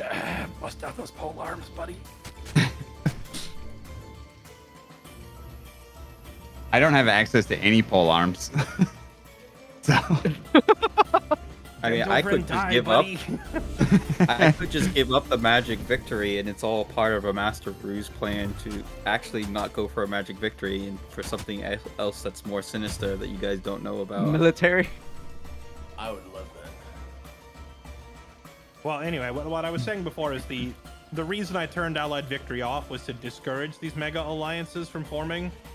But I think the campaign just dragged on so long that people want to see it end anyway, so they're joining the end of the world alliance anyway.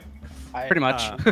I wasn't like fully happy with this. I was on the fence for a long time about like, do I join Kazi to try and end this or do I not? Because I didn't want to form like the big alliances like we've had in Warhammer campaigns, but I do want to go to the next campaign, even if I'm watching.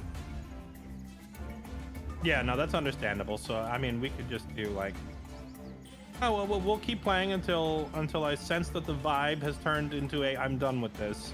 But we will definitely see like the first major clash of the alliances here within the next turn or two. yeah, maybe if it all goes one way, then we just kind of concede or feel it out from there.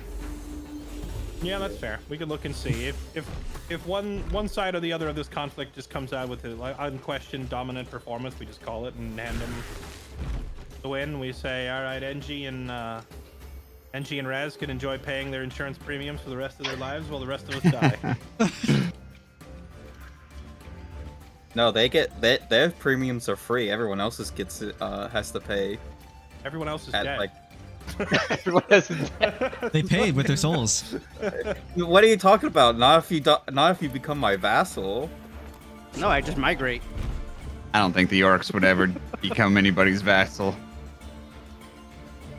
They'll die with honor. If I killed the God Emperor Julia's monkey business, will he become my vassal? Probably not, because well, actually, no, maybe he would, but only to plot behind your back to kill you later. I'm trying to do like lore accurate Sun Wukong, and whenever he got overpowered in his story, he actually just held a grudge forever and came back when he was strong enough to kill them.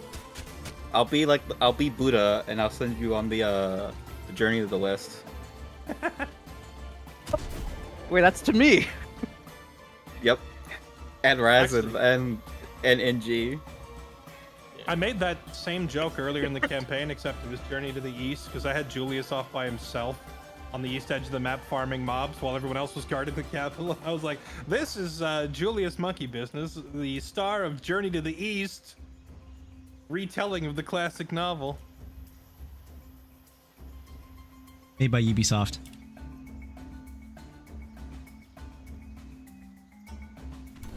And ruined.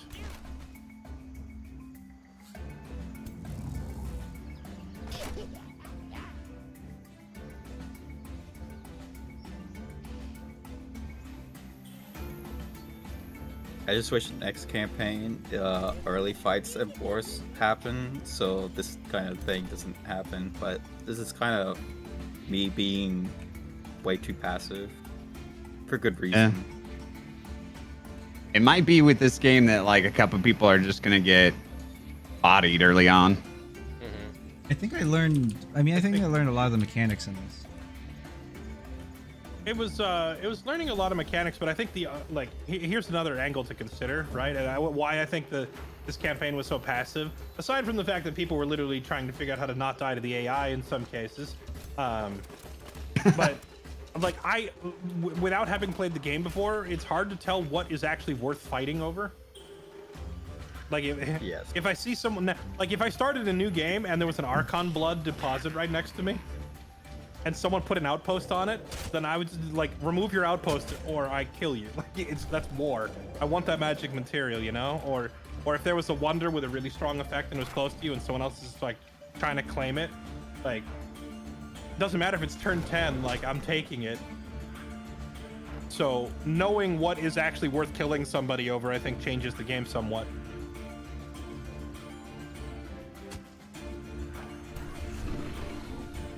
I mean, I could have just not classed the big spell and just declared war on Farlight anyways. That was my original, that's what I was originally going to do. And we just have a big war between me and Fairlight until one of us gets wiped out. We just keep throwing our armies at each other. That'll be sick. I'll be hiding underground trying to survive. Maybe I'm not sure how that actually plays out, because like in my mind, I see it as like, we had this big initial clash, but one of us like loses, right? And then our doom stack is gone, and now without further doom stacks, the one unbeatable army just marches on the capital. I don't know how you stop that. Well, it depends on how much the doom stack overpowers the other doom stack, right? Because if it's a really close fight and you just barely win with your doom stack, you don't have a doom stack anymore. That's true. Especially if both rulers get sniped and killed, you can't cast any spells. That's what you think. Wizard King has this thing like influence from the void or whatever that lets you keep casting when you're dead. Oh, of course they do. No wonder they're probably the strongest ruler type in the game. I don't think they are. I think, well, it's Giant King, right? Because they can make better items than any other faction. I mean, people also said that Dragon Lord with Industrial Civ was also like the meta for the longest time before the Giants came out, so I would assume that Dragon Lords are also pretty freaking strong. True. Well, Dragon Lord's main downside is they can't equip any items, really, besides a weapon and a ring. I assume Giants can't really equip a ton of stuff either, can they? Dude, Lives can answer that question. Wait, sorry, I was in this. How much is Garth able to equip like a full item set, or does he not have equipment slots like a normal person? Because he's huge. He has equipment set, and he has access to the forge at the beginning of the game. Like, so like a human. Like the regular races have like 12 equipment slots. Does Garth have like a whole screen with like 12 slots open, or? Oh, I don't know if he's got that many. He might have less. I think he has like a heroes amount. He can't. I don't think Giants can equip a secondary or a mount. I think it's the only restriction. That's true. That's true. Okay. So. Yeah, Kaz, you know more than me about my own thing. Well, that's why I assumption, because I don't think they have the restriction if they can't wear like normal armor. You could just click on them, like after we get back in the campaign map, you can just click on his sword and see. NG, your guy is distracted just because that hero does it inherently. I don't know what enchantment, or maybe it's an item, is giving him the power, but he just basically can flank you by himself. Interesting. Pretty neat trait. Annoying.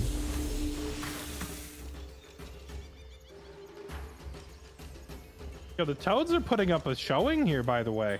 Yes, they've killed a bunch of tier 1 units. Oh no. This I just did for a contingency plan. You might not even know why I did it.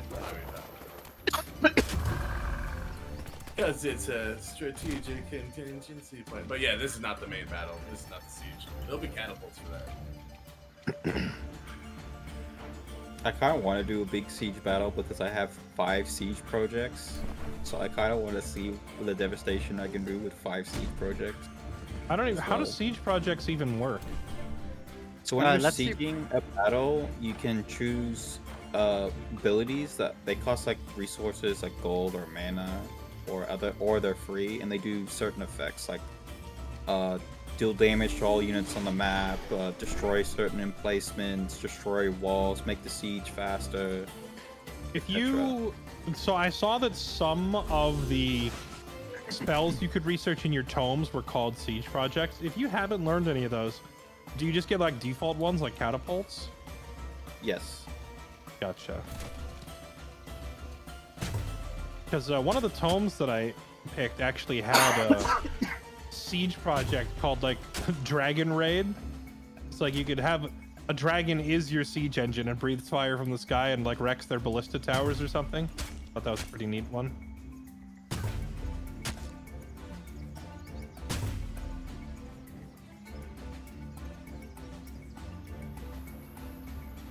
Hey, NG, did you cast any spells in this fight? Just burning. Oh. He's on fire. Ow. Unfortunately, it's just a bunch of anvil guards that can't really do all that much. It's very entertaining though. It's just a bunch of tier 1s. No. Can you use PK fire? These units weren't even like part of like anything that I spent. I just summoned these like forever ago. Oh, True. This is all true. your tier 1 army. These are just junk. I have tier Gotcha. 1 armies like all over the place. And I have a mismatch of random armies. Same. I have a pretty sizable number of random tier 1 and tier 2 stacks, mostly like standing guard around my cities because it was like I was upgrading my heroes, like you don't need this tier 1 or this tier 2 anymore, but I wasn't disbanding them, I was just pulling them out and putting them on guard duty. Yep. Which, you know, we're all learning now is very important so that people don't just run into your town and pillage your Spelljammer or pillage your teleporters. Teleporter. Oh, also, I can confirm if you stand on a teleporter, Spelljammer, it just disables it. As long as you leave a unit on it. That'd be kind of weird in the context of a real-time campaign or like simultaneous turns. That means you could run a scout onto someone's Spelljammer and then immediately cast a spell before they could react. Yeah. Yeah. I think we'd have to have gentleman's agreement that like you either all fight without Spelljammers or you fight within the Spelljammer. That'll be like a rule or like if you declare have a war. rule. Yeah, if you immediately declare war, you can't just go straight to the Spelljammer or something like that. If you wanna get rid of their Spelljammer, you have to sit there and defend it while you pillage it. I think would be the proper rule, instead of having people snipe them. Yep.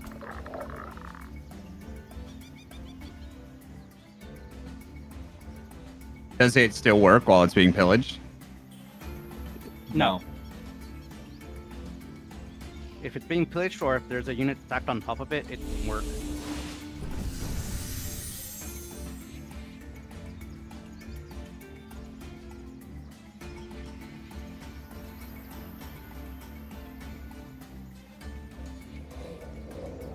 Yeah, this is another thing, is it's really hard to do simultaneous turn with all the world spells that you can cast to...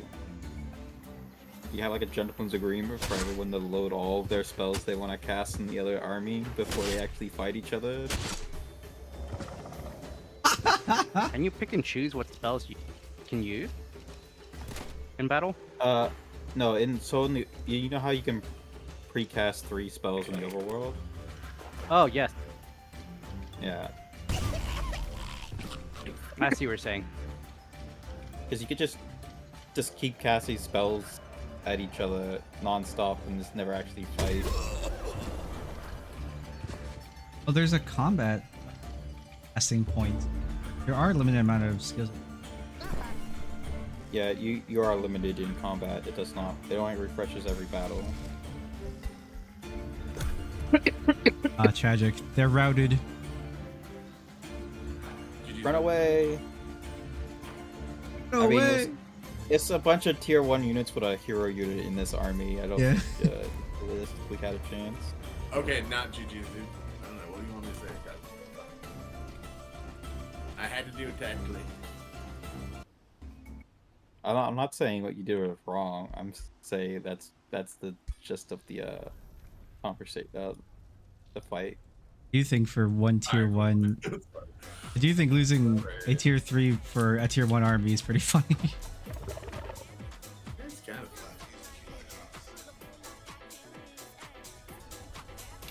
fun. I actually don't know. Are we gonna have the time for me and Fairlight to actually do our battle on stream? I know some people might just have to leave. I think Fairlight will be able to stay up, but Yeah, you guys should be able to continue. I feel like our battle is going to be like at least an hour to an hour and a half, if not 2 hours long. Yeah, I don't know if we need to be there for that. You just do it. And... True. You guys see the aftermath in the next stream, the next time you come in. Yeah. Yep. Right. Like nukes the world. I'll come back after, do a couple chores, get ready for bed. See what's going on. Have a Mai Tai. Have a Mai Tai. Maybe. Wednesday night Mai Tai. Do you like it? I like Mai Tais. I don't have one. Oh man, I like scorpion bowls. I can just tell you how my drinking thing went. I can hold it down though. I just don't drink anymore. At all. Like if I had you though. I love that my kill feed is just 12 dead scouts right now. You pretty much killed every single scout that I had. And what a fucked up day. It's a fuck day, man. In fuck that. In Craggle Rock. Craggle Rock's burning. Anybody want any frog legs? There's plenty.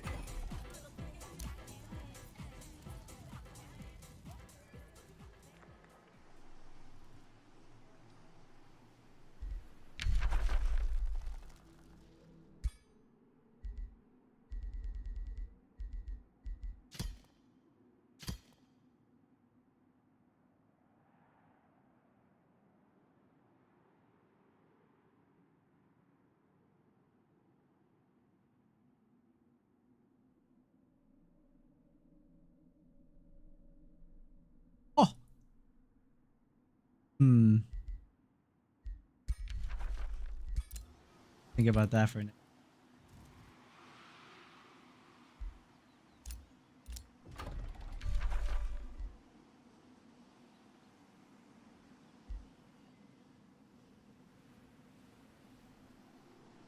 Are book tiers completely dictated? Just learning books, or are they also dictated by your Imperium? Like upgrading tiers.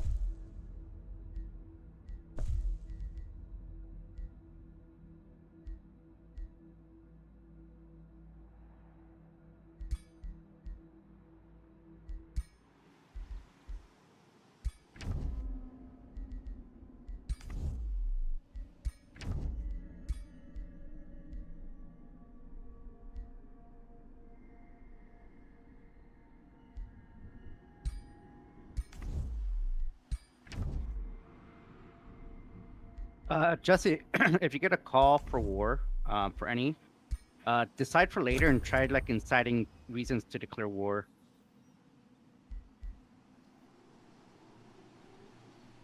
I'm not sure if He's muted. Oh, okay.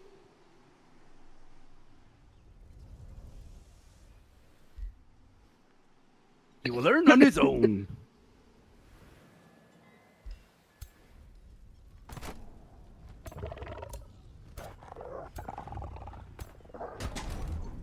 Couldn't you possibly teleport up some troops, Y-Pops? If not, None at all, sir. yeah, you're all in. That's smart. Yeah. It's the end of the world. Yep. I knew it would come down to this. It's like, yeah, Cracker Rock's on fire. Yeah, bunch of dead frogs and Yeah, I gotta- rats. Yep. I gotta help Wukong and also take out Raz. Yeah. Thanks for letting me helping me survive though. That I took a big hit by losing those two cities on their continent, but then when you gave me Portentium, it was just like evened it out. Yep. Real That's sick. well. That's clutch. based on based on my character's choices. So I was following the storyline with that guy. Dude, it's sick, man. Yeah, and dude, it's cool because you're demons, but you're like really good-hearted demons, and I'm like really good frogs. So just worked out, man. Honorable demons. Yeah. It's just damn evil rats, man. What's I'm the rat just doing? Scouting. I'm Rat just do? scouting the whole game. I'm scouting. Rat beat rat jamming. I know. He played it well. I'm just scouting. There's been a lot of nefarious scouting. I think it's just scouting the nature. I mean, It's scouting. me and Kazi and I think a couple other players have literally had scouts sitting outside other people's towns for the entirety of the game. It wasn't just that. It was more like me and him dancing armies next to each other for like the entire game. Me and the rats. It's like, and then it's like, wasn't a surprise he actually attacked me. It's like, okay, finally. Gotcha. But yeah, Kazi had a is it gone now? He had a watcher outside of my base for like half the game, and then he went and he clogged up the underground passage underneath my city, one of my cities, right after that. That was a pretty cool move, but it sucks. Toadington lives in fear to this day.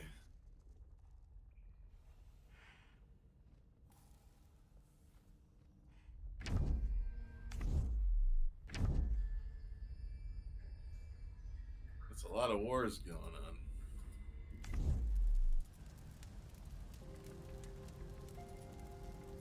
But also, fun fact, I leveled up Craggle Rock just now, so I get more turns. For siege.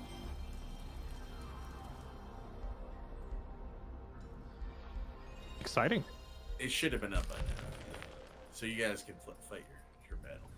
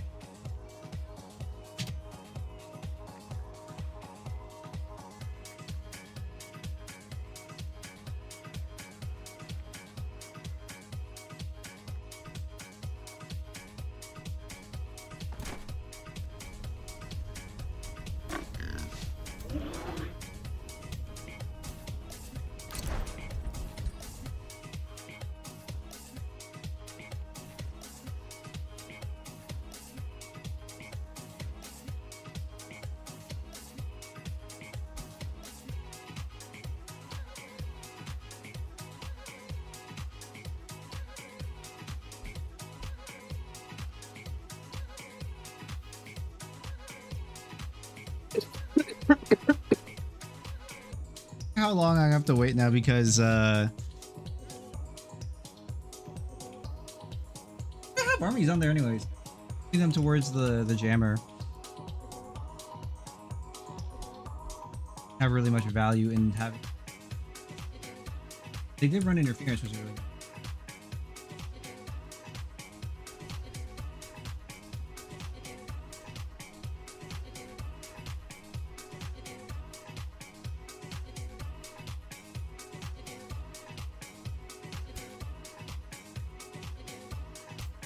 Some of my more powerful units haven't even joined.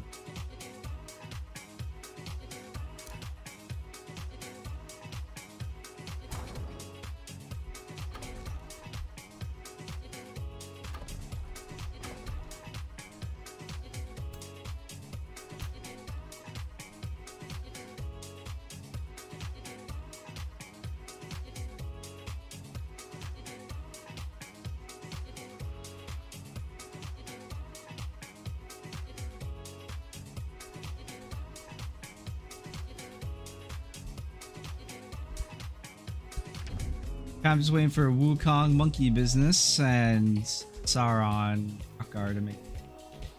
Because he really has that much decisions to make.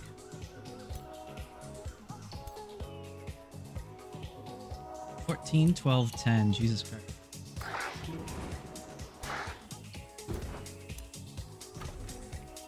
What matters is the gear. I like the look.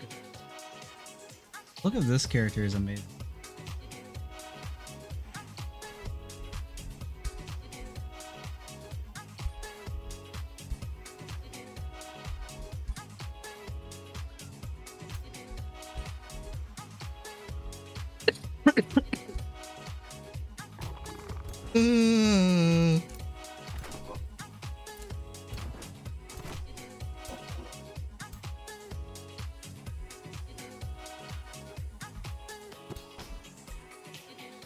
Just Jesse's strongest armies, right?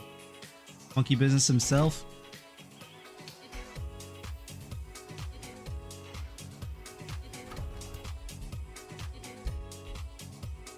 Prosperity Dragon.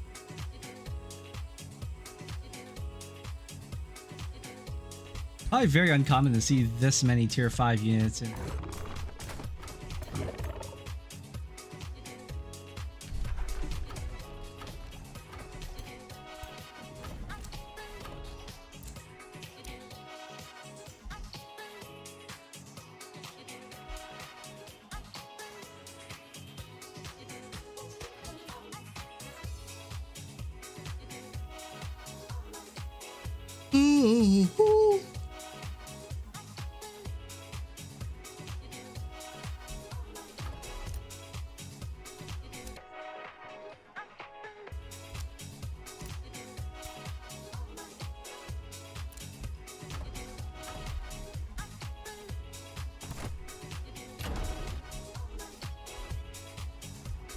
Basically, that's 3 turns.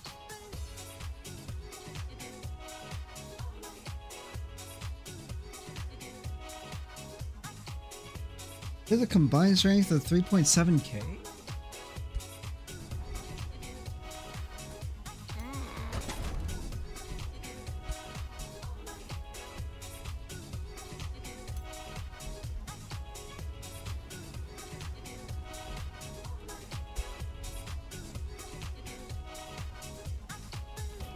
A tier 3 unit has so much HP.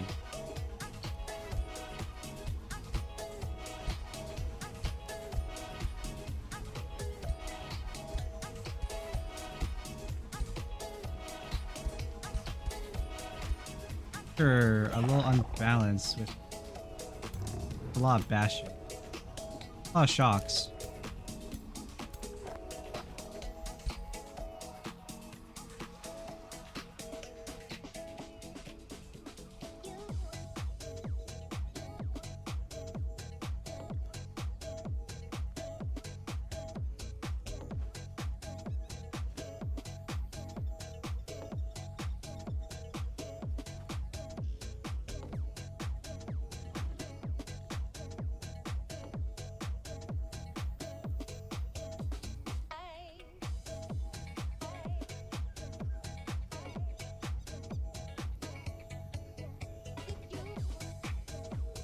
Zone of control.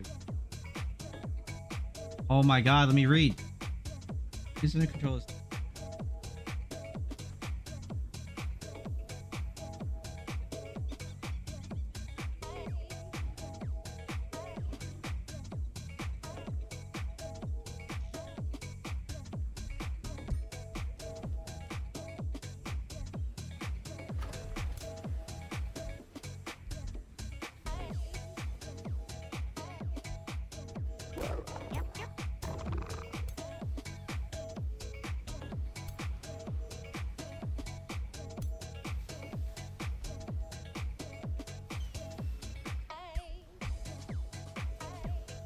one is pretty weak. Put in Raoul and strong ranger. Don't need that much range. You don't have so much range.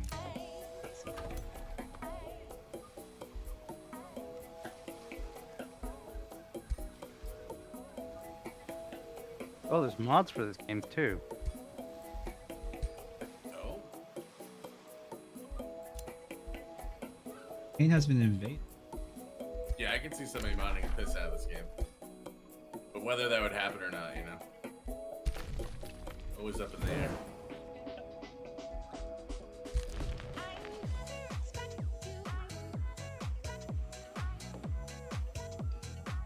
I mean, I guess these days most sick games get mods.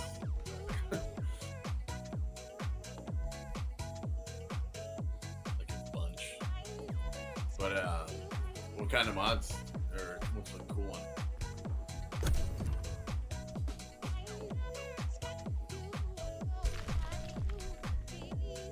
Is there a crab person mod? I'm not even at war with. Crab people, crab. I'm like half serious and half not totally not serious, but half serious.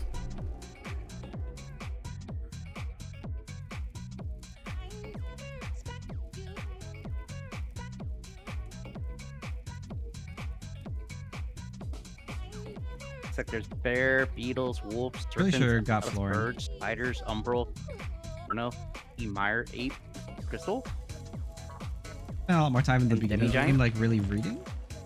I learned the slow way, and I'm still happy about it.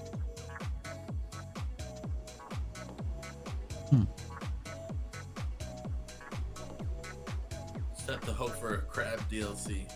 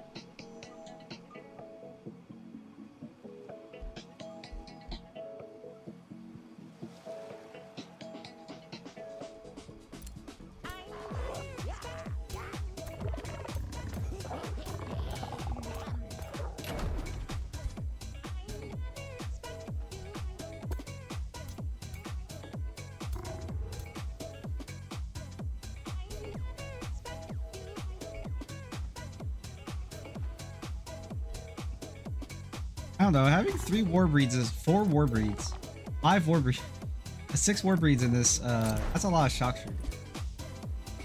I don't think that's very good. I need to work on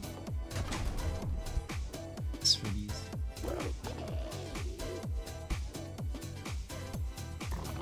Ironclads. Bastion. Hi, Bastion. Bastion. Hey, 4 breeds?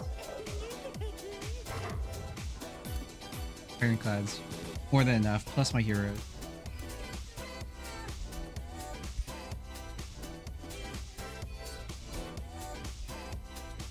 That's really unfortunate that it was a swamp fight.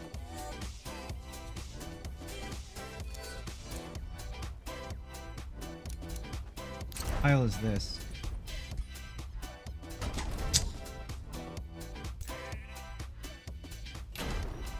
Dude, I'm not even clicking on it. What the fuck? This is so dog shit. I have to look at the. This looks like. This whole land is swampland. Okay. Lightning hurt more than I thought. Also, those were tier 1, tier 2. Like, no HP. The fact I was able to kill even 1 tier 3 with that was pretty good. And they were all defensive units.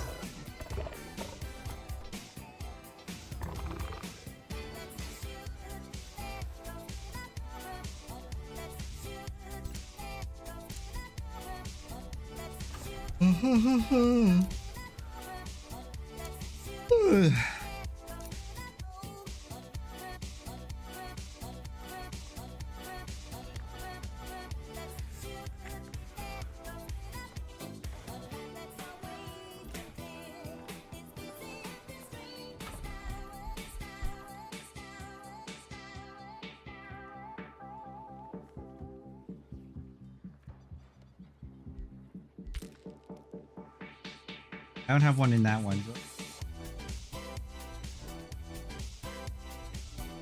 I have War Foundry. I have no War Foundry. I have one. Rat Arctica. Hey. I like it. I give you props for that.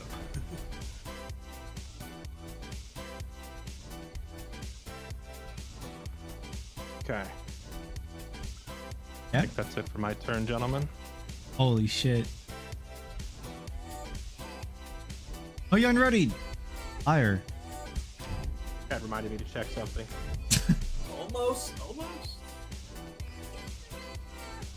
Dang it, I should have ended my turn so it would have went straight through and you got screwed. I don't think it would have mattered too Ozzy's- much. Kazi's brain can't not go there with crazy stress. Brain too big. Pretty much.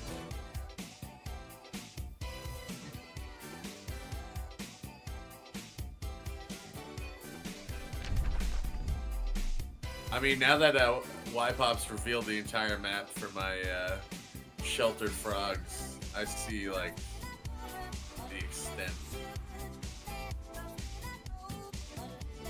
Fantasy mounts for all. I think that's a newer city, isn't it? Wait, is that his map? Wait. Probably not. Mount Emporium, trustworthy healers, Mount all.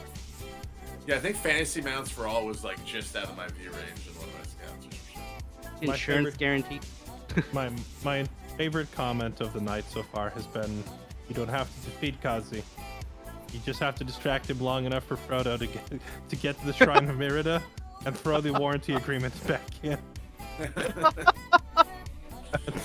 Oh man, The whole campaign at this point.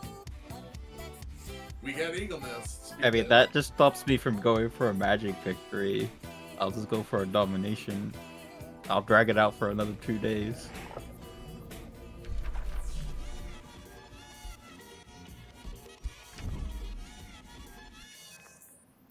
Is not everyone ganging up on extended warranty? No, NG and Raz decided they would rather be his slaves. Business partners. Sauron has bent the knee. They're not but my vassals. I could have just declared war on them and had made them my vassals if I wanted them to be my slaves. For every businessman, they need someone who works and understands the industries. Mm-hmm. Rats.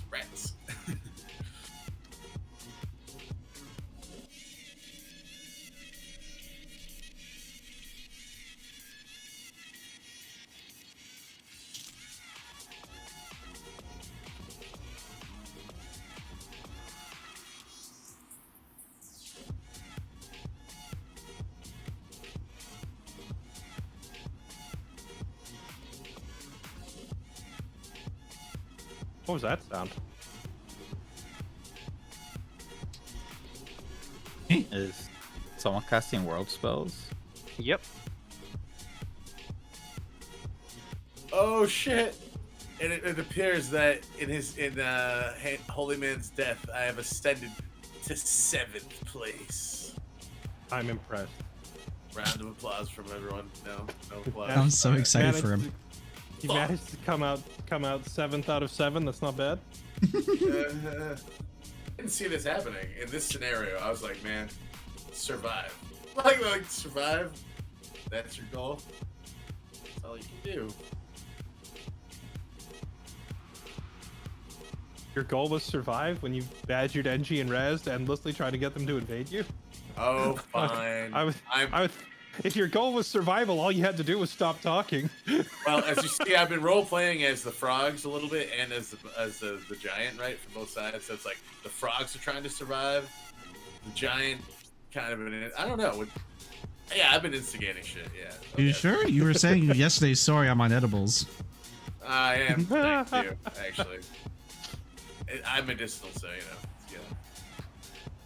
Where is this that Gotta even? keep the back working. My bad, guys. I have BPD. What's that?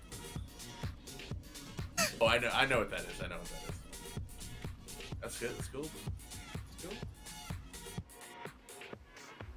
That's cool. I have PTSD. But I mean, Was I not already at war with you, Raz? that's totally not why I have insomnia too. Maybe.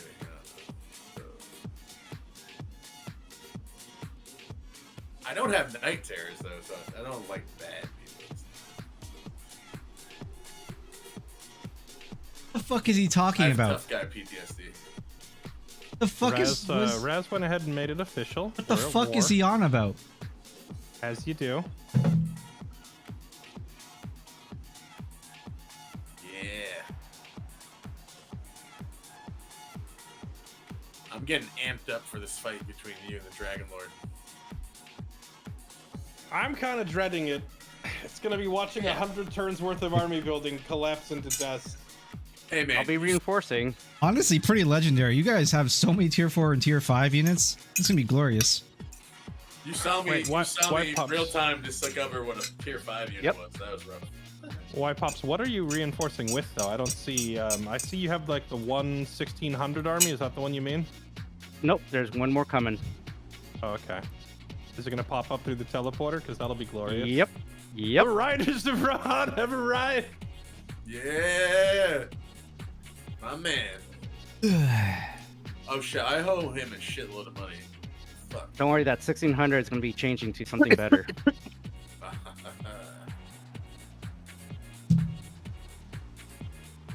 Oh shit. Can either of you dudes spare 500 mana? Because then I can win this fight, maybe, depending on the timing of the spell. Crystal frogs, crystalline.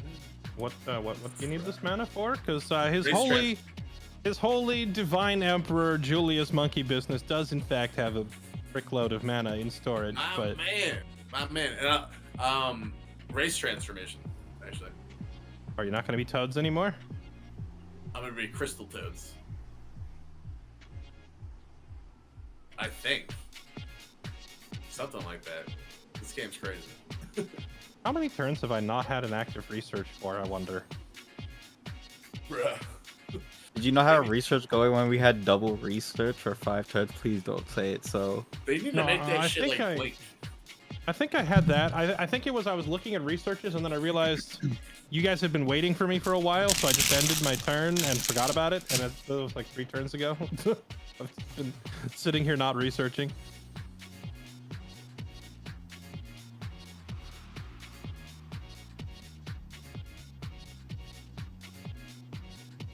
Mr. Garth, tell you what, since you sent me all your spare gear and a little bit of gold, it's only fair that I reimburse you somewhat, so My man. here is enough mana for your spell. Hell yeah. That's solid. Julius Monkey Business is only stingy in matters of gold. Not stingy with mana. Help yourself. I'll probably send you some gold in a few turns too. I got you. Must say, Julius Matterbringer sounds like a good name.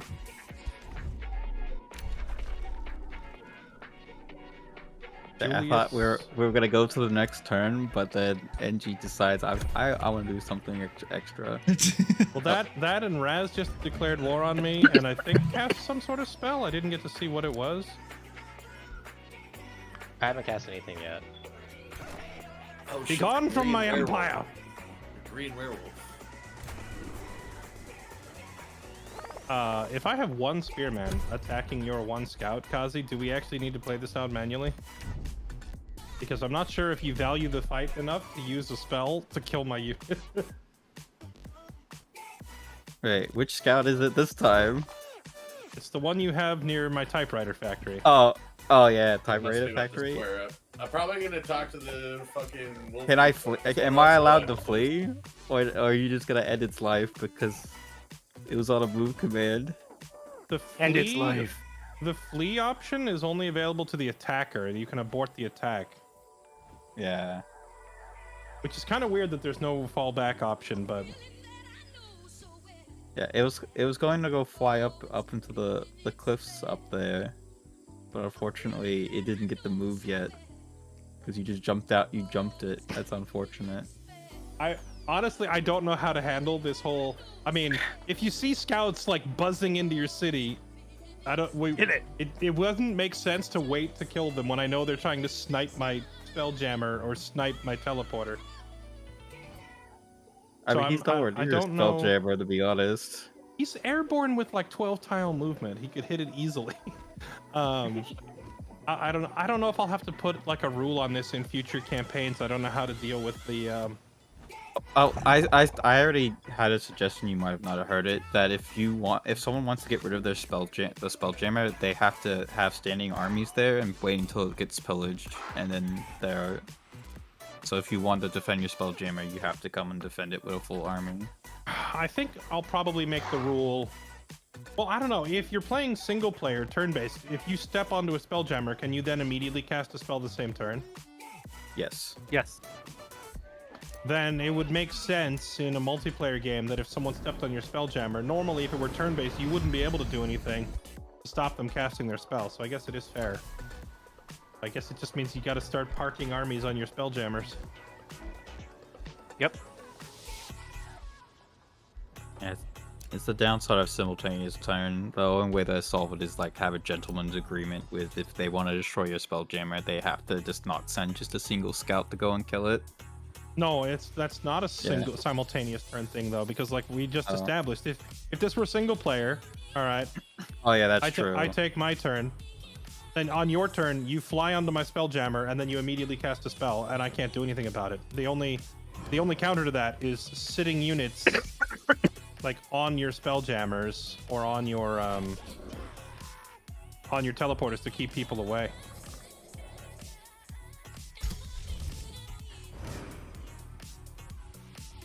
All right. I don't feel inclined to fly out of my domain to go fight you. Are you going to attack me in here? I mean, I could just camp outside of your domain. We could just have a stare off if you wish. Fair enough. Why would I go into your domain when you have a spelljammer there? I don't know. You're the one who declared war on me. You tell me. Maybe I should just go. Maybe I should go to the other side and just fight over by your spelljammer instead.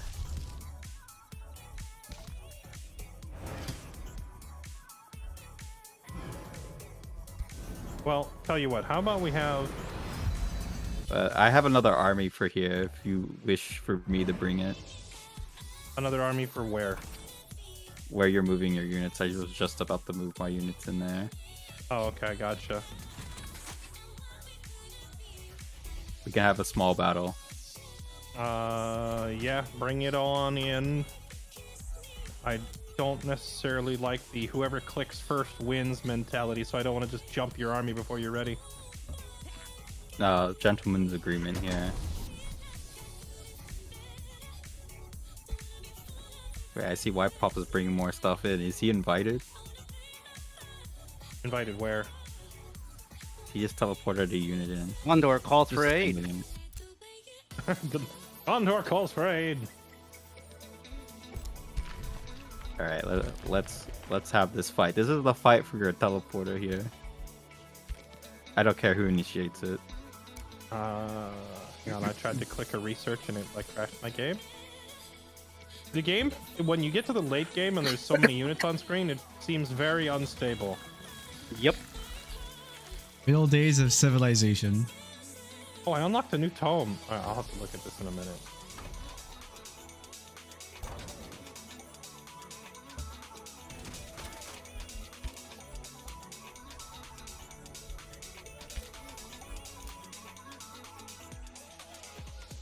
I wish it were easier to click on an actual unit instead of highlighting everything around it.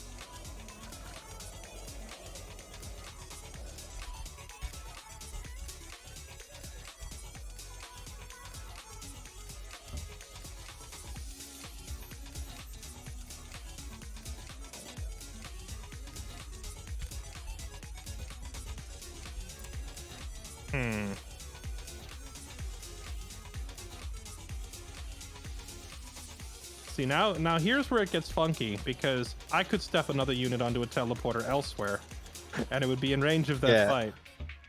Yeah, that's the weird thing is, and then it makes this fight unfair in both ways.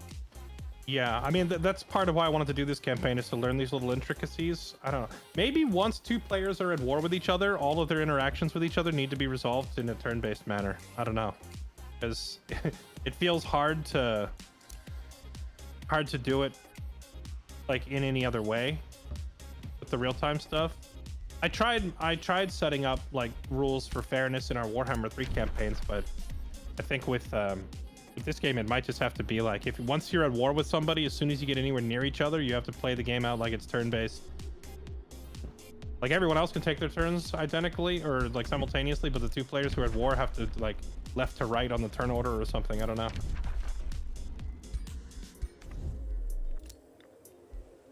Alright, well, regardless, let's do it. I'm not going to bring in any extra units because I feel like that would be cheesy. Unless Guerrilla Tactics itself is able to crank out a new unit.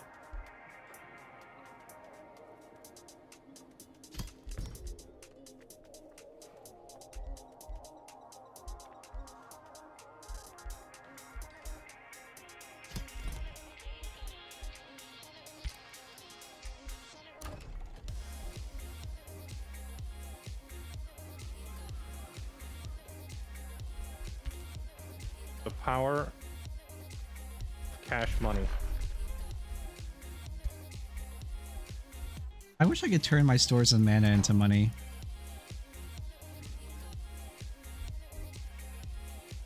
I think the dragon needs mana. Just give him some mana for gold. Yeah, would Kazi like some mana for money? I don't have very much money left. Tragedy.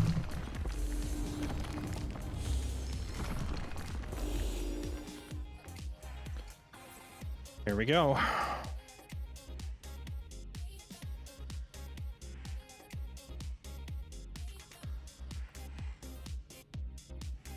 Good luck, Fairlight.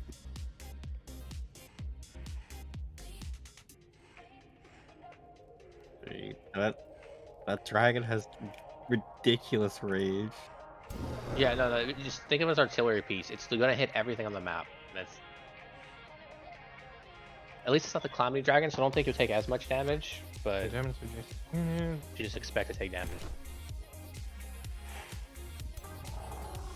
The worst thing about the Calamity Dragon, unless there's other ways of bringing it to the field, you have to destroy one of your provinces. But you can just repair it if you need to. Ah, true. Well, Fairlight has the one where he can just recruit it because he has the under.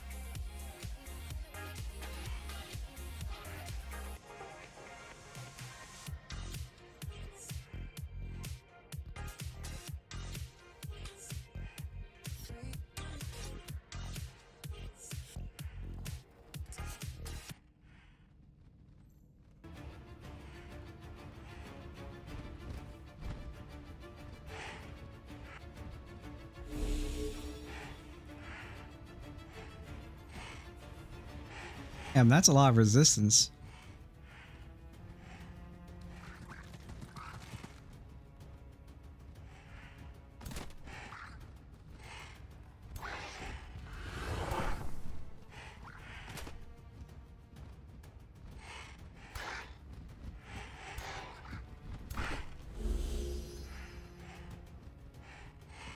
Halberdier have so much resistance.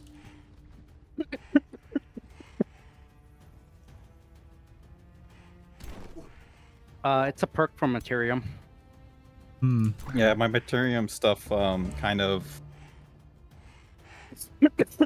gives Oh, also because of Age of Materium, I get bolster defense and resistance on like all my units. Unfortunately, this army doesn't have a bastion in it, which is a bit of a mistake. I thought it did.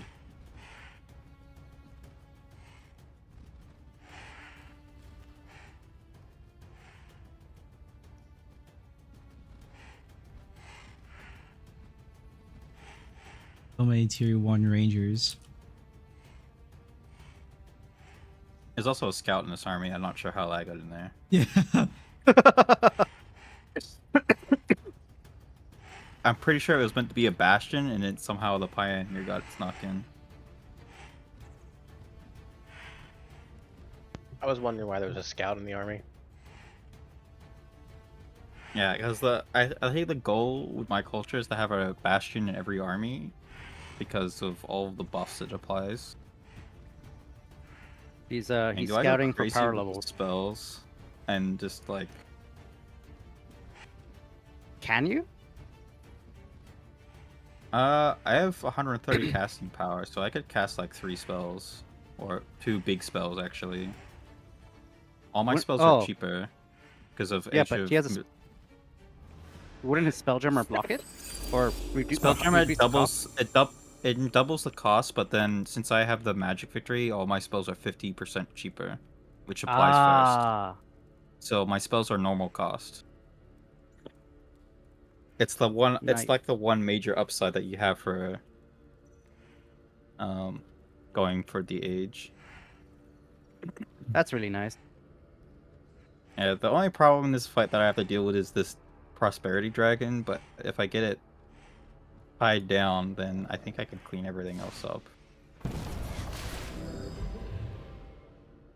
Lovely. I just tried to cancel my move, but right click in this game just commits to whatever you're doing, so it fired off my nuke. And attacked your own units? I didn't know you could do that. Yep. Yeah, I just blew up my own guys. XD. What a great game. That does open up questions about certain things that maybe sacrificing your own units gives the rest of the army resolve. It's like Warhammer.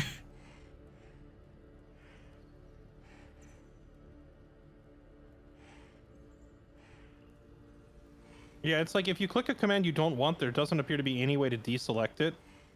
I just press escape to Yeah. get to cancel out of it. Yeah. Escape. Yeah, or left click, just Yep. like the map. Well, sometimes it's kind of committed. Like I accidentally, in the fight with Holman, I accidentally teleported one of my serpents onto nothing, and their teleport's supposed to do damage, but it wasn't in range of anything.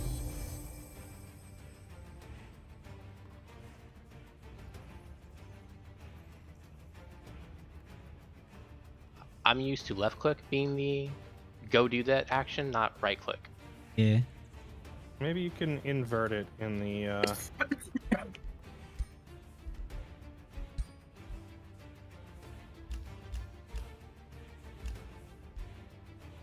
Looking for a keybinds and I don't see one.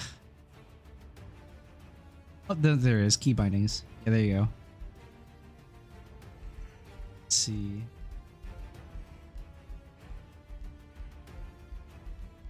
I don't see left click, right click anywhere. How can I tell which units are already awakened? That's the eyeball. I think. Yeah, it's the eyeball. It says awaken like reveals your dormant traits, but nowhere can I find a list of what dormant traits there are. So I have no idea which units need to be awakened. Which is a little weird. But that info is not readily available. Tool tips, please.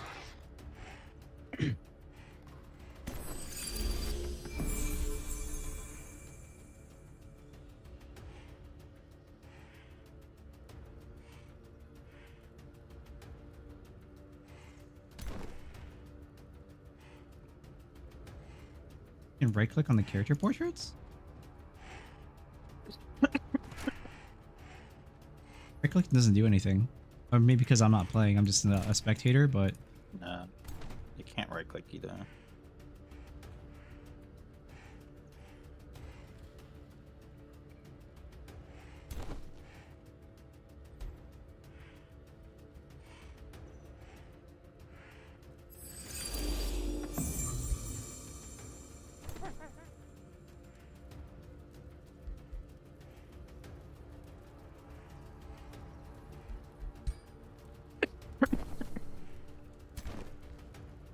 I see. You can just you can left click on the character portraits to bring up like the actual character info screen, which is really annoying because it just opens a new screen for you, and then you can tell which Okay. ones are awakened and which ones aren't.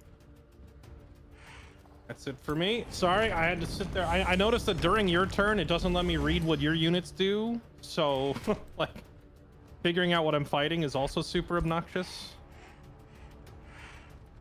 Or at least it didn't let me during the first turn. Now it's letting me.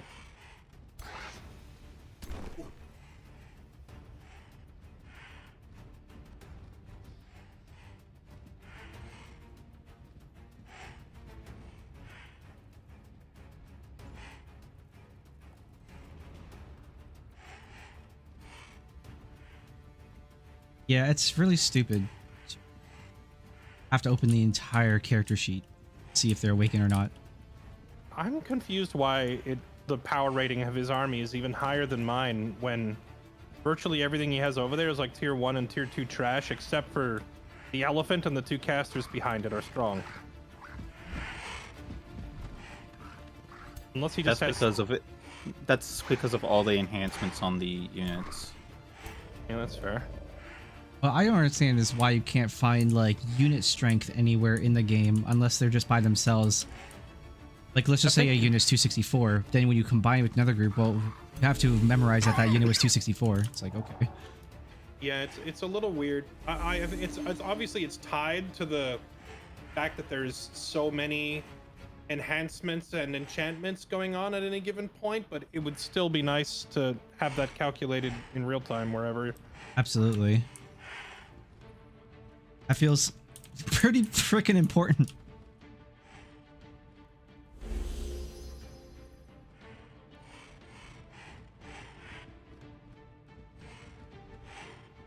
My units cannot move very far either. Yeah, It's that's the other thing I'm unfortunate. looking at is I'm trying to find your movement speed, or like if I highlight your unit, I wish it would show me the tiles that it can move so I can plan my movements, but that doesn't seem to be readily available info either. XD. Oh, when I click on your units, I can see where they can move and attack to. Maybe that's just on your turn only kind of a thing. I don't know, because it definitely Yeah. doesn't show me that info with yours.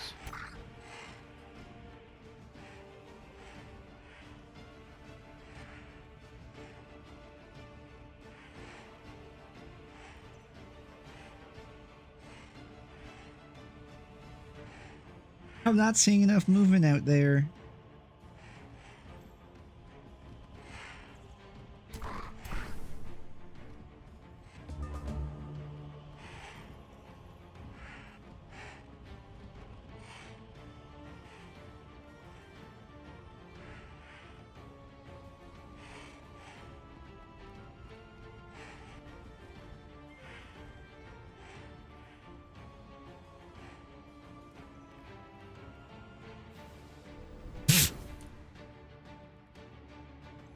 Yeah, I found a broken texture.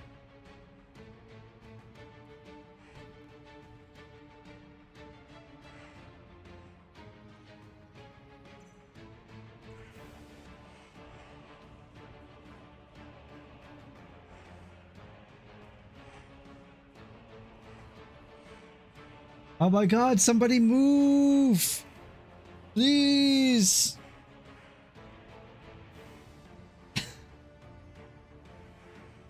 That's why I'm kind of happy I made a melee army, because at least there'd be a lot more action than range. But I think with my like my Zon army, they have to be a lot more range units.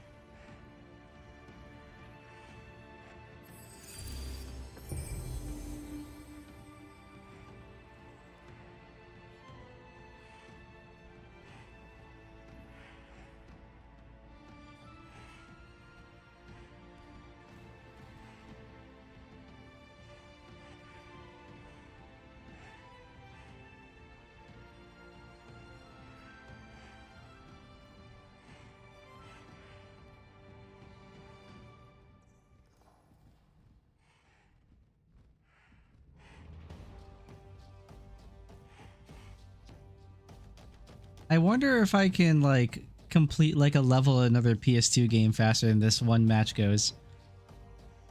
Yes, yes, I can. Absolutely. I did it. I proved that yesterday with Ace Combat 4.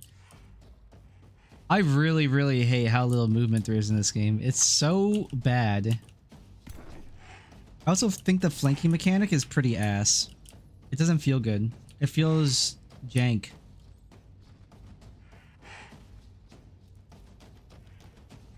But I think it's because it's based on hexes, which makes it feel even worse. Based on hex positions.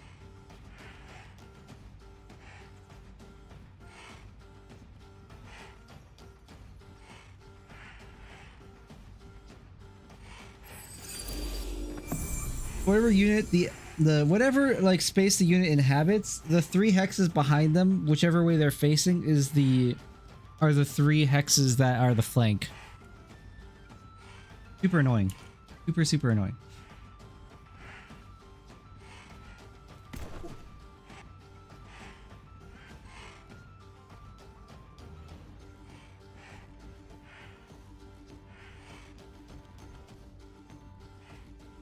I've also learned like the importance of combat spells because I don't have any. All of my stuff is like world spells and enhancements.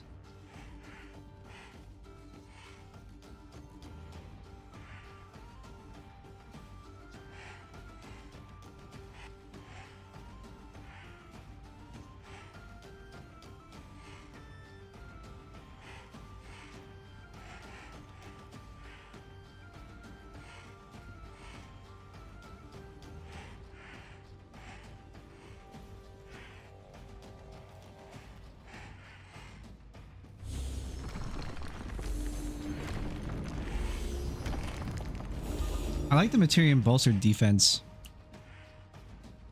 How'd you get Age of Materium? I need to look that up.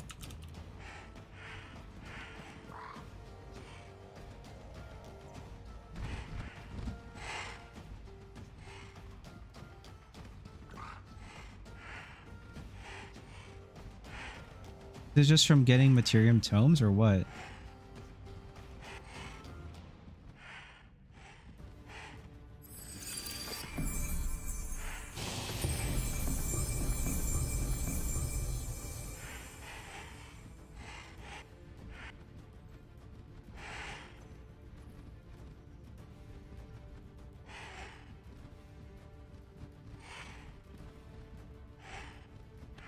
So you think I would have the Age of Chaos because I have so much chaos in my thing.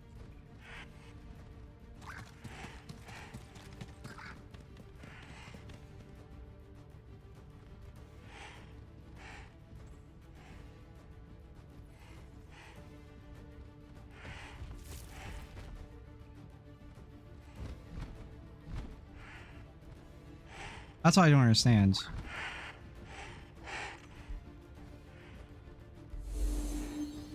Then where it uses Cascading Command Reposition. Cascading Command, okay. I've seen that research multiple times, but I didn't see its value. It's probably very valuable because that can allow me to remove my units a lot. I definitely think in another campaign I would probably have to get that. I want to be aggressive.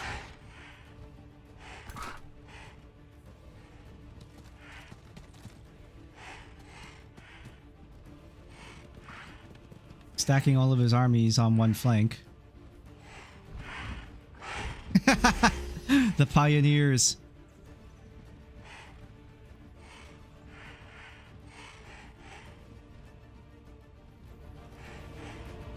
Really a shame he doesn't have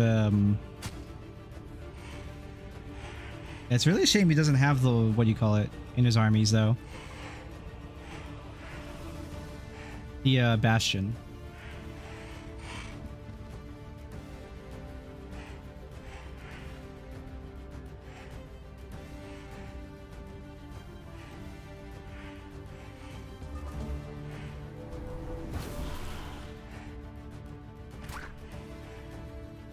Tier 1 Anvil Guard.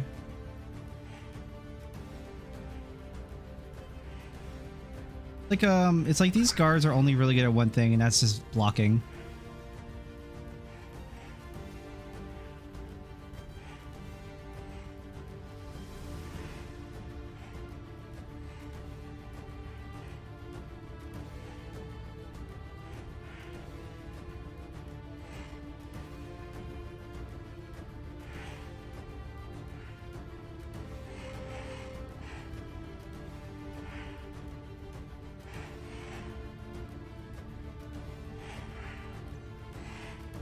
I really wish I had access to all the trees and everything and all the information while I'm like here, like watching this fight. But I can just, I'm just looking it up on like my side monitor, trying to like learn.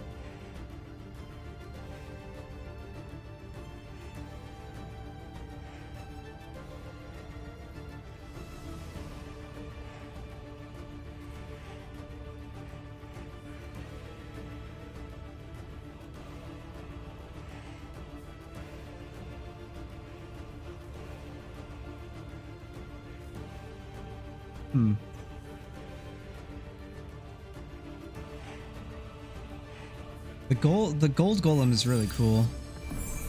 I could have gotten one like forever ago. I just didn't know what I was doing at all.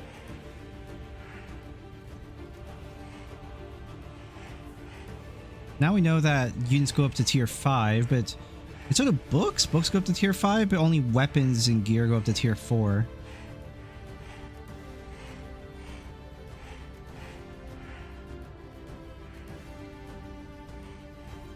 But it seems like if I'm going for an economic faction that... Yeah, if I'm going for an economic faction, I still have to... I don't know. I have to just think about how I build things economically. Like the mints are really good. How I build my armies, sacrificing my armies, I don't know. Using my, like, I'm gonna use like, if I'm gonna have weak armies, use them in war.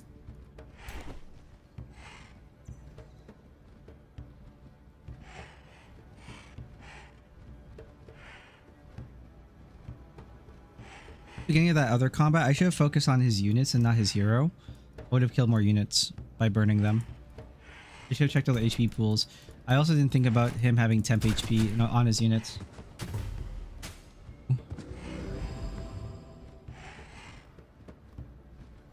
Did I just hit you for 5 and you hit me for 23? Yes. Nice. And I removed all your buffs.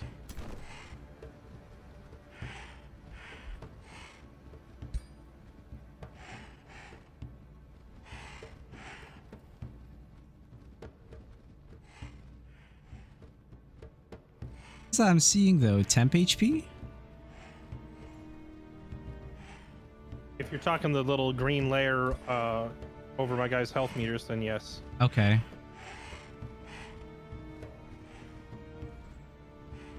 Yeah, plus 31 temp HP, I see.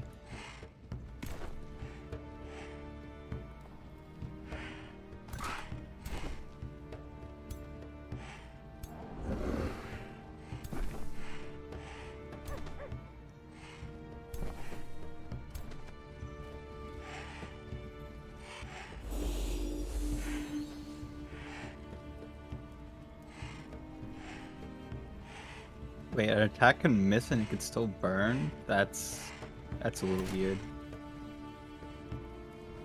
Oh, I didn't even know it worked that way, to be honest. Those are cleansing flames. So that's just a ground effect, no?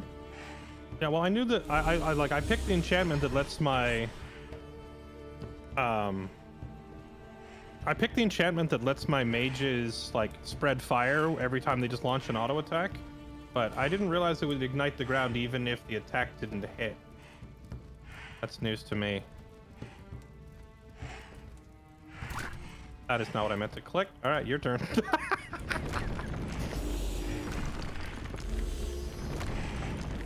I almost feel like this UI needs like a "Are you sure" button every time you click something. Yeah, it's really easy to screw yourself.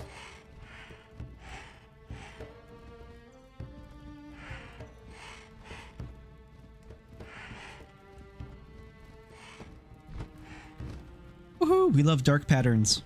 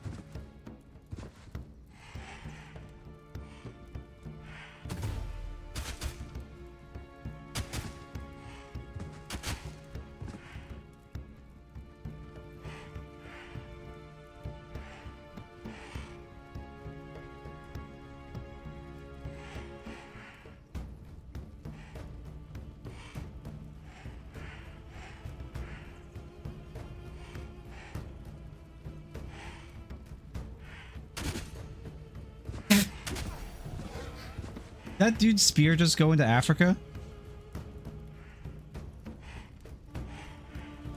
Pure monkey business, if you ask me.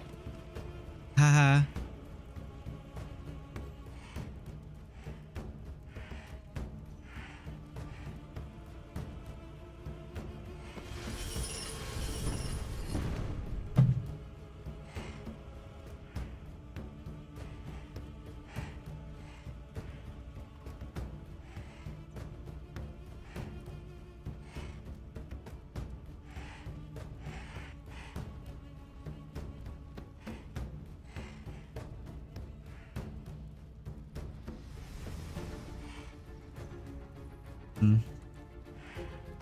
Kazi has the opportunity to probably just take out his Prosperity Dragon at this point.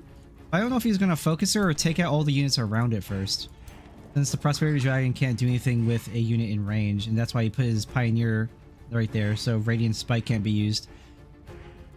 Enemy in control zone, so can't use it.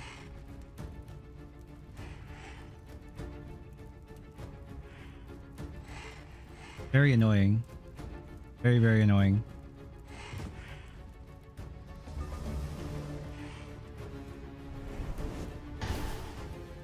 Yeah, that attack is garbage. So much more valuable for this creature to get out of range of everything so it can use its Radiant Spike.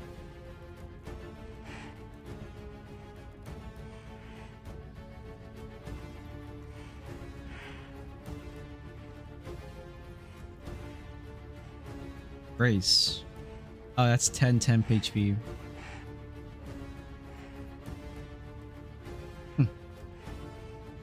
Temp HP is like a really big deal too in this game. Having units that can give that ability seems very good. But whether it comes from a book or something, I'm not super sure. There's probably a lot of different sources of how to get Grace, but it's very valuable in order to drag on a fight. Oh, does temp HP not go over the top of your normal HP? No, you can only go up to your max HP. Oh, that is a bummer. I was thinking of like Dungeons and Dragons, where if you put temp HP on something, it makes a shield over the top. I guess that does not work here. Yeah, that's what I noticed too in the last fight. I was very surprised.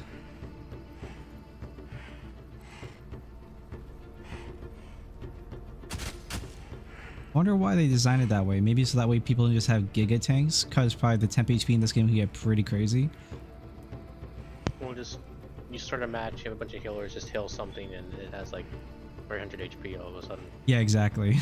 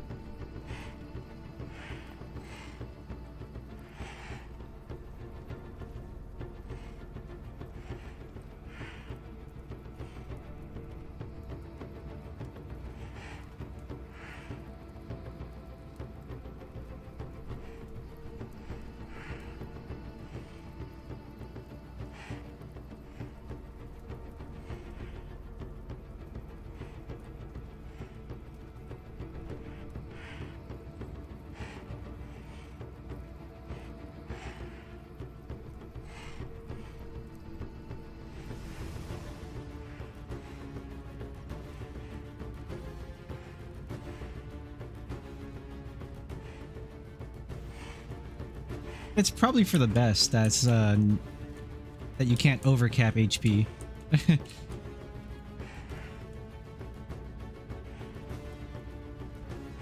Oh, you have to target a friendly unit with this. Is there regen? There's lots of regenning like abilities though in this game, right?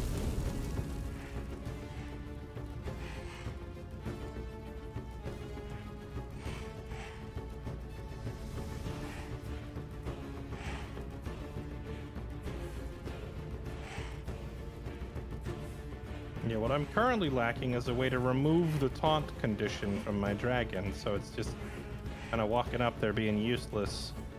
Oh, I thought you did that on purpose. What on purpose? The dragon, because it moved forward to attack the shield unit. I haven't had control of that dragon since like the second round. Oh no. Because he walked up with his tier 1 shield unit and taunted it. And his tier 1 has negated my tier 5 for the whole fight so far. Oh. Regen has been nerfed several times. That's fun. But at least that makes, like, you know, combat actually end considering how long these fights already are. I think they're lasting. The only reason they're lasting as long as they are is because I have to sit here and read every ability, because it's one thing to read it all on a menu beforehand, but then to go into a battle and actually navigate the menu is a different story entirely. Oh yeah, for sure. I just think even at like the highest level of play, or you know, the most competent average, it's still probably pretty long.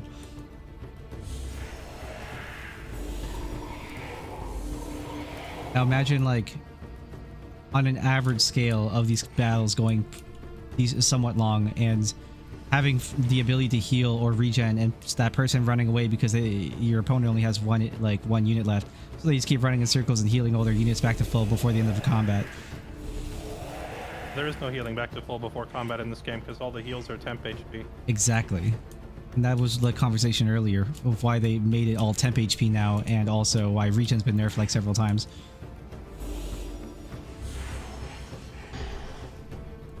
Just wait, see if someone can actually play a shadow build and just go all the way to tier 5 tome and just use like mass resurrection. Res all of their undead units, which they should have an entire army of. So Can I tell if a unit is in defense and if it gets first strike, or is that info not available anywhere?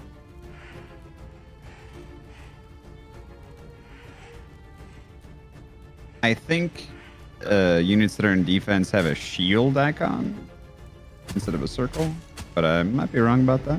Oh my god, his units do 5 times as much damage as mine. Oh, it's because of the bolstering resistance. You need to get rid of it. There's no way to just simply get rid of it. Oh, unfortunate. I had thought maybe something in your faction had it. Well, the cleansing fire that I spread all over the ground says it gets rid of enemy positive buffs, but so far it hasn't actually done that. I imagine it only Only gets rid of one.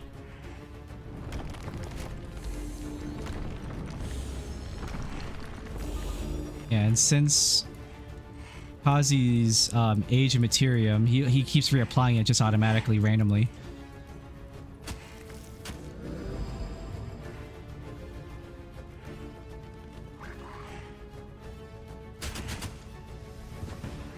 Which is like another thing. I don't quite understand how you're getting the ages. I assume it's just from like when you have a certain tier of book. The age of whatever spell is what you do when you own 3 gold wonders and you cast the spell. Oh, okay. Have you seen the little like spell on the right side whenever you choose a new one? Like you have the 3 normal spells and there's like that third one just kind of hanging out right there. No. That's the spell you need to bind yourself to a golden wonder, and then I'm sure the other spell will come after you research that one. Okay. Or you might need to hit tier 5, I don't know. Yeah, because I only have 3 spells and then the big blue spell like icon for your book.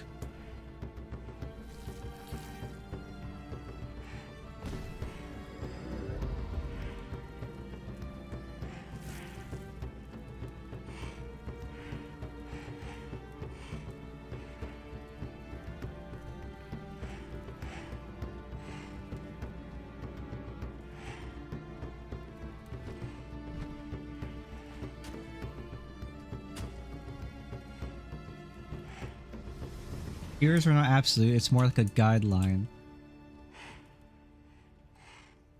So in theory, we could have like, I don't know, like 6 tier 3 books and not care about tier 4 or tier 5. I mean, you should get like a tier 4, tier 5, but the majority of your research could be all be tier 3 books.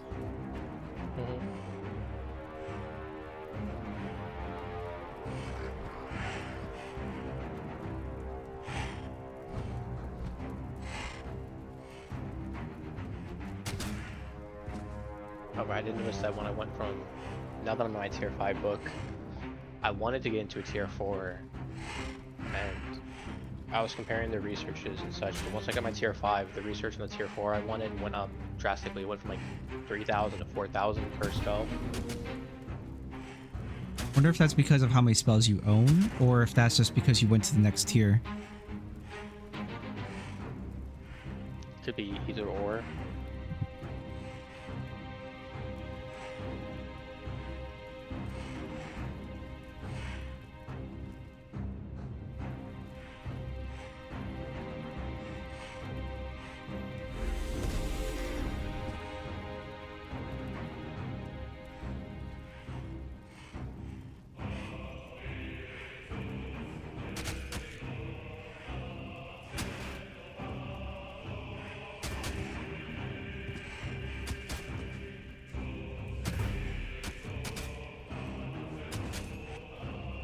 Battle of attrition, healing versus defense. The real question is if Jesse will use Mass Resurrection, because I'm pretty sure his faction has it. If he gets the God Emperor tome, then yeah, he does. He has Mass Revive.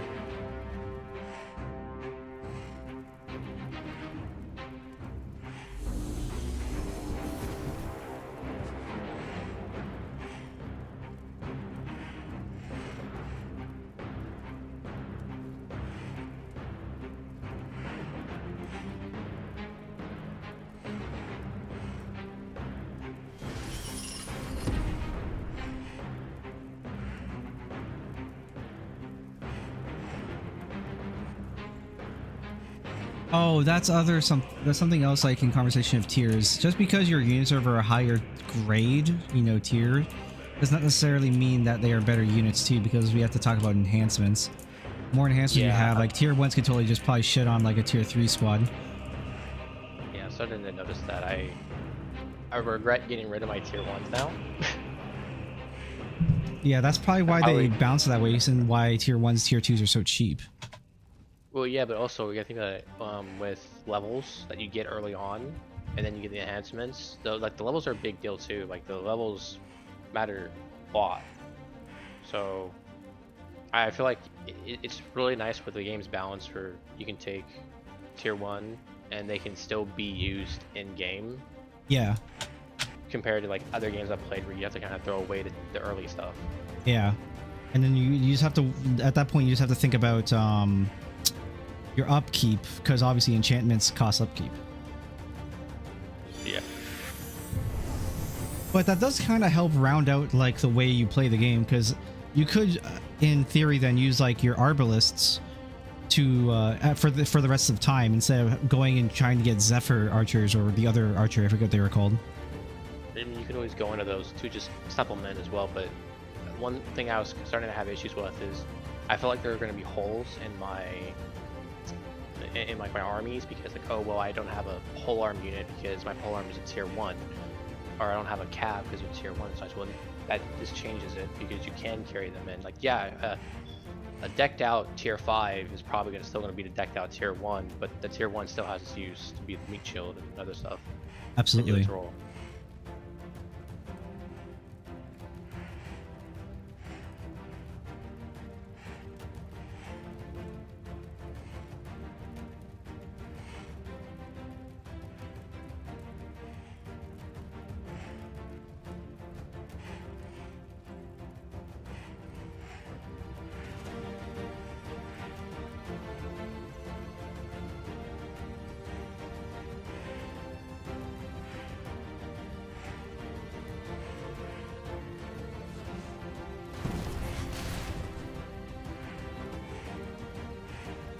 I wonder if the Sunder defense and the Bolster defense happen at the same time. Like, they're both there and they cancel each other out, or how does that work? They just cancel each other out.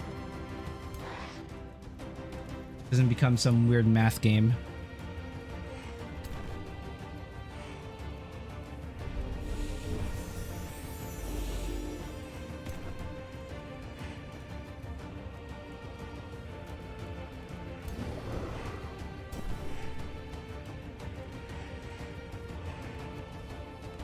Yeah, I'm really hurting from not having Bastions in this army right now, because the Bastions would just roll over all of his units, because they're most powerful units. Kind of worried about having too many Bastions in one of my armies. But you don't want like more than like, you want at least one in every army, and probably no more than 2. Yeah. Although my Bastions would do insano nutty DPS, so he's probably gonna go for a mass revive at some point. So I kill the ones that are separated unless it's a like full mapped spell. I have no idea.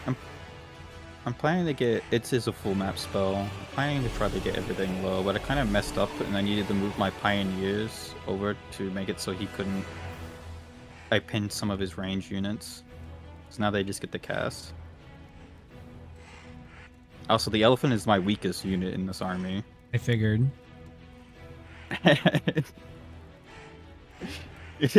Putting all that firepower to the elephant is not the right choice. He's probably very fixated on the fact that it's a tier 4. Well, I mean, think of this, dude. One of my best units I felt like when I fought you was my tier 2 spell shield. They just absorbed all the damage. I think they had like 9 physical and 11 magical resistance, and they're shielded. I'm guessing that when he revives, they don't get their action points, right? So he just revives, and then I get the beat on them the next turn. Yeah, I mean, if he does have it, I mean, they're only going to be like, I think, 50% HP. I think, I don't know. No. Well, as long as my golems and my halberdiers don't die, they can solo all of his spears. It's just his casters, which I just gotta get all my arbalists on top of them, pretty much. Like I said, it's just a battle between defenses and healing. I mean, I am healing as well, by the way. Yeah, I see that, but it's like his faction's more tailored towards it compared to the defense stacking you're doing.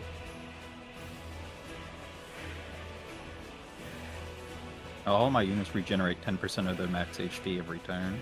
Oh yeah, I forgot you also have that spell. Oh, I also did get my 30% damage from that spell now, so. Unfortunately, I couldn't cast Tectonic Shadow this battle. So that's unfortunate. Wow, you did a lot of damage to move that dragon out. He still can't do anything because he's next to your Pioneer now. Yeah. No, he's not next to the Pioneer, but he's too far away to actually hit anything at the moment. Oh, he's going over to kill the...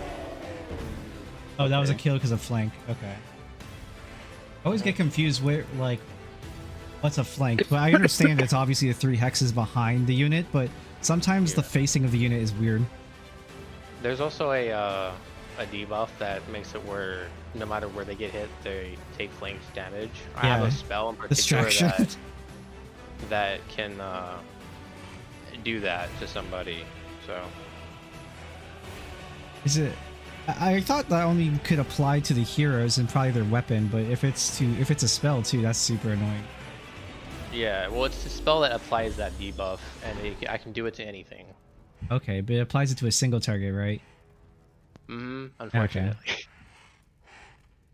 Well, everyone else has like super giga spells for their last tome, and I'm just sitting here like, this is what I get. Okay. I like how if any of his spirit attack does Copper Golem, the Copper Golem kills that unit. By the way, retaliation, baby. It's kind of how like I have my hero Gibby. Oh, maybe not anymore. Whenever they attack him in melee, they just slap dead. 3 damage. 3 damage. 2 damage. Oh, 5 damage. Let's go. Oh, he killed a unit.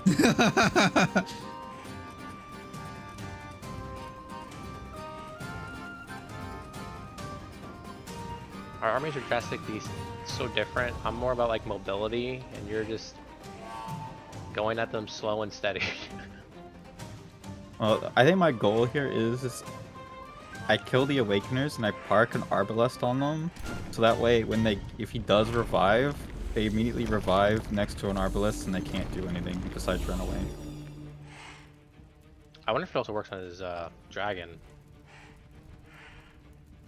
I assume it would. Oh, the dragon. I have to kill the dragon this turn, unfortunately. I feel like the mages are a bigger threat than the dragon. I've come to a conclusion. I don't like playing a battle mage centered society.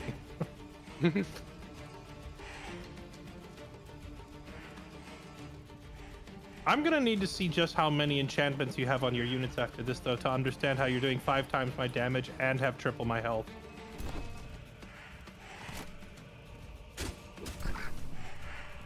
Because I assume you're not running some busted combo, it's just sheer number of enchantments on them, right? Yes. I mean, he has Materium, that's kind of like the thing, is just lots and lots of defenses. I mean, I also have, like, almost maxed out Materium affinity as well, but my units are not magically unkillable, so I gotta see how specifically it's happening.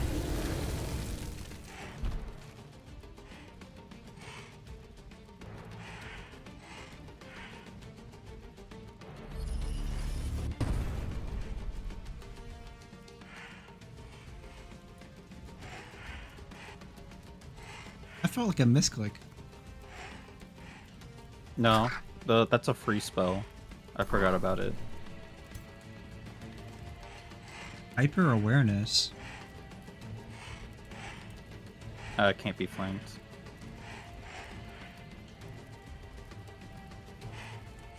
Into what gave you hyper awareness? When you're next to a unit, you get hyper awareness. Just next to any unit? Okay. No. It's a tome called Linked Minds that makes it where your constructs can share their awareness with nearby units. Okay. The Steel Sharpers are not constructs, and neither is the Anvil Guard. The Copper Golem over there is, though. Yeah, but he lost it and then gained it. That's what I'm confused about. He had It's because all my guys are links then counted as constructs.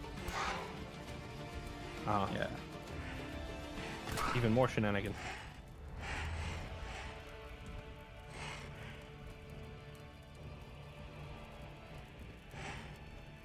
So your faction's birds, right?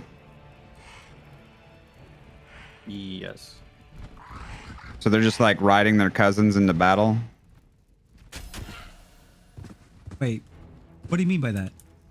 That Bird, red They're bird. riding other birds.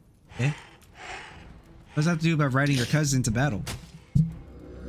That's what they're doing. That what do you mean by that?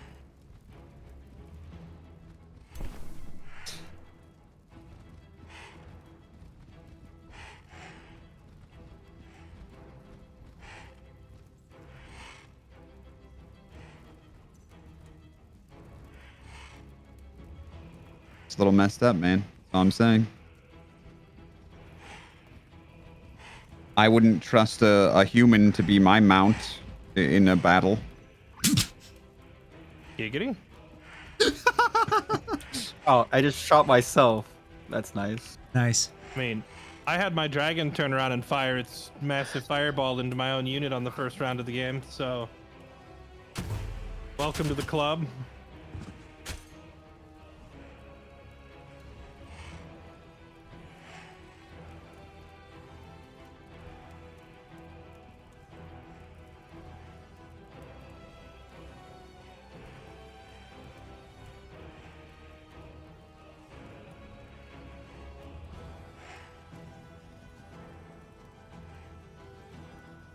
It's shared chat because I did it. But we're not exclusively reading chat. Orcish and myself aren't reading chat, like finding out what Jesse's strategy is. Oh, I ended stream a while ago. Oh. Oh no, my chat was typing like, can't wait to see the look on their faces when you cast mass revive, and I'm just like, by typing this, you realize there will be no surprise. We knew about it Of before course. I already know then. best. I know you already knew about it Yeah. before. Yeah. Does not change my point.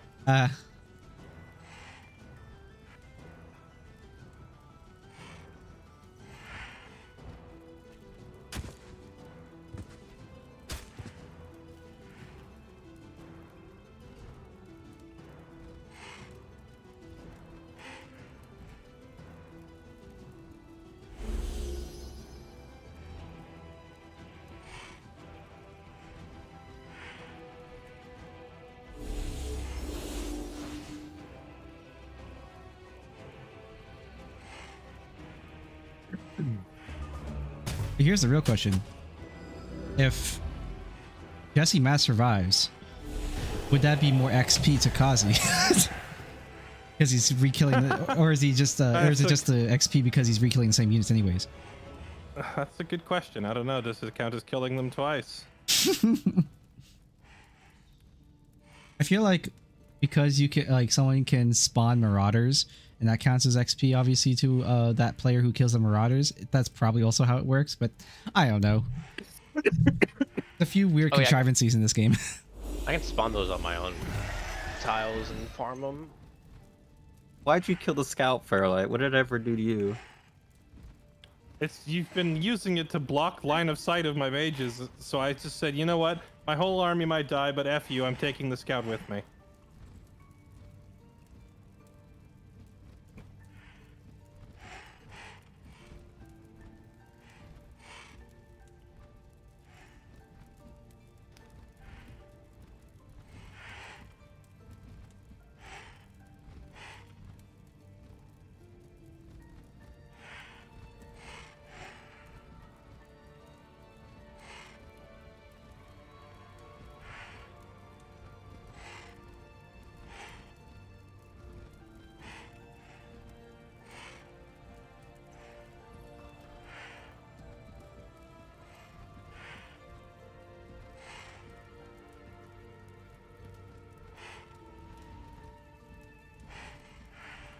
I do wish you could see all of the stats that a unit had in the battle, though. It's unfortunate you can't.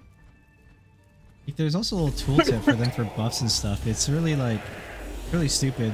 Like, you can see them here, for example, like on the shield unit. You can see those little like tooltips. They're too undefined, I feel like, to really understand what it's doing.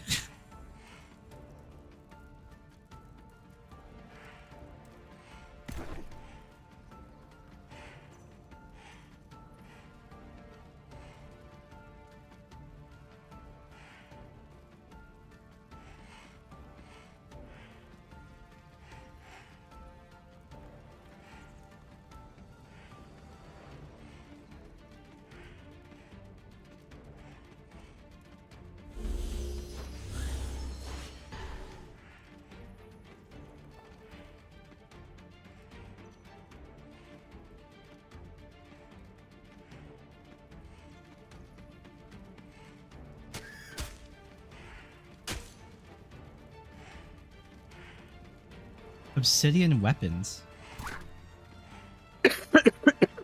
Yeah, it's an enchantment that dispel. It gives my shield units every attack. Removes all of their debuffs when it hits. Oh, interesting. They can keep themselves tanky as possible. Yep, it removes all of their buffs. Sorry, no, not debuffs. All of their buffs. Every buff that they okay. have, it dispels them. Oh, that's AIDS. Yep. I would explain That's why I needed Bastions, because the Bastions would just delete everything.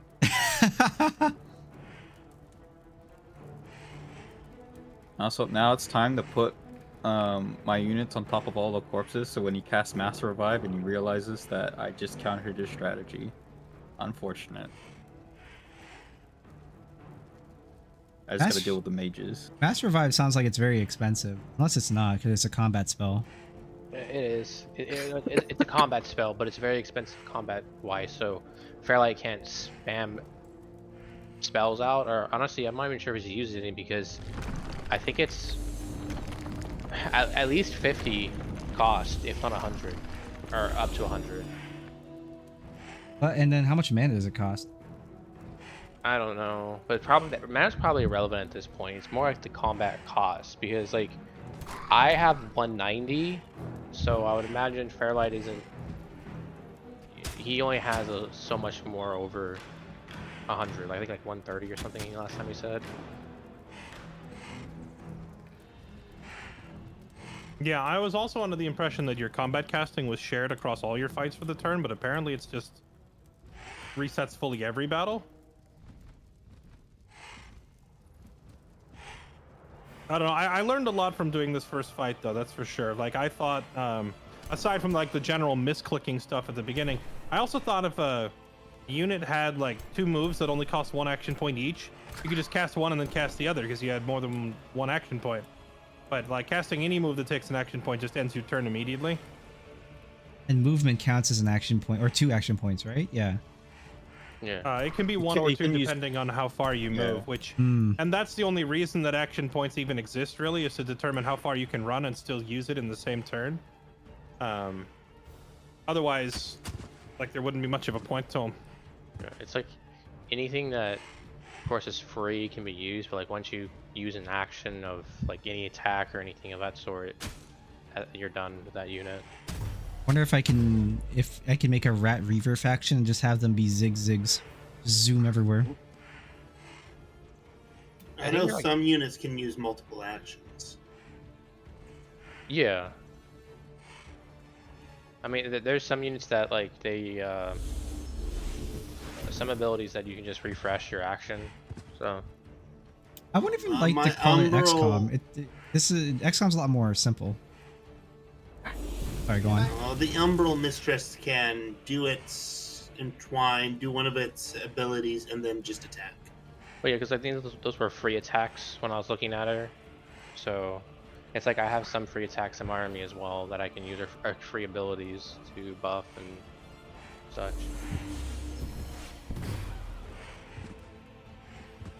I do know like my Horn God though, like I can move and then still attack, so it's a matter of how many action points you move on your you use on your movement.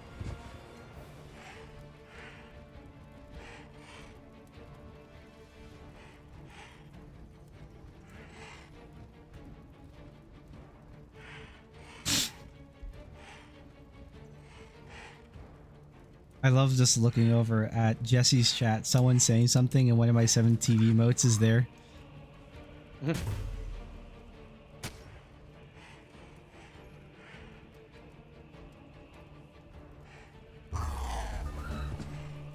the hell? That unit died to dots, unfortunately. Or There's dots. not much I can do about it. Yes, fight is It did its purpose. It taunted the Calamity Dragon and wasted all of its turns. So, That was the Divine prosperity, but yeah. Prosperity Dragon, sorry. I wonder if the Prosperity Dragon does anything outside of combat. I assume it probably just gives you some No. sort of wealth. No? Okay. No, it's just a combat unit. Its tome is really good though.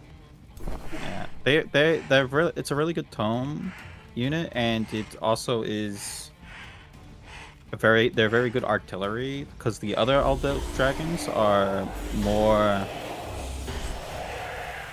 for, well, they have the conal breath attack that, like, if you stack up like I did at the start, you legitimately just nuke that entire player. Yeah, but they also have, like, I think I was looking at the fire dragon, and it has like really high, like, its tail sweep attack was extremely high damage compared to its other abilities or other attacks.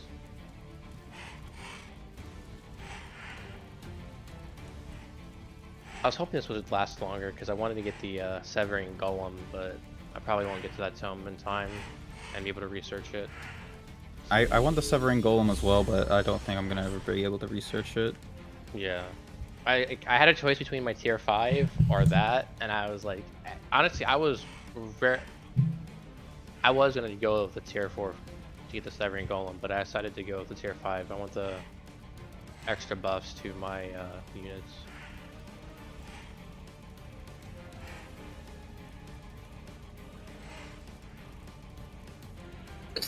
I wonder if I can finish the rest of my workout before this battle ends.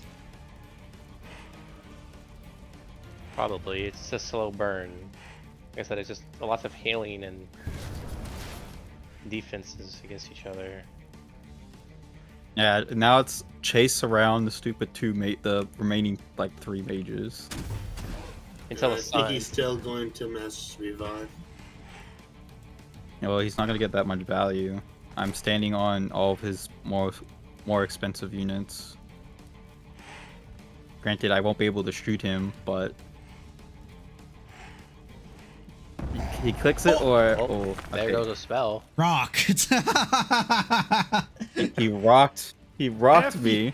F you with a rock. Get out of here. It was so sudden too. We were just sitting here talking and suddenly rock! I'm just standing on your bodies, man.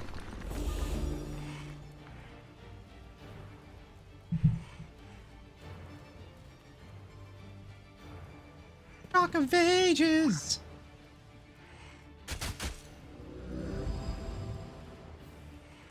Oh, if he uses that spell, Jesse doesn't have enough mana, does he?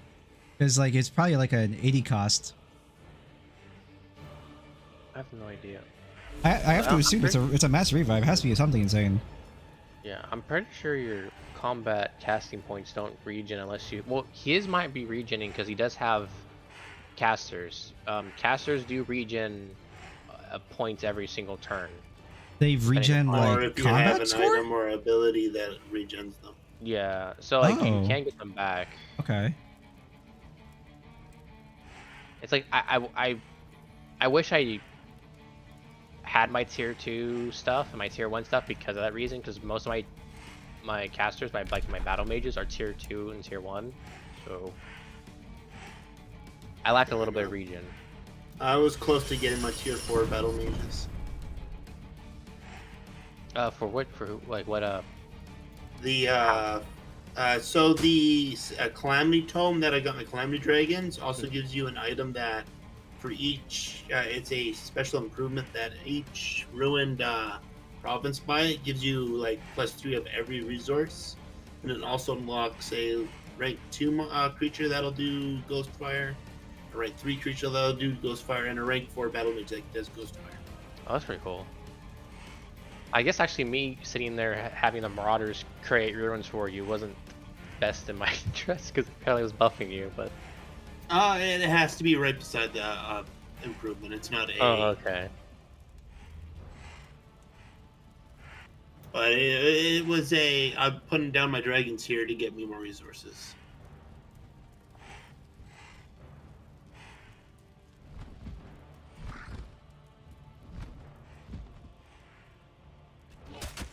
It turned all my ashlands extremely valuable. Oh, I didn't realize Ashlands actually had some sort of value. They don't. You get a hut or a quarry, which is your best one. But once again, destroying, having a ruin, gives me a whole bunch of resources. So suddenly, it's not a +2 food; it's a +3 everything. That's cool. One thing that was cool is because I had to migrate the city because I needed to get the teleporter up and also start regenning after the fight. But I was able to still retain like the wyvern nest and some of the other buildings in there, so I'm benefiting from that, and I can recruit wyverns now, which is cool. So. Did you get the recruit dragon tomer or something? No, it's because you have the you put down the wyvern building in your main city. Oh, and because of the special improvement, you took the city, you get the awesome. Yeah. So. Like, and then if Ember's still around, if you take over that one, then you would get the tier 4 battle mages. Unfortunately, Kazi took that from me before I could get over there in time. Oh, that sucks. Yeah. 'Cause unfortunately, that doesn't get you the red and white young dragon, because that is a straight up book item.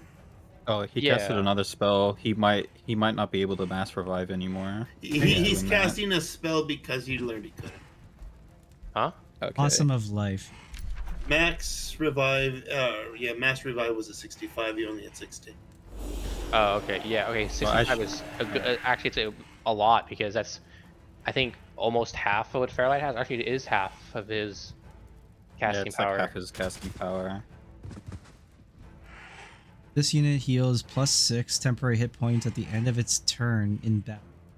Stacks up to 5 times. Yeah, so unless he has some way to get casting points, I don't actually know if he does that. I know the Shadow Tree gives you that, but I don't know anything else.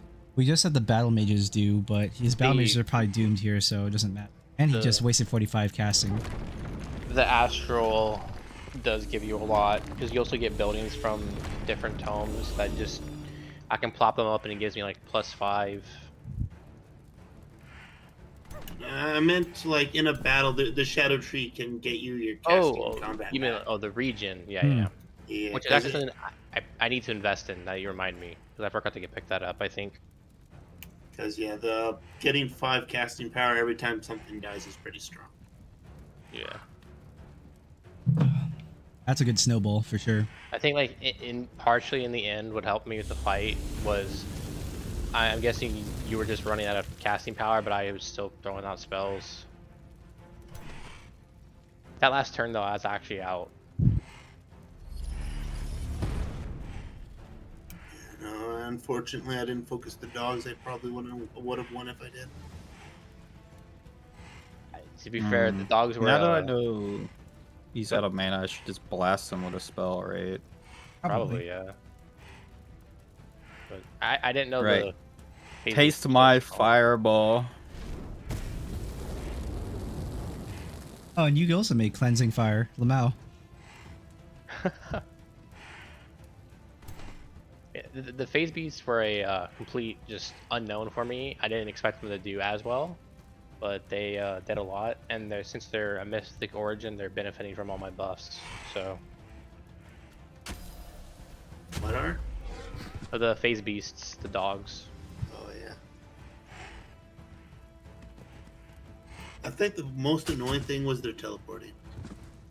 Yeah, every time you hit them, they teleport away. So. I'm surprised that Thankfully, bronze they golems do can wait burn. for a full barrage, so if you hit them with archers, they're getting all 3 shots.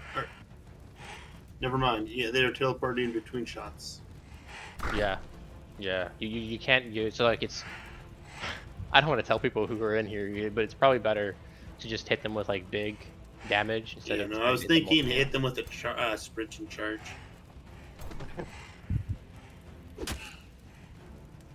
Like sprinting charge. Also, since you went with the support class for your dragon, did you ever go down into the like revive? Because that might have helped you a lot. Just being able to, like, when you heal. I didn't have the revive. points for it, unfortunately, so I mostly focused on his breath. Oh, okay. Because yeah, when I saw that, so when I got my healer and I saw that, I was like, oh, I need that immediately. Let's just redo all the points and just go straight down there. I don't think I had a revive. My version was you put this on, and for 1 turn, that thing can't die. Oh yeah, see, I saw that as well. Actually, I have that as well on her. But the big thing is basically it takes her normal heal and makes it so she can revive. So. Yeah, I don't think I seen that one on mine. Mine, best one I had was for cheat was just conjuring a major or spirit. I need to turn that hero into a summon as well and get her astral link or astral ward, whatever it's called, so I can link her to one of my summons and have them go do damage, more damage. Yeah, no, that was one of my combos with my Calamity Dragon, because I could put on the mask and then I could just have a ward take all the damage, so you're taking the retaliatory damage without my dragon actually losing health. Yeah, I saw that, so I was just like, that's also why I put down my ward and linked it to the same thing, and I was just having to attack and way into it, because it's like, well, any damage you take will go to the ward, or honestly, I wasn't even taking damage. Whenever I was hitting your dragon, I guess it has to be like direct damage to your dragon before it's reflected, so I was just damaging the ward, which I didn't really care at the time. I was just like, just get rid of the ward. I should have used that to protect my Umbro then. The Umbra was a pain on that side. That was the problem I had for a while until I eventually got Gibby in, and then Gibby just slaughtered. That thing has like barely any, like, it's very bad in melee. If anything melee gets on top of it, it's probably gonna die. That's a nature spell with a casting cost of 45 and a combat cost of 60. That bird thing that I took on the first turn, I didn't realize how powerful of a creature that was for you. So the fact that that thing immediately went and killed one of your heroes was huge for me at the beginning. Yeah. Well, that's also because that hero was like only level 5 and it was really weak, and I wanted to get rid of it, but I've learned that you can't dispose of heroes, so I was just like, well, go die. He went and died in that battle. Actually, other than your ruler, I killed every hero, I believe. Yeah, well, all of them are back now, so I have no problem. You know, they're not permanently dead unless you lose the war, usually. Honestly, what I really want to do is I want to play the Shadow, like heavy into Shadow with Necromancy would be fun. That is quite literally the next step I created for my single player. Oh yeah, it's just like I've heard that it's complicated because of the souls. Yeah, I'm doing the Eldritch, so it's Thrall and Souls, and they work well together, so it's interesting at least. That's cool. You know, just an entire army of just like, you don't know exactly which, but like a lot of the army will just sit there and be like, I'm gonna one tap you, one tap you, one tap you, one tap you, or will have a chance to do so. GG, sir. It was a great opening battle. Oh. I just deleted the campaign though, so you can't kill me. Damn. Oh, Jesus. Fairlight wins in the end.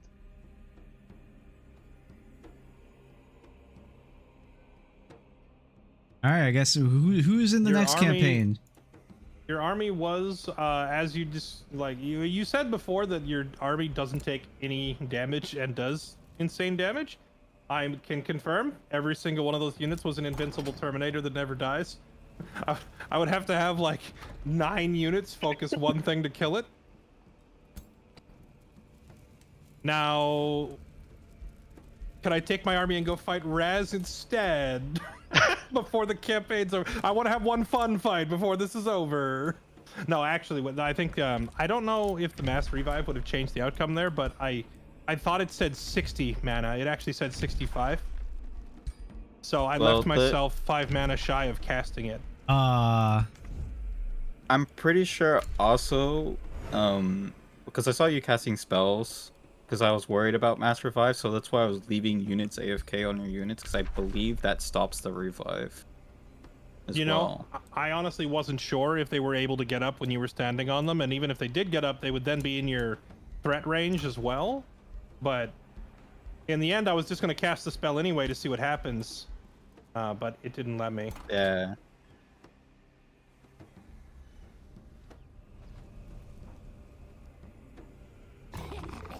Unfortunate. You know, the unfortunate thing is you killed the only unit that could siege the city. Yeah, I saw that you just had one expensive unit there, and I thought, all right, well, I'm going to lose this whole army. I might as well kill something on the way out, right?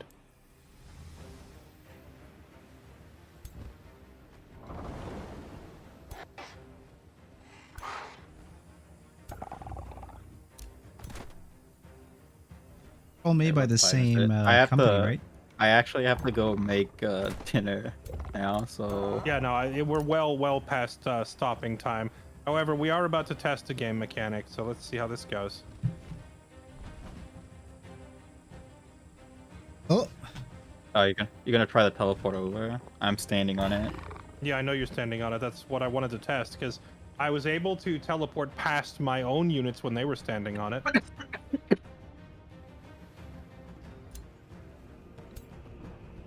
And my chat was like, it doesn't matter, just teleport in. So I'm like testing to see if that's actually possible. I don't think it is. Yeah, there's no, it's not on the list of teleporters anymore. So if someone stands on it, then it's over. Yep.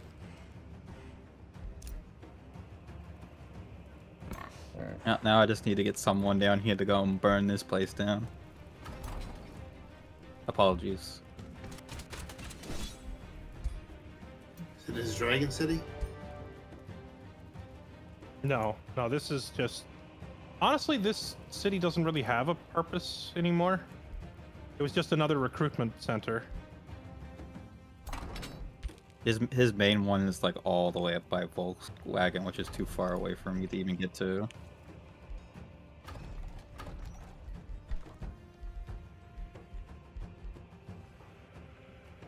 Iron Golems and Bastions share the same role. Bastions are stronger, though, it seems like, just in general. Yeah, Bastions are just stronger.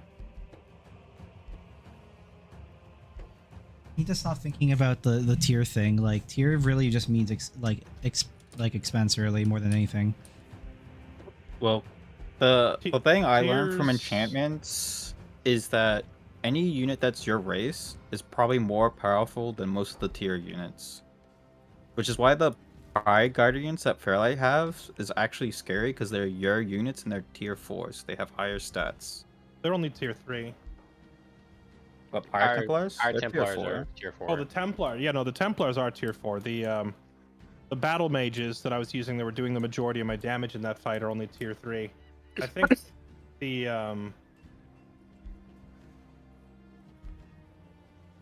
what is this? Well, in a few states, the rulers are like... Other rulers are breaking their defensive pact. Oh.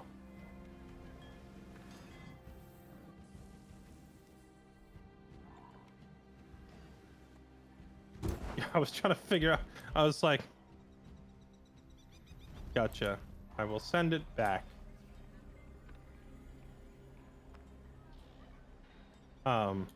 For me, I think my biggest misconception going into this first match was simply that I kind of figured every faction would have access to more or less the same units, you know?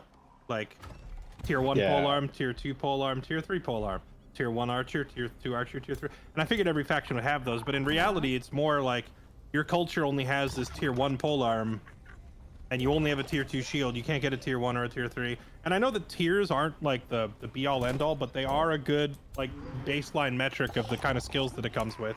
Yeah. Like what? Oh, someone started talking. No, I didn't say anything. I mean, the tier absolutely makes a difference, though. Like, even if it's not the main measurement of power, but like, how many tier 1 battle mages or tier 2 battle mages have an AoE nuke, right? Like, basically none, but mine do, because, you know, they're tier 3. They get a little extra something over most.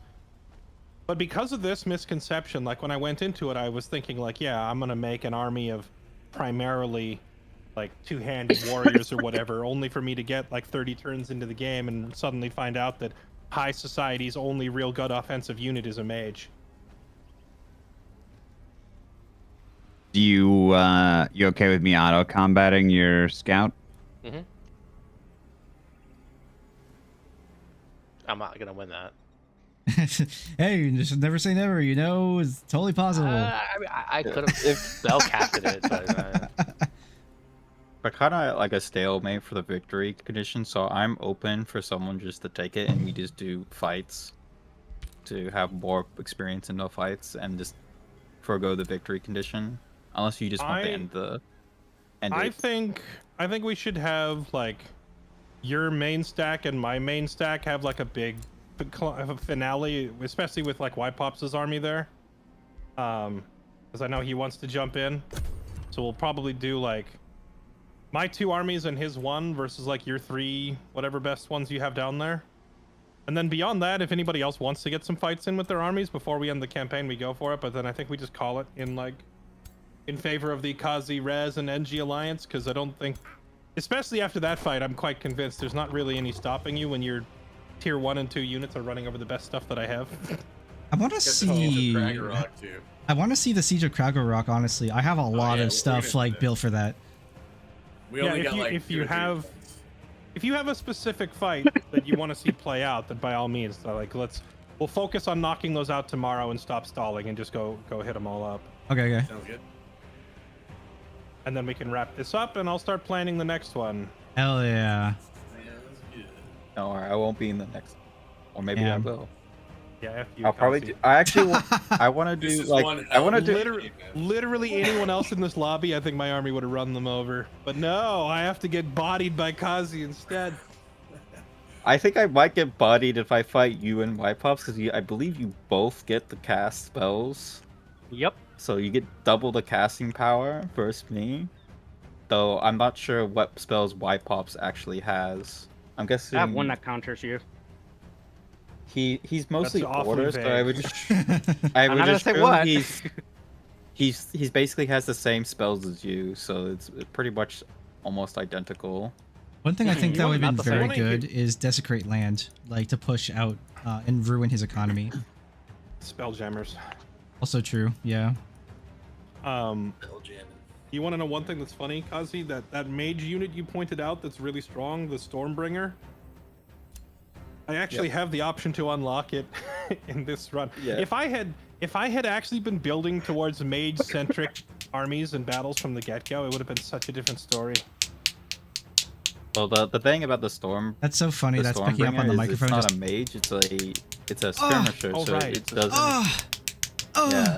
So Why is it that can picking melee up on and it mic can over do here, but it's not picking up combat. on Discord? It's tier 4. It's your race. So and since it's skirmisher, I think skirmishers have the most buffs, enchantment buffs in the game that they could possibly get. So they just become insane. Yeah, I'm gonna head out to bed, guys. It's 4 a.m. No worries. It was really Good fun. night. Man. See you guys for tomorrow. playing. Right. Have a good day, dude. Wait. Hold on before you go. Orcish, do you have any particular fight in mind that you think would be fair or good for you to at least let your orcs get a little bit of blood on the swords? I wouldn't mind. Me and Raz can duke it out. I can also make some of my armies weaker if you want to fight some of those too. Yeah, whatever works. I don't. I think I'm on the weaker end of things right now, but I'm willing to give it a shot. I want to see what my guys can do. I mean, most of my armies are next to teleporters right now, so I can move wherever. I just want to see how my army performs against a group that is not invincible Terminators. I mean, Well, if I would say that my main army doesn't have the Invincible Terminator halberdier units in it, unfortunately. That just means you have something worse in it because it's your main army. Well, you it also has like the 5 golden dragons golems in your that. Yeah, you have 5 dragons in your main army, which are very obnoxious to deal with. Unless you have a tier 1 infantryman that can taunt them. Just so you know, that taunt was bullshit because it was a 21% chance to succeed, and it hit. And it hit twice in a row. You taunted him And twice. it hit twice you in a know. row. Oh no. Taunt lasts for 2 turns. So Yeah, and he was doing his own thing for like 4 turns. Yeah. I thought you hit him twice. No, it's like a 4-turn cooldown, so I didn't get to use it again.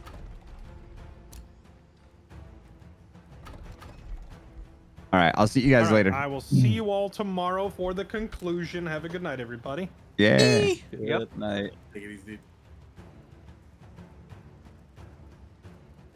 I think that's gonna be a wrap for tonight.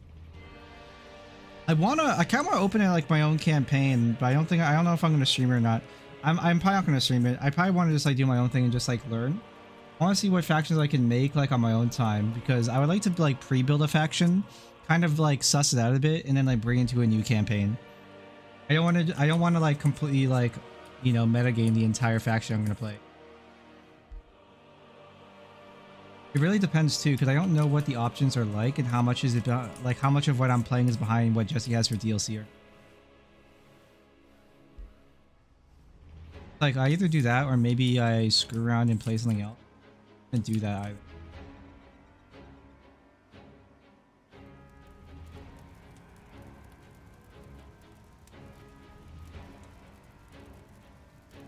I'm not super sure that's what I want to do. We'll see. I'm actually surprised how long this campaign has gone for, but I think it's mainly just because of everyone learning. Lictors. That's a pretty cool. That would be sick. Now Flicker would be sick for the Zon faction. Mole Industrious. Range unit. Attack unit that takes out targets from afar. Somewhat vulnerable. Accuracy is affected by line of sight. Cannot fire its main ranged weapon when engaged in melee. Gasm shot. Deal damage to target unit and create and. Why did I just hear like? Is this just straight up one winged angel?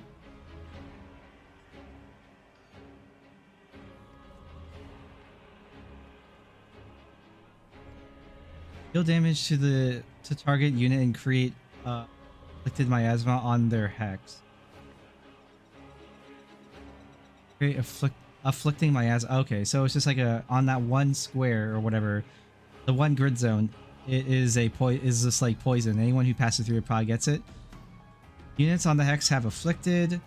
Units passing through or ending their turn on this hex will be inflicted with weakened. Deals 10% less damage up to a stack of 5.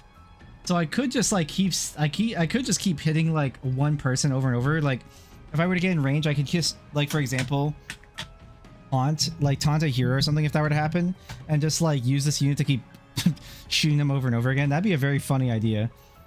I would probably want at least two bastions in my team if I wanted to do this.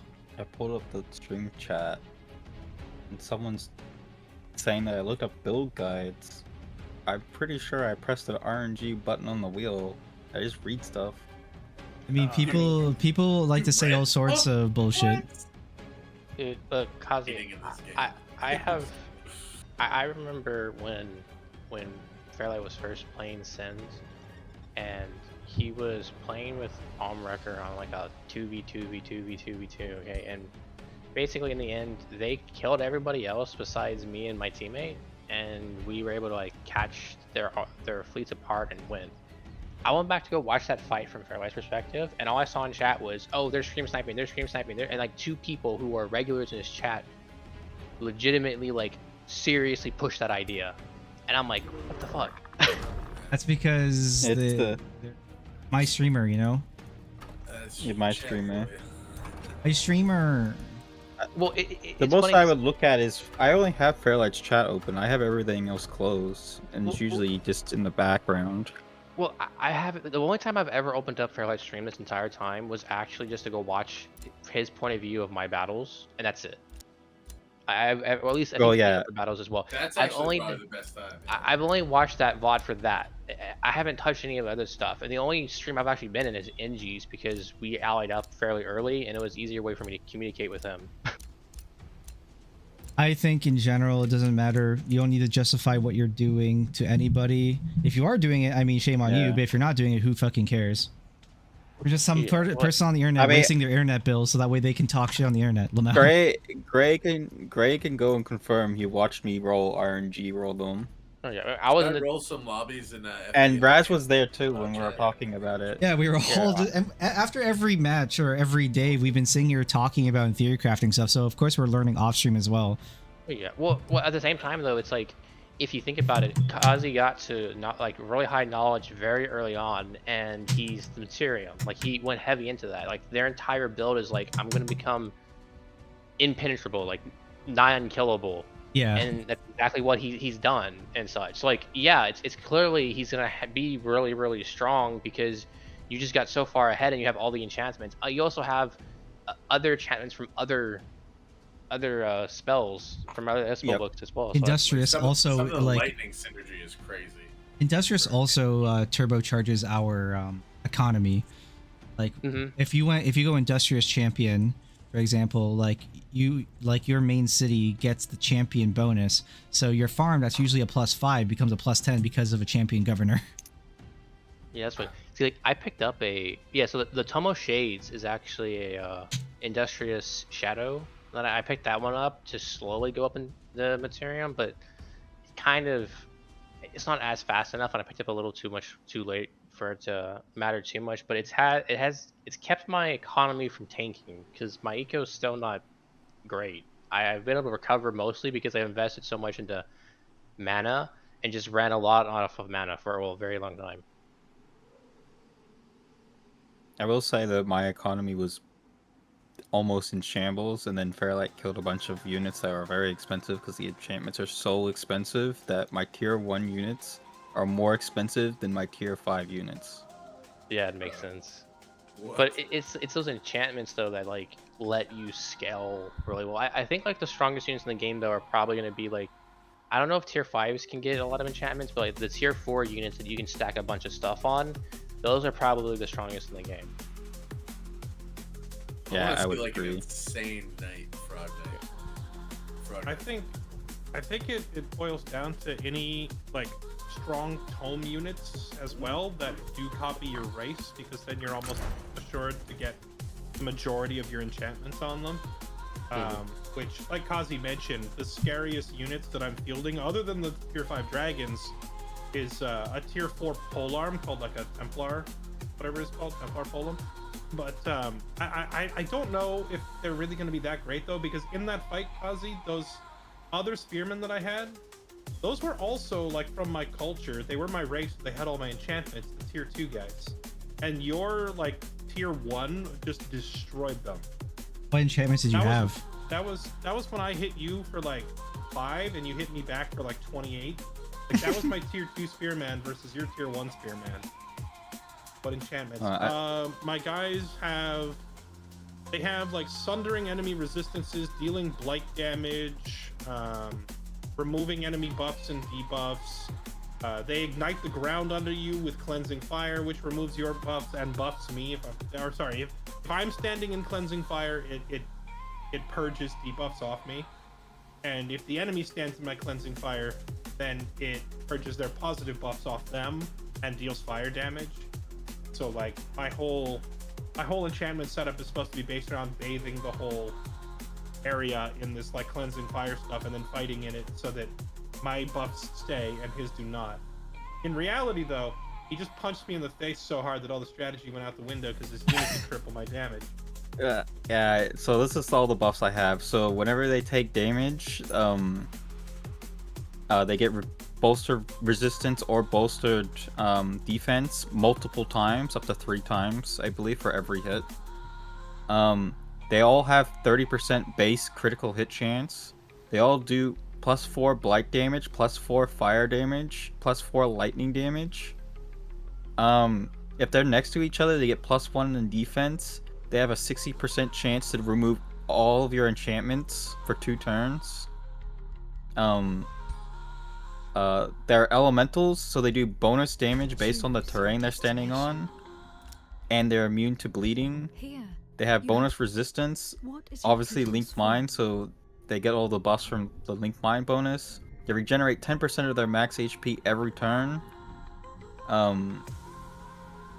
They reflect 40% of the all damage they take back. They have 10 extra HP and 2 extra lightning resistance, +2 more defense and blight resistance, and a 90% chance to apply Sunder, and they can destroy walls. And they have a bonus retaliation attack. That's all the buffs on my Spearman. And that's just the Spearman. I'd have to go look at the list on mine. Like, I have a lot of buffs on my guys, but I don't think they are as streamlined as yours, because I didn't know. I didn't know until like 40 turns in what kind of army I was supposed to be building, because I was still trying to make like a physical warrior army, and that's just like the high culture is mages. It's really just mages.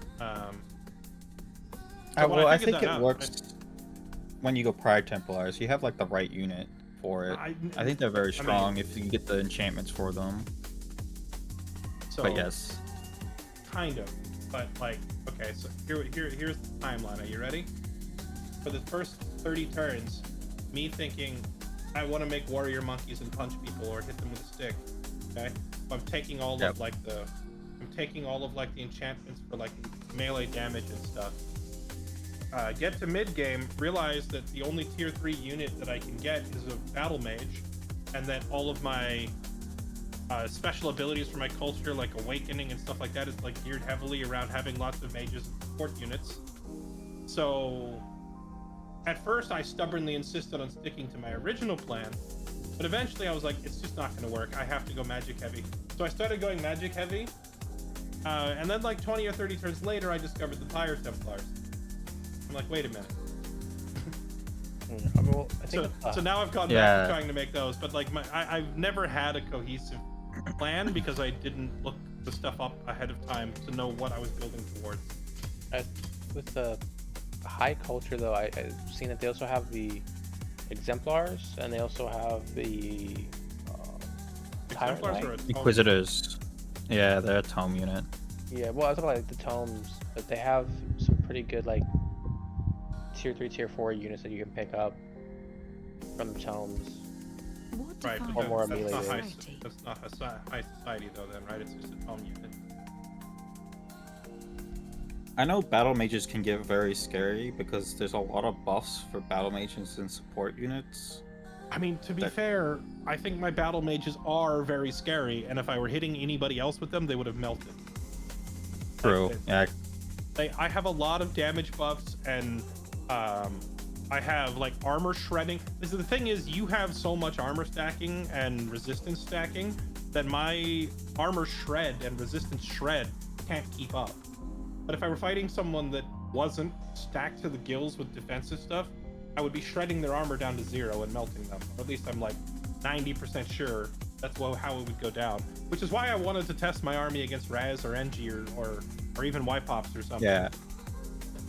You can test for your back. Like we could just, like I said, if there's 9 turns, I'm not sure how long it's gonna take everyone to get their army settled. I could just stop the win condition. Just have someone. All it is someone just needs a hero to step in one of these gold things, and it'll turn it off. And then that stops it. And then if you wanted to still declare me like the victor, because technically it's I won or something, you can just declare war and become my vassal, and that'll give me the victory if that's what you wish to do. I don't care either way. Who knows, I might get destroyed in this battle with you and Y-Pops, because Mass Revive and all these dragons might be very obnoxious to deal with. Though I don't know if the thing is does Wipops' mass revive also revive your units, or is it only his? I don't know. That's a great question. But like the existence of mass revive is just another reason we should have played cannibals. Yeah, or play Undead, so you could get rid of all the corpses. Just eat them. It's kind of why I Yep, wish yep, I mass got resurrection. something to destroy corpses. Choose your first tome of magic.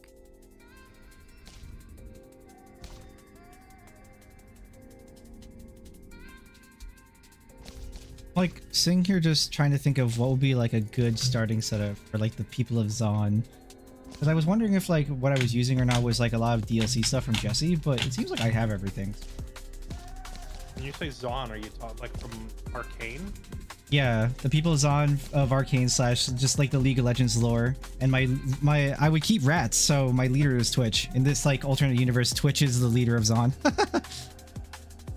Gotcha. I mean, you probably want to go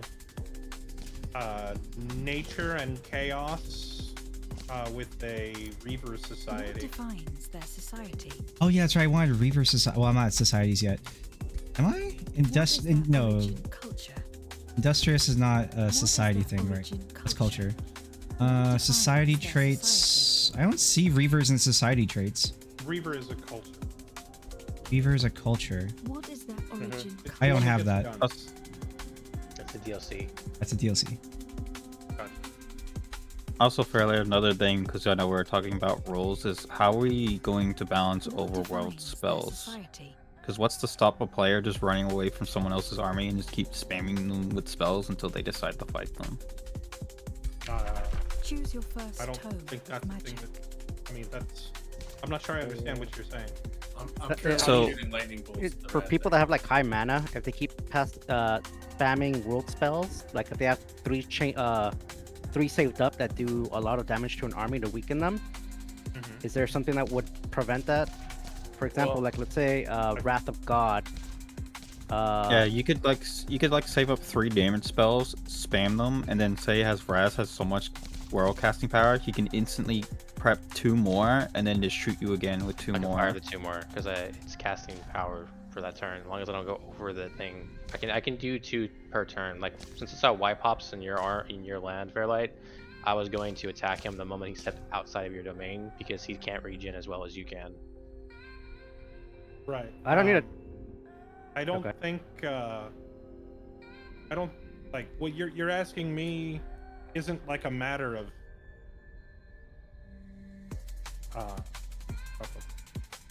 You're Well- saying you think a game mechanic is too strong, and I don't know how to like.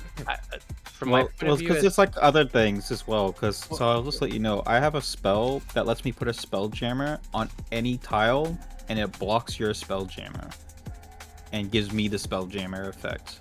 And I could put that on any tile in the game. well, Bypassing someone So- else's spelljammer, even? Yep, it bypasses the other player's spell jammer and disables it. What tome is this from? Thomas Severing. Oh, I was gonna get that. yeah, I wanted choice between that one or my tier 5. So So you can actually just bypass other players' spelljammers and then start nuking their provinces. Yep. As Yeah. long as You I can- you can, can as long reverse as it. I can put, I can put the spell jammer next to your spell jammer, I overtake your spell jammer. So as long as your spell jammer is like in an inner center, like because it's only the province next to it. I'd imagine So that there it's is- easier to kill that thing though. Like just like have a hero run at it, it'd probably disappear. Yeah, Yeah. it'll be a I- lot easier to get rid of, but I'm like gonna those kinds of things refrain- could be in. Like I'm gonna refrain from making rules for or against any of that stuff until we have a proper lobby where people know what they're doing. Because All right. I feel like a lot of this late game like potential doomsday strat stuff should never actually see the light of day in a lobby where people are playing more realistically or more True. aggressively, you know. I And feel also like people will have the game knowledge to know that stuff like that is coming. Like if I see what is that Materium or is it Astral? It's Materium and Shadow. It's Material Shadow, yeah. Gotcha. So if you see someone going heavily into Materium and Shadow, you can reasonably suspect they might be making something like that. Or build your Spelljammer closer to the inside of your city so they can't do that to it, you know? Like, I do want to say that because, like, from my build, for instance, I don't have as many enchantments as, let's say, like, Nature or Materium does. A lot of my spells are casting, like, actually on the map. Like, I need to be able to actually do it. So if we were to, like, limit that, because my entire build's around building my casting points up so I can use multiple spells per turn to my advantage, it just kind of negates and just ruins my build, and there's no point for me to play this. I'd much rather just go do something else if I can't actually do that. The only so far I haven't heard like the actual reasoning of why we would be limiting this. It's already limited. It's already a game mechanic. You're allowed to cast as much as your casting points allow, right? Yeah. That is the game. Like that is the limit. And I mean, you'd have to be more specific as to like what or how this is the problem. I don't. So let's say we're going to fight our armies, right? And I just come up here and I put the Spelljammer down. I'm free to do it because it's a game mechanic, right? And then I fight your army, and then you're in my Spelljammer, and you get Spelljammed, and then now you have the penalty and I don't, even though I'm technically next to your territory, and that shouldn't be the case. Because of simultaneous turns and stuff, and the way it doesn't show who's getting attacked is that I feel that's really bad. If someone doesn't declare that like they're attacking your army, it feels bad.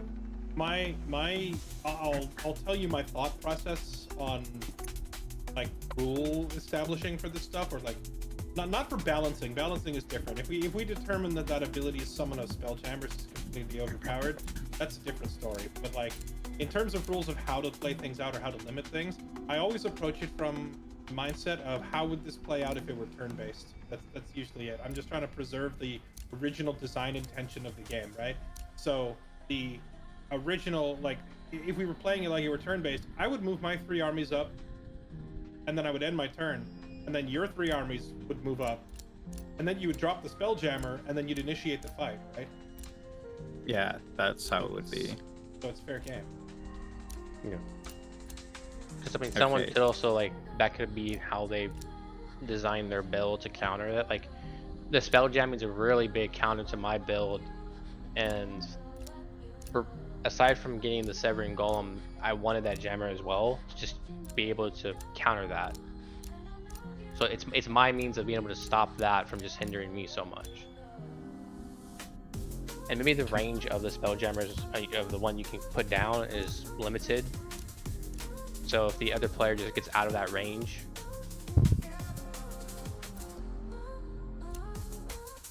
I mean, if someone's got to the point where they can put that Spelljammer down and they have an army that is also stronger than yours, you probably just kind of lost the game. But my other question would be, what is the range of this placeable jammer?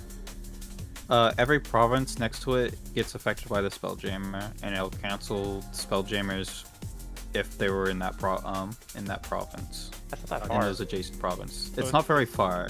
So that just means protect your Spelljammer. But it's really that simple. Yeah. It's just like you can't just let it happen, because like those are really, really extremely important, like your teleporters are. That's not really... Well, see, you're thinking of it from a perspective of how do you protect your cities from getting counter Spelljammered or whatever. I think the real obnoxious part would be trying to fight someone in the open field and then a Spelljammer appears right as the fight starts. That would be obnoxious because, like you said, it would screw your build, right? Yeah. Like, you move up your armies, they move up their armies. All right, let's fight. By the way, there's a Spelljammer here. What? Ah! Fight starts. Yeah, now you have double casting power. You have half the casting power in the fight, and that just feels really bad. Mm-hmm. Honestly, it feels so bad, I don't even want to use it. Actually, that's how bad it is. For like, how many combat casting points do you have? 135. And your mass revive is 165? No, it's only 65. It's only 65. So if he were to put that down, he basically just force you to be able to use one spell, the mass revive. Yeah, if he put it down, I would get 1 mass revive instead of 2. and no other spells. Basically, yeah.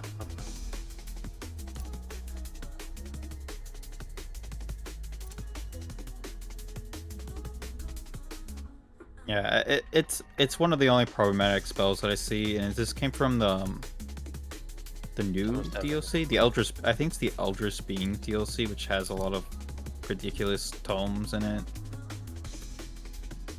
A lot of the DLC tomes are Your really journey strong. begins. Yeah.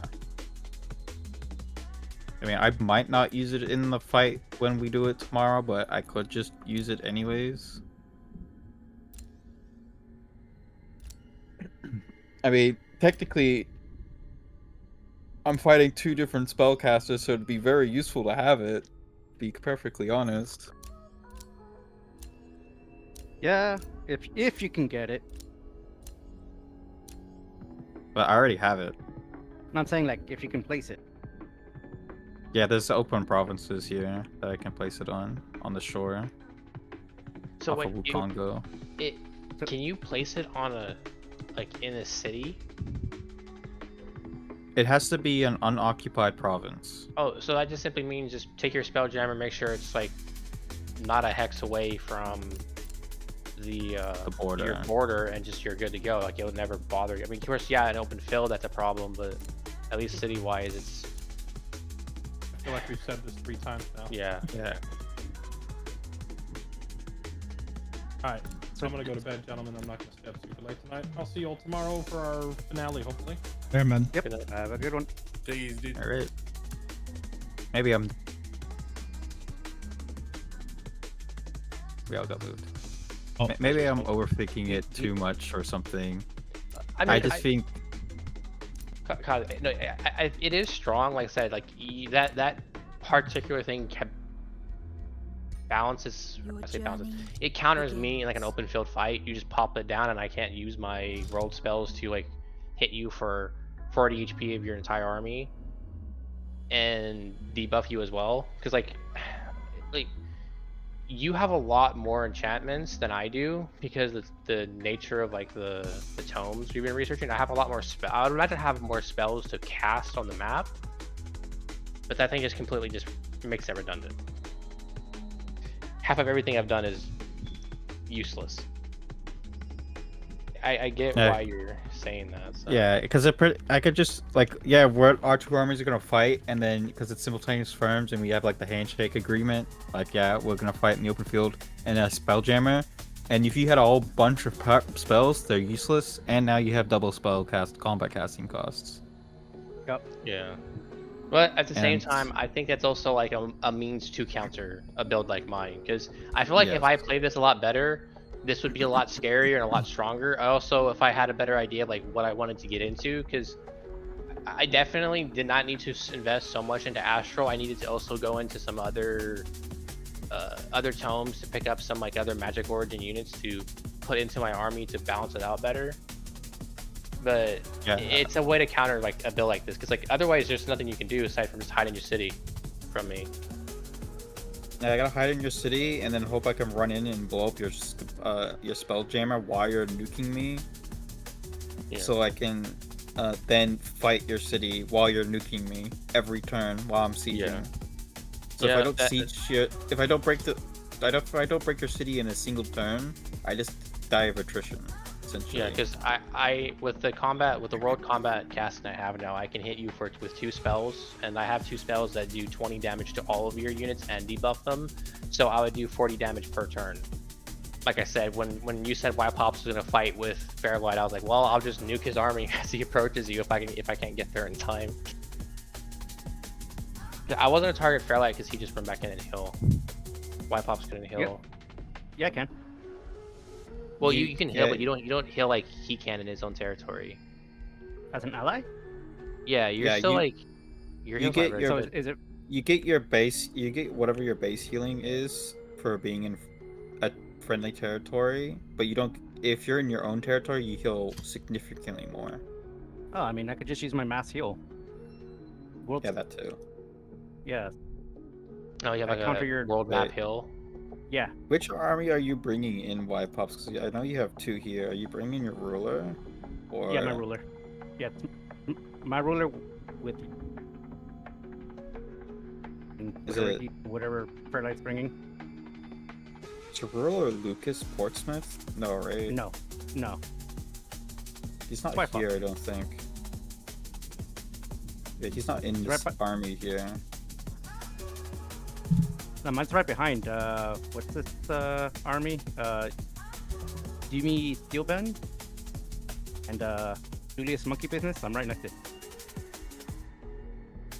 There I Okay, see that's Julius, and then I Yeah. see Lucas Portsmouth, and then I see a Above bunch that. of heroes. No, the one above it's a bunch of. Oh, can you? Oh, your hero is just hidden. Okay. Yeah, you can't see it. Did you give him an item with universal camouflage? Yep. Yeah. I have true sight though. That's interesting that I can't see it. I have to be near you. Okay. I don't know what else to do. I wish I had access to the Reaver culture so I could look at more of that stuff, but I don't, sadly. And just like Jesse said, I also don't want to stay up too late and just kind of mess around. Like, I kind of want to mess around with stuff, but because I don't have the Reaver culture, it's kind of hard to make the Rat culture. If I do get added to the next campaign, I will probably just copy paste what I made, but then change it for Reavers. I think that's pretty okay, but we'll have to see what other like books I have, what tomes I get for what do you call it for starting. But I think I think what I made was pretty okay. Industrious, like Zon are people of industry. Like they are very much people who like to build and create new things at any cost possible to survive. I've already kind of forgot what I did for Twitch, but hopefully it kind of, I think what I made for him works out. I didn't feel bad whatever I chose. I'll review it later. I am kind of tired. We've been streaming already for like 7 hours too. I'm actually shocked. These campaigns are so long, man. Yeah, I want to go chill. I want to go relax. I wish I could stream Marathon if I get into the alpha, that is. But it's NDA on April 23rd, and I don't know if I'm in. But we'll see what happens. All right. I gotta go work out.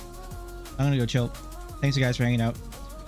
Thanks again for Jesse letting me be in this campaign. I appreciate it, man. I'm sleep. Alright guys, I'll see you all later. I'm gonna let ads play out and we're gonna just chill. So later guys.